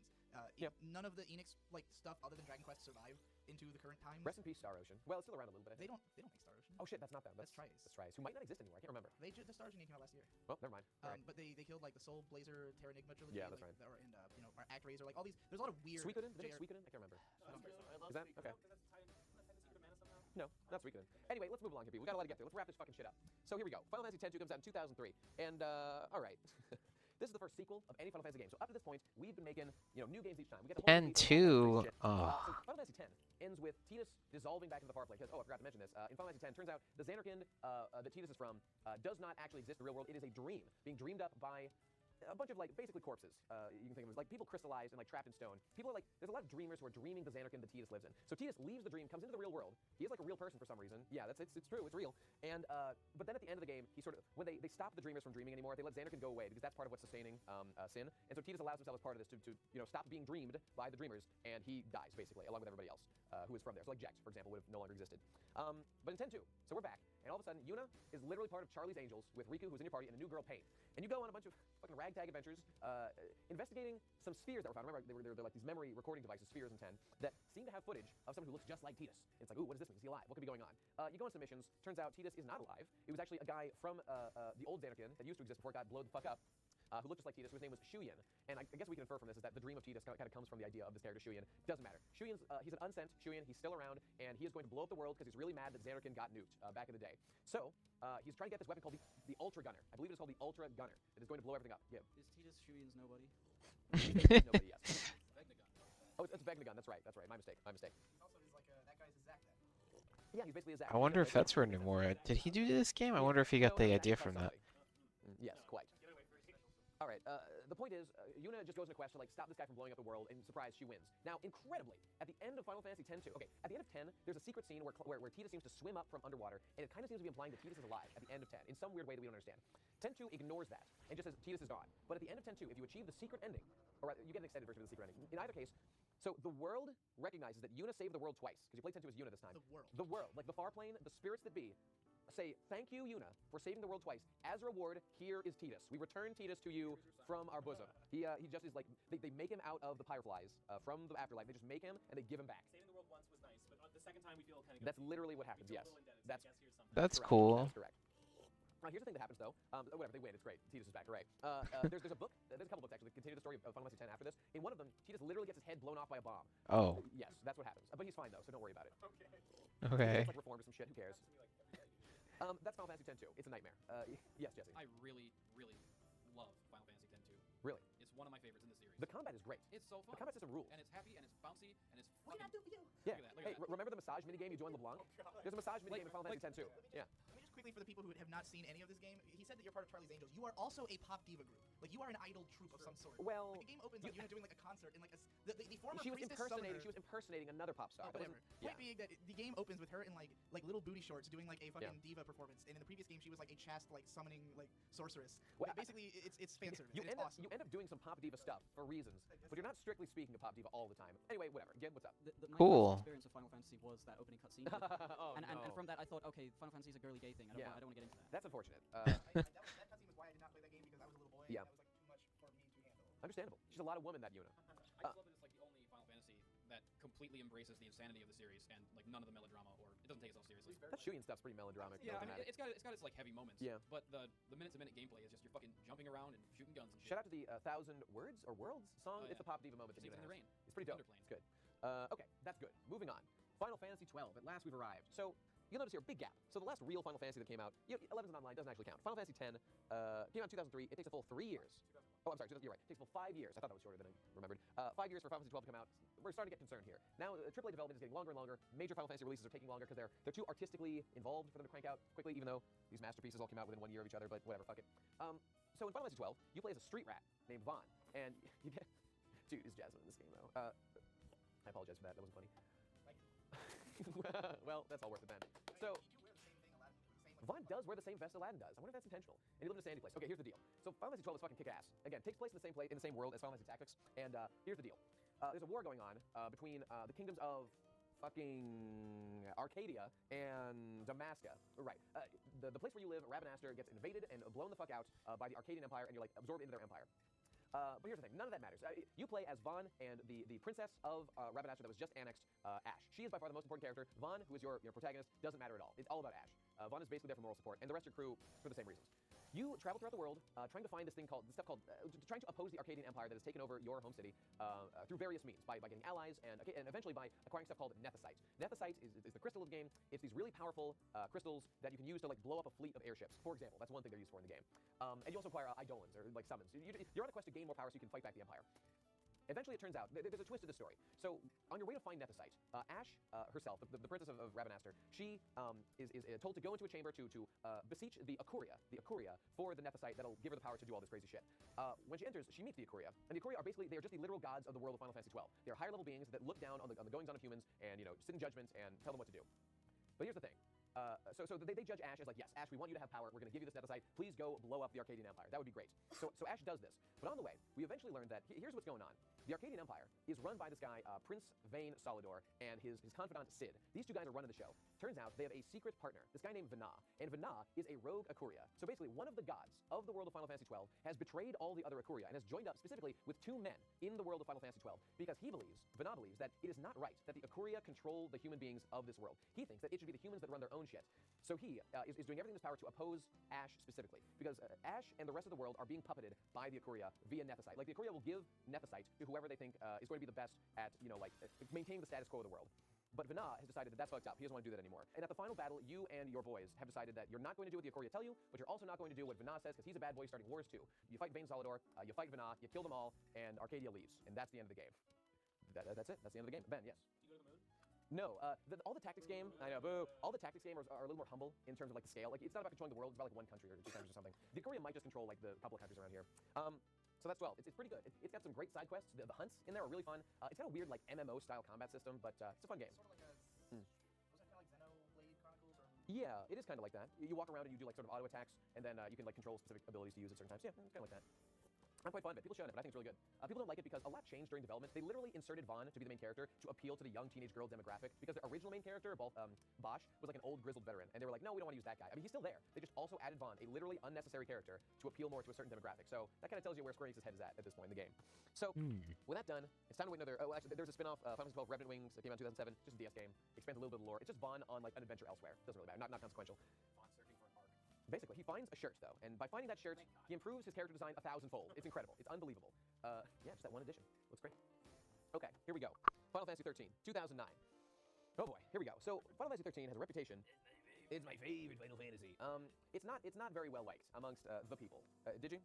I mean, I wouldn't say it's fair to say it's not well liked. It's more fair to say that it's extremely controversial, and That's that true. it's like a 50-50 split of the Final Fantasy fan base, and that it was one of like the best selling in the series, and it got a perfect. Because the marketing was intense. Some of the early reviews, Famitsu gave it a perfect score, like a known harsh. They saw a numbered Final Fantasy and they were like, our job is done here. Our job is done. But here. like, it was just like a real. This was one of those early examples of us entering the era where people started to not believe review scores anymore. That's right. Around the same That's time, we got to like the Mass Effect 3 a couple years. I mean, later, this was the first game, the first Final Fantasy that I remember. I was there for the midnight release of this game in 2009. I stood there, I bought the game, I went home and I played it, and I continually tried to convince myself I was having fun. And I was to a certain degree. I actually kind of like the combat in Final Fantasy 13. I find it enjoyable. I enjoy the class changing system you do mid-battle, and I forget what it's called, but the active time system. Oh, the guard breaking and the hitting the weak points. It's not all bad, but like the story. Okay, first of all, the game is super linear, and that's just boring to play through. It's just the same shit. Like you go down a path, you fight some enemies. The characters are really annoying. They don't like grow in an interesting way.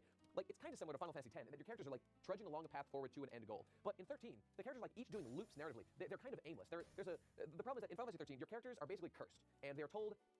They're literally said, if you do not obey a certain command, you will turn into a mindless beast and die. The thing is, though, no one actually told them what the command was. That's literally true. They do not know what they're supposed to be doing. It's their job, according to the story, to figure out, based on a vision they had when they got cursed, what the hell they're supposed to be doing. They don't actually know. As a result, the characters are hugely aimless for much of the game, and that's a big problem. I mean, yeah, that's the biggest thing. And also, the characters are kind of unlikable. Saz is okay. Lightning's got a great design, but man, she's got a bad attitude, and she's not fun to watch. Did you? Tell us about Tetsuya Nomura. Well, interestingly, Nomura did the character designs for Final Fantasy 13, but he is not responsible for the writing. I think he did direct the game, actually. Fuck, I can't remember. I'm pretty sure he directed it. But it's this other guy, Toriyama. I think Toriyama directed it.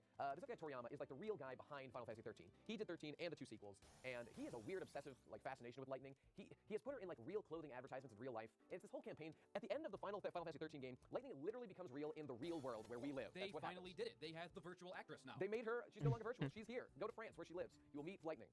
Get ready for that. It's not too far from your doorstep, my friend. They didn't let go of that dream. No, they really didn't. Nomura has not really fucked up much of Final Fantasy, I don't think. I was going to say until recently, but what's that, Tom? I was going to say, having your wife in real life is all of our Final Fantasy. Well, you're not wrong. You're not wrong. I think the ultimate downfall of Final Fantasy 13, because in hindsight, like the game does have cool stuff in it, and the 2 sequels are progressively better.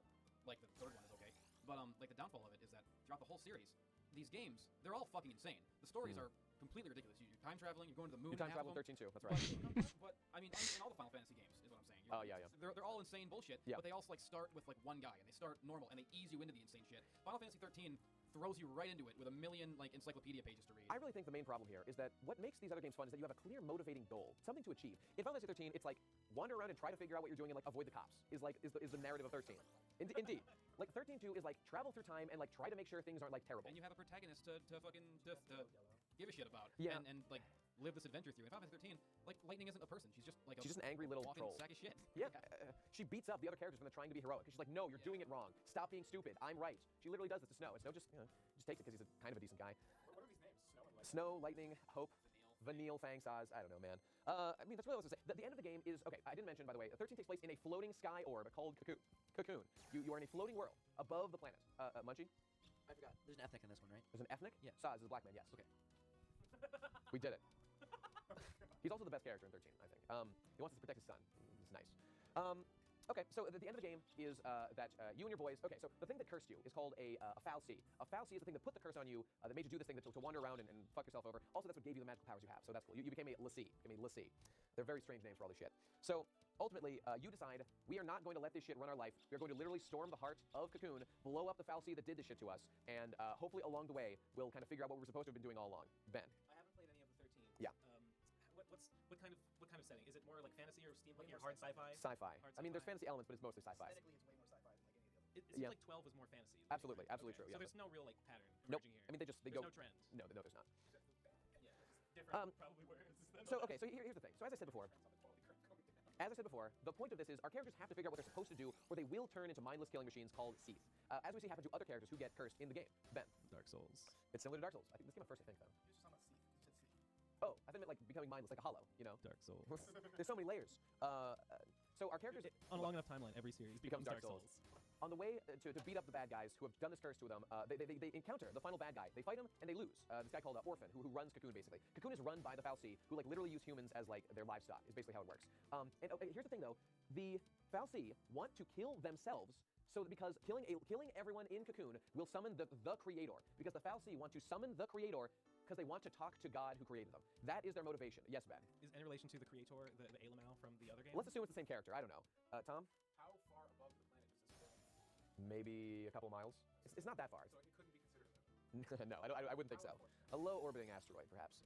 There's like Yeah. there's so much lore and story to Final Fantasy 13 Yeah. that it doesn't tell you, that you just have to look up. Read the yourself. codex. Read the fucking And codex. It almost gives you in hindsight this tragic feeling that like it could have been a really cool story if Yeah. it had been presented correctly. But they just broke every rule of storytelling in the book. I mean, yeah, it's kind of fucked up, and yeah, any story could be good if you tell it the right way. So, I mean, there's things I like about this too. Like one of the characters in your party, Hope, literally wants to murder another member of your party, Snow, and like Hope is a kid and Snow is a man. He just has to work up the courage to like tell Snow, because Snow is sort of responsible for Hope's mom dying in an accident. She fell to her death at the beginning of the game. So Hope wants to murder Snow in vengeance for this, and there is an emotional climax to this. But the way it's handled is just kind of unsatisfying. Like, all the high concept stuff, like the foul C are gods, but not really, and they want to kill you all so they can meet the real gods. Yeah, and ask them what's going on. And Cocoon's a big futuristic orb in the sky, and no one's been to the floor in forever. Yeah. Like all that is like really cool Final Fantasy shit, and like the characters just suck, and it's not fun to watch unfold. That's right. If the characters were fun, at least I'd enjoy, going through this world, but they're really not. In any case, so as I said, your characters are doomed. They're going to turn to Seath soon. They decide to just go try to kill Cocoon because fuck it. We don't want to be run by these foul C anymore. They get there, they fail. But here's the thing. One of your characters, Fang, had like her tattoo is like burned out. She's like different from everybody else. Her tattoo, when you turn into a Lassie, you get a stamp. You get basically a tattoo, and as you get more and more close to becoming a Seath, it gets like more and more red, basically. But hers is like burned, and so she has all the powers of a Lassie, but her tattoo doesn't progress like everybody else's. So everybody else at the end of the game, after you lose this final battle, turns into a Seath. This happens to every character except for Fang, and Fang is really upset about this. And she's like crying. She's sad. She's like, oh no, everyone else is a Seath. I didn't want this to happen. For no reason, all your other characters turn back from Seath because they make their own destiny. This is literally the explanation that's given to us. Lightning, I thought you were a Seath. How are you not a Seath anymore? We make our own destiny. We won't be controlled by the foul C. We're going our own way. We are MGTOWs. We won't be slaves of the female matriarchy. Yeah. Everyone else does make their own destiny. Well, they just all collectively make their together destiny, I guess. It's just like Ash Ketchum. The Pikachu tears made him turn from stone back into a boy. Well, but that was at least good, and I liked him. That's 2 levels above this. Yeah, this was not good. The entire game was motivated by trying to avoid this curse that there was no way to fix. So at least if they made like an explanation for how they fixed it, that would be something. But there simply is none given. It's just like willpower bullshit. I don't understand. There was no explanation. It's kind of like time compression. Like the bad Yeah. thing just happens, but it turns out that it doesn't mean anything. Yeah, that's right. Anyway, then they just fight the bad guy again, and this time they win. So here's the thing: if they kill, I think it's called Eden or Orphan or whatever. If they kill Orphan, like Cocoon will fall from the sky, but they're like, fuck it, we'll figure it out as we go. And all the people in the world live on Cocoon. There's like billions of people here. They kill Orphan, and Cocoon begins to fall from the sky towards the planet. They're like, well, who could have anticipated this? So So now, what happens is, two of our characters, Fang and Vanille, Fang and Vanille here, the two of them collectively transform into Ragnarok. Oh, by the way, the whole process to like destroy Cocoon, it was via them transforming into this thing called Ragnarok. But they like resisted that and they didn't do it. But now they're like, aha, now we'll use Ragnarok against them. We'll win at their own game. They transform the two of them into one Ragnarok, and they form a giant crystal pillar underneath Cocoon to stop it from falling down. They just make a big pillar, they stop Cocoon from falling, and so yeah, that's Ragnarok, like on this, it's that horse guy. And they're like trapped in crystal now. They're trapped in crystal in this pillar. And then the rest of our characters like, okay, and that's the end. Munchie. So wait, back up. Yeah. So is this the first bad one in simplistic terms? I would say so, yes. Okay. I would say, I mean, I don't hate everything about it, but I think, yes, basically, yes. You can maybe say, well, I don't know, 10-2 isn't bad, it's just like very silly. Yeah, that's it. Lightning, 10-2 is about time travel and retcons, and you play as Lightning Sister Sarah. It's about, you go to like the end of time, it's kind of like Chrono Trigger. You go to the end of time, there's like end game stuff, you're trying to prevent the end of existence, you know, whatever, you do that. At the end of the game, for some reason, Sarah like disappears, whatever, who cares. And then Lightning Returns.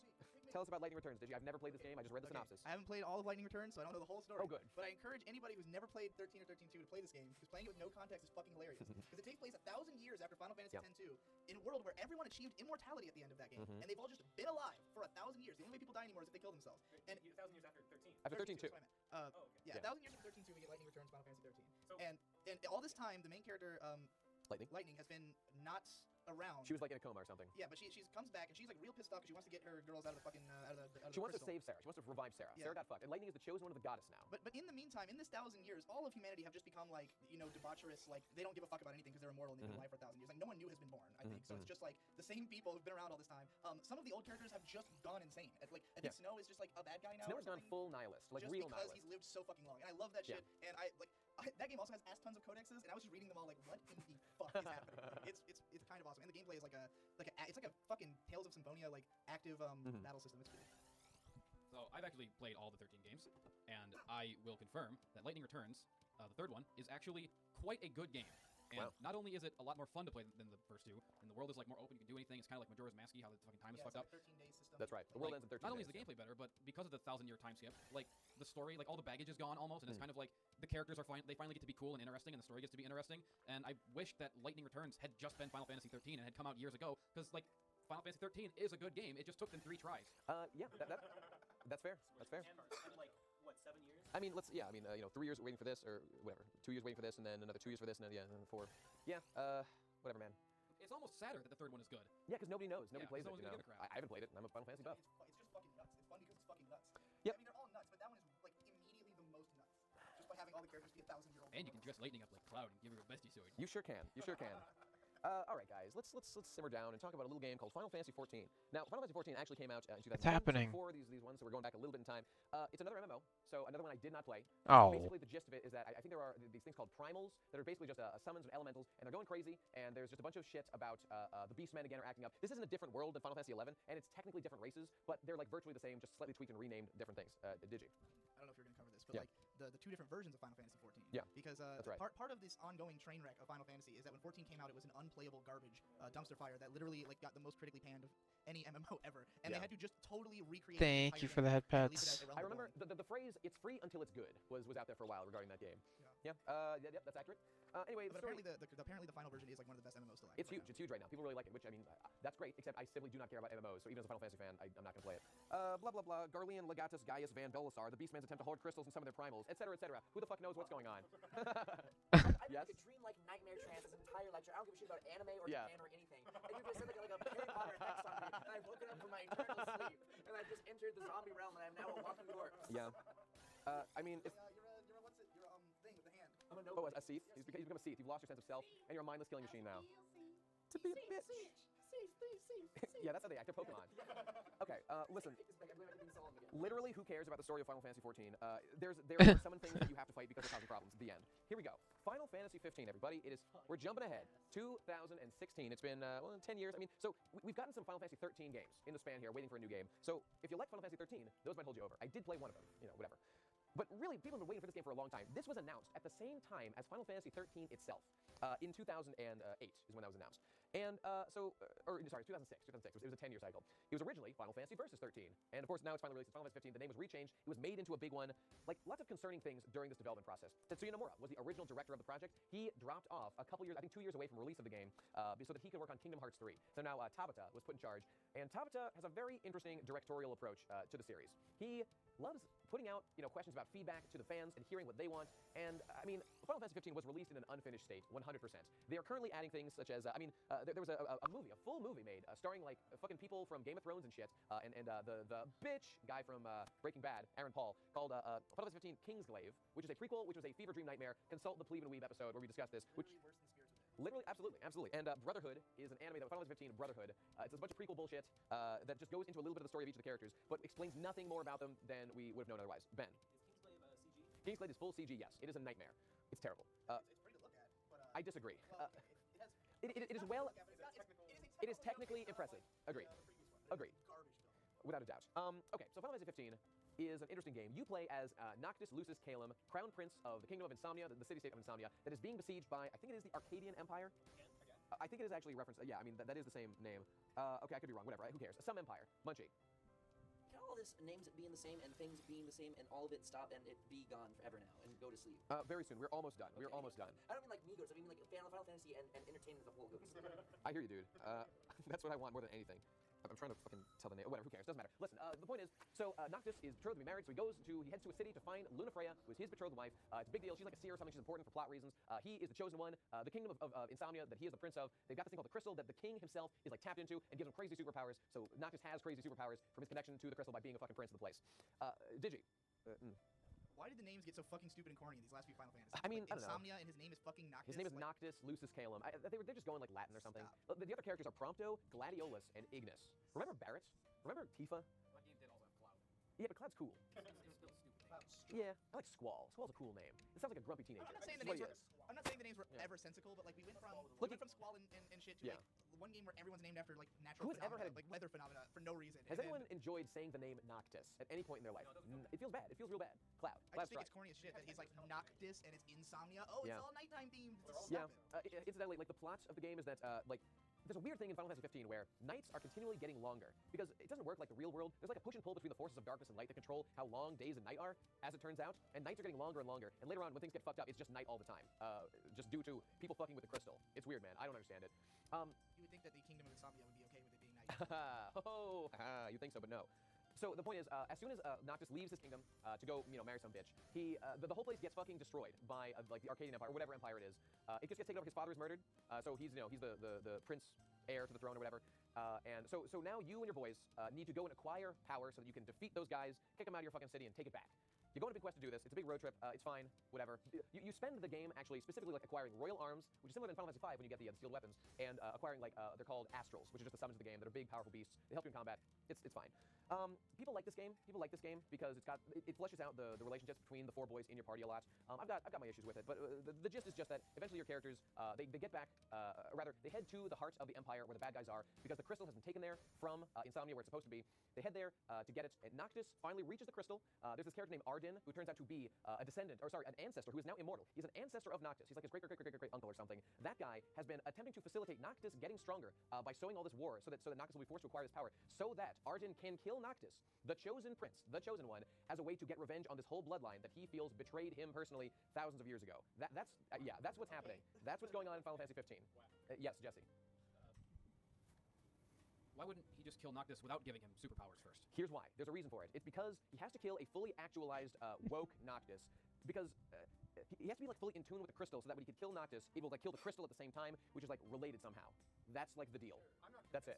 Now here's a question. If Noctis doesn't have kids, why doesn't he just fucking kill Noctis? And then like we're done here. I don't know. I got no answers. There's only more questions the deeper we go into the rabbit hole. So Ardyn actually helps you many times throughout the game, even though his goal is literally to kill Noctis for this reason. And ultimately, so later on in the game, Noctis encounters the crystal finally. He gets sucked into the crystal for, I believe it's 10 years. He is like gone from real life. He reappears 10 years later back in the world where it is now nighttime all the time. And his friends have been like, his friends are alive in the real world. They've been surviving in this world. I kind of stopped paying attention. It's night all the time, real powerful demons. Oh, I forgot about that. I forgot about that. So when it's nighttime all the time, just more powerful demons are everywhere. Gib? What's the deal with Final Fantasy 15's story being like unfinished? Okay, there's a couple things with that. The story is finished, but first of all, it's very different from what it was originally said to be as Versus 13. So like there's just changes there that are strange. Like for example, the character of Lunafreya is a completely new character. There used to be a character called Stella that was going to be the love interest. She is simply gone, and there's no explanation as to why. We'll come back to that. Tom? So if the world now is night all the time, when do they mine? No! That's an excellent excellent observation. This is why they're fighting so hard to bring it back. They have to. They can't. I'm now invested in the struggle again. Same. They're down to their last pickaxe. They got to make it count. So I mean, Noctis just comes back after 10 years. He was like in the crystal for 10 years, like just absorbing power or something, I guess. It's a little bit unclear. But he awakens in the world. It's many years later. He reunites with his buddies, and they're like, okay, time to go fucking beat the boy. So they head back to like the nexus of this whole thing, which is Insomnia now, where the crystal has been put back, and that's where Argus is. That's where Argus is. Sorry, not Argus. Arden. That's where Arden is. They got to go there and stop him. So our boys head back there. They confront Arden, and Arden says, "Thank God you're finally here. I've literally just been waiting for you to get here. Because remember, my whole goal is to kill you. Now that you are at max power. Now that you've done all this stuff, you've been through your struggle with the crystal for 10 years. I'm immortal. I just want to kill you so I can be done with this whole shit." So him and Noctis have a big DBZ style battle. Noctis wins. Actually, what happens is they just fight for a while in DBZ mode. They go like inside the crystal together, like inside someone's mind, or they're like in the afterlife or something. Noctis kills Arden's ghost, but by doing that, he uses like too much ring power. Or there was no way to avoid it. Noctis dies is the point. Noctis just also dies by doing this, which was fine, and he knew this was going to happen, so it's not that big a deal. Tom? Arden, he's the big bad? Yes, Arden, that's correct. So Arden's plan was to kill Noctis once he's at max power. Mhm. And by doing that, it would fuck up the crystal. That's like the plan, that's like the point. I mean, he wants vengeance on this whole family line, but yes, which involves the crystal. Why doesn't he just break the crystal on Noctis? Maybe he can't. Maybe he has to do it by killing Noctis. Noctis? I don't know. I have no idea. We can only speculate. Munchie? If I'm like this, Yeah. and my soul is turned to rot, and my body is broken, and my soul shall never recover, and my entire lineage is tarnished. Yeah. From just hearing about Final Fantasy, the idea of playing them for any moments at all would probably instantly shatter my bones and my penis. Yeah, I feel the same way. I feel the same way. I'm so sorry for your loss. Things have changed. Things have changed. Noctis is dead. Thank God. I mean, that's literally it. The bad guy who was fucking up the world is dead, but Arden literally got exactly what he wanted. He successfully kills Noctis at his most powerful, and the world is fine. Arden is presumably happy with this outcome, and Noctis is dead. So I mean, except for Noctis, but pretty much everyone else is okay. And that's it. That's the end. You do exactly like he. It's like Yeah. the reverse of Final Fantasy VIII. How the villain's plan was allowed because it was stupid. Yeah. She fucked herself. In this one, your plan is stupid, and you're allowed to fuck yourself. That's exactly right. That's exactly right. Yeah, I mean, there you go. That's it. So what else? So Gib was asking just how is this game incomplete?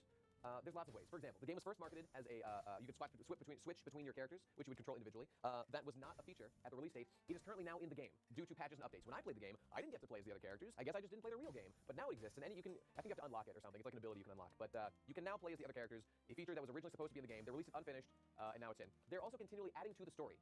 Like Tabata is saying, like, hey guys, do you want us to keep adding to the story of 15? Is there things you still don't understand? They're adding cutscenes where there were no cutscenes before throughout the game. And they're doing this right now. Exactly. This is they're life of Pabloing it as we speak, and they're going to be doing so until next year. I'm not even sure I should be talking this game. We could be talking about a whole different game than the one that exists next year. Who the fuck knows? But yeah. Honestly, no. You should wait and get everything together, I guess. By the time Yes. Final Fantasy 15 is complete, it will be Kingdom Hearts 3. It will be Final Fantasy 16. Yes. The joke was actually Final Fantasy 16. We just don't know it. Yeah, hey man, I wouldn't be surprised. And that's where we leave our final main entry in the Final Fantasy series. 15 is over. Yep, we're through it. 15 is done. There is no word on Final Fantasy 16. I think Square Enix is literally terrified of the notion. They're currently milking as hard as they can everything about this game, which was a development nightmare. Yes, Ben? The way things have gone. Yes. You know that when they announce Final Fantasy 16, it will be 25 years before it comes out. Basically, yes. They just don't even want. I don't blame them. Just do go through that rigmarole anymore. I don't blame them at all. Of making games. Here's a fact, though. They've released a game called Final Fantasy 15 Pocket Edition. That is a mobile game version of Final Fantasy 15 with the most retarded models of any character I've ever seen. We're talking like Final Fantasy 7 level modeling, or Final Fantasy 8 level perhaps. Not even as good as 8, honestly. They look like actual nightmares, waking nightmares. I can't believe it. Isn't it like a full port of the entire game? That's what I mean. It can't be, can it? It's like a full They market it as it's literally Final Fantasy 15 just on your phone. I'm deeply curious. What the fuck you play with? You tap it. You The game is like top down, so Yeah. it's like playing like Diablo where you kind of Look, I don't know. I'm not gonna play this fucking game. I put in enough pay. I put in enough time with the base Final Fantasy 15. I'm not going back. I haven't done the DLC, and I'm not going to. I just don't care. This game wasn't that fun, and I got the gist. That's enough.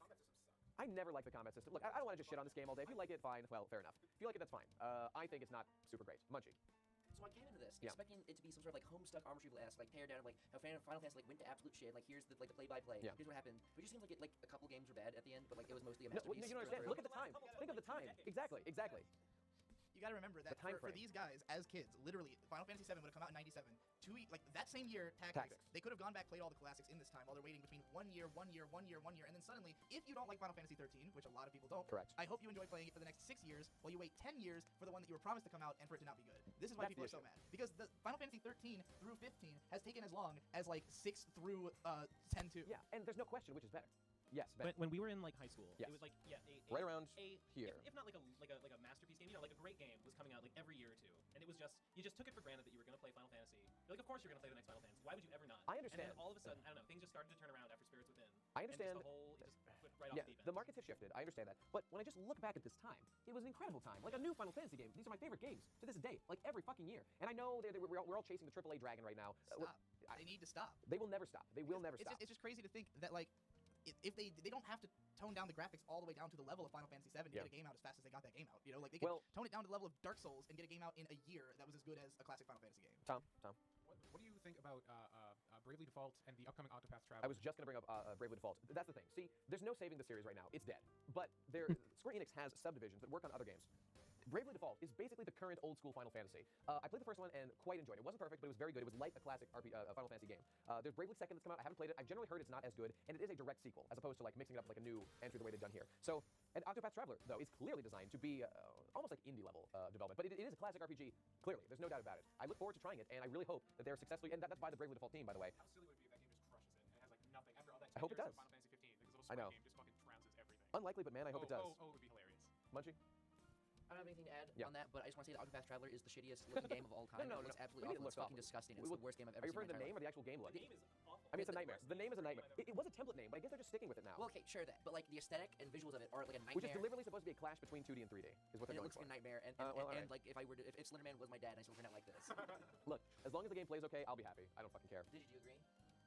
I'm inclined to. All right, listen, guys, we're almost done here. Let's just finish the last fucking points so we can all kill ourselves. All right, here we go. Last final points to wrap this shit up. A couple games in between. Just of note, you got your. Let's talk about Dissidia, but I'm gonna put that one on hold just for a minute. Final Fantasy Crystal Chronicles, Final Fantasy Mystic Quest, Final Fantasy Adventure, aka what would become the Mana series, and you got a miscellaneous bunch of anime and shit. There's a bunch of spin-offs. What?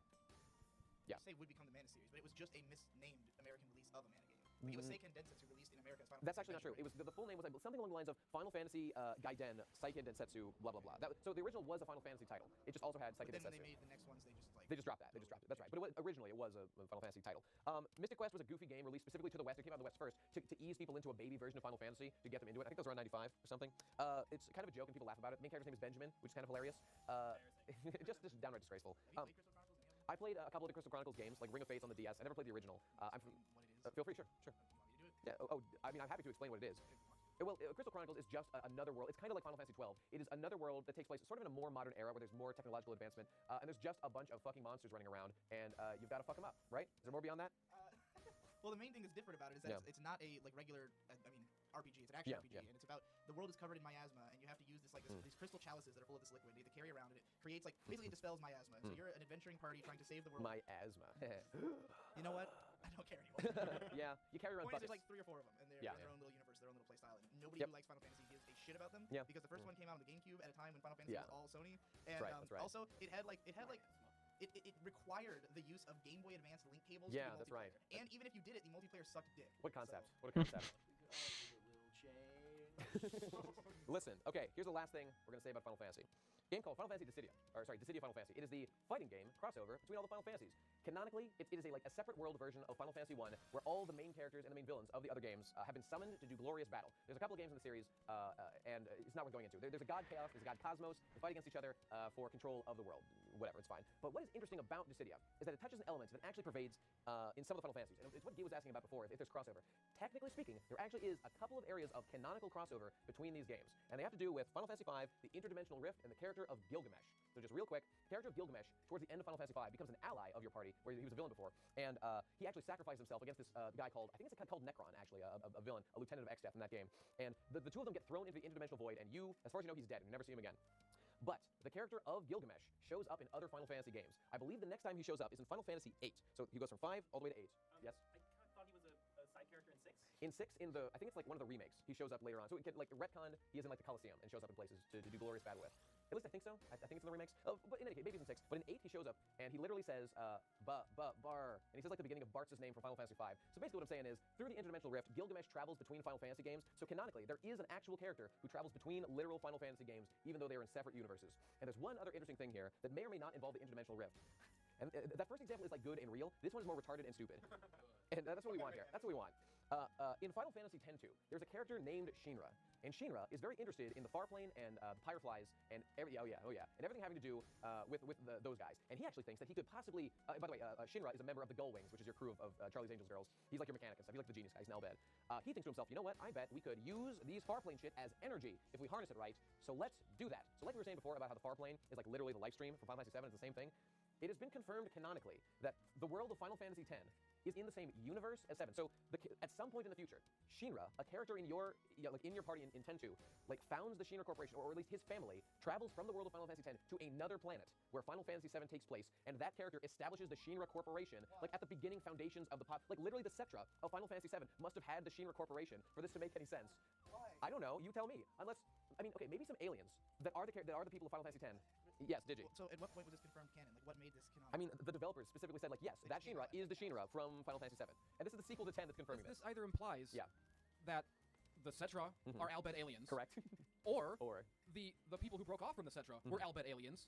Or that happened, but then Albed aliens showed up years later. That's right. That's possible. There's just aliens. And then they founded the Shinra Corporation, or they kept it going. Everybody Did in they a mix suit is in? a fucking alien. It's like they live now. Aliens all the way down. There's a tendency in Final Fantasy games to dig down to existential bedrock. What is it that what's the foundation of the planet we're on? What keeps us going? God. The whole point of Final Fantasy VII, the Yeah. whole point of it is this eldritch Lovecraftian horror. Yeah. There is one alien, and it's the most terrifying fucking horrible thing Yeah. you can imagine. But now they're just aliens. They just live there. They're I just mean, people. in Final Fantasy IV, there were the Lunarians, and then in the sequel, they just, now different aliens. Also, those aliens were the most important aliens. Forget those other ones. Does that mean that Genova is like a sin? Genova is sin now. Probably. They're all aliens. Something like that. Digi?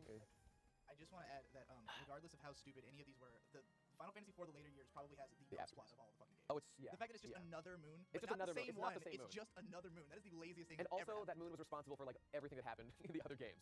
Yes? Do any of these aliens have their own planet? Totally unaccounted for. We have no idea. They just don't go into it. Munchie? So what's the deal with Advent Children? What is that? What's the deal? Well, Advent Children was a sequel that was basically, it was literally just created so that they could make a movie about Final Fantasy VII. And literally, it is a movie. And they make it in such a way that they say that Sephiroth, it's a fan service movie, yeah. It's like 70 minutes and most of it's action. All the characters from 7, all our heroes, they show up, they do something or other, and Cloud fights Sephiroth, and that's it. I mean, that's it. What is the final battle? Is like 15 minutes. The plot is Sephiroth didn't really die. He got split into a couple people. Cloud fights them and beats them. They then form into Sephiroth. He then fights them and beats them as Sephiroth. They then go away, but with assurances that he will be back and we will do this again forever. Wait, that's okay. it. First of all, Yeah. dear God. And second of all, Yeah. they're all like emo, right? Oh, they're emo, all right. Oh, Oh, they're emo, all right. Yeah. Is there a reason? Or? Is there a reason why they're emo? Yeah. The reason why they're emo is because the current executives at Square Enix who chose to make that movie interpret Sephiroth as an emo character. Okay. That's why. All right, That's cool. why. All right, get this away from me. All right, everybody, we've made it through the entire lore of the Final Fantasy series. Oh. That's in miscellaneous anime and movies. Is that the one with the gun, where he's got the gun that has the magic bullets that are combinations of? That is Final Fantasy Unlimited. That is an anime Tell me series. about Final Fantasy Unlimited. Final Fantasy Unlimited is a weird show about two kids that are running through this weird mystical Final Fantasy world. There's a guy who looks like Vincent who equips. The magic gun, and He puts dust. fire and other fire and powder, and the three combine into Phoenix Bullet. Yeah, he Ow! just does a bunch of that bullshit. It's over. Look, this is the important stuff. You can watch the anime if you like. We're done here, folks. I hope you enjoyed. Hope you learned everything. Question? No? I love Final Fantasy. Final. Everybody, let's.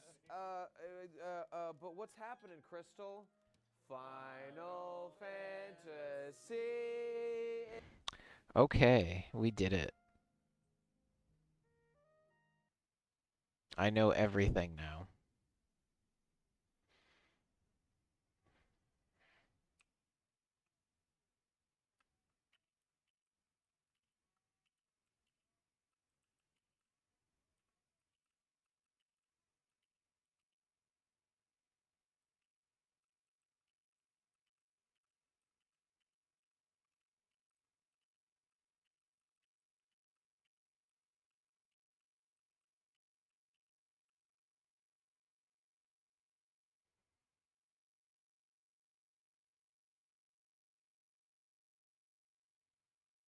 What did we learn?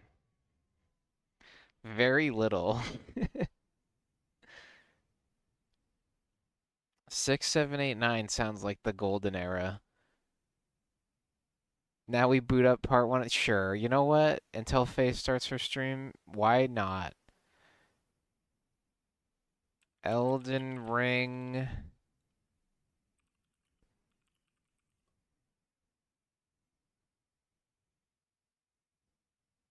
Okay.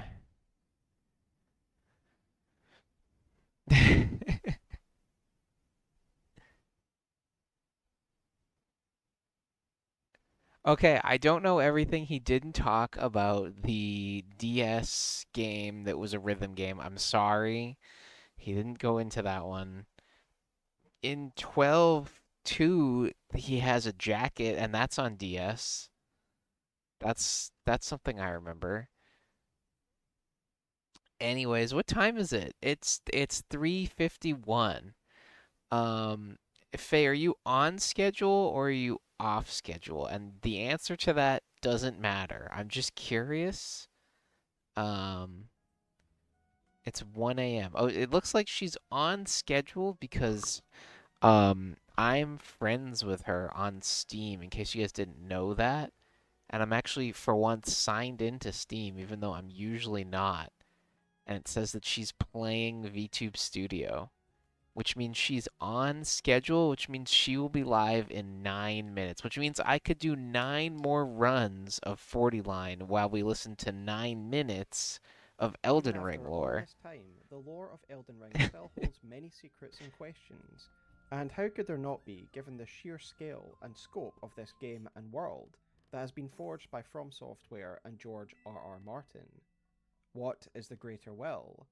How did all life come from the one great?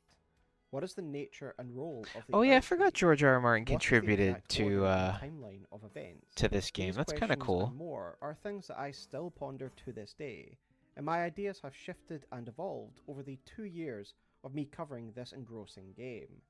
So in this compilation lore video, I will be pulling together all of my work on Elden Ring from the past 2 years into cohesive mega videos, ideal for a long Mega watch while videos. you work or sleep. And perhaps in my ramblings, you will find some answers to Watch your it while I'm questions sleeping. regarding Elden Ring's lore. This will be part 1 of 3, and given the sheer size of this video, I think you can appreciate why we split it into 3. This video will cover Elden Ring's timeline, the ancient dragons, the Carians, the frenzied flame, and much, much more, and I hope you enjoy. But before we get started, guys, remember that if you like Elden Ring lore and Souls lore, then consider liking this video and subscribing to the channel. But before we dive into today's Elden Ring bonanza, a word from today's sponsor, HelloFresh. I will. With I Christmas would right skip around the this. corner, Oh my things are god. getting busy for a lot of us. But HelloFresh I was is going helpful at fast. taking care of mealtime, leaving you with more time with your family and loved ones.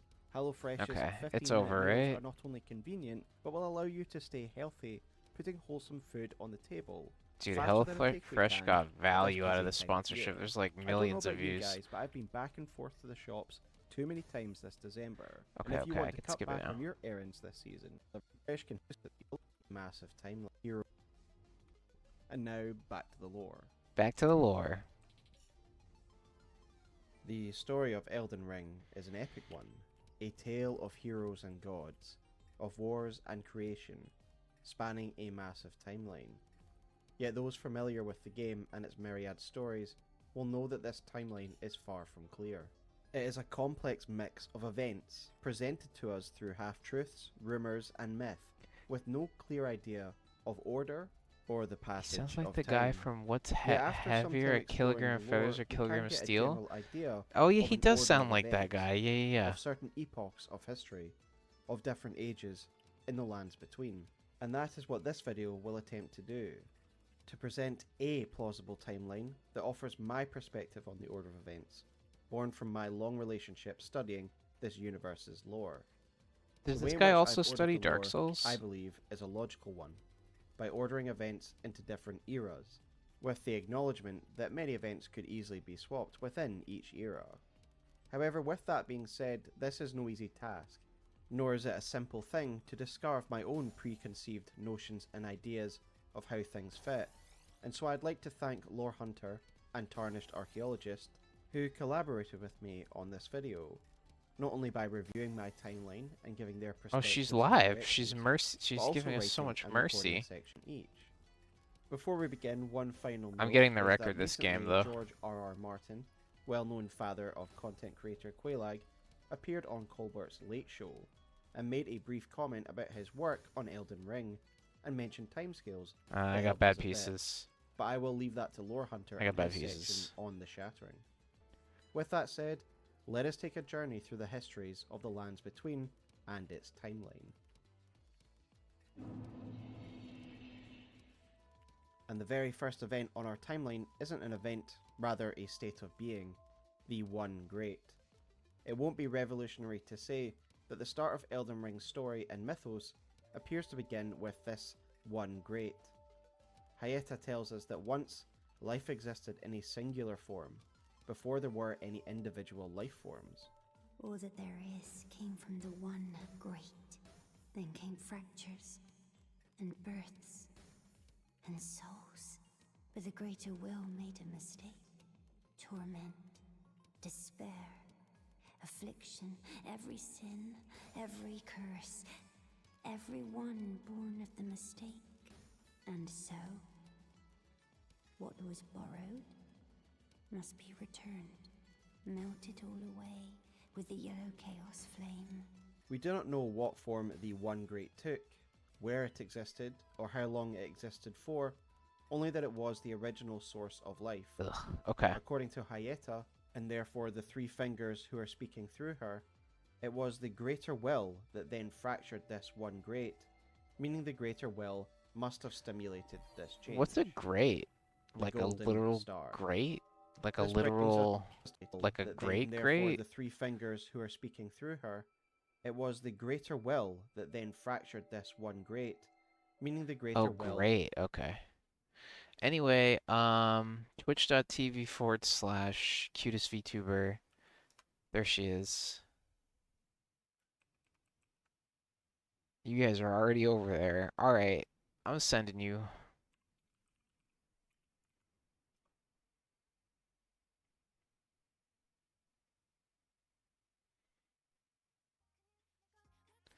You're welcome, Falsa. I'm getting out of here. Who knows what's gonna happen tomorrow?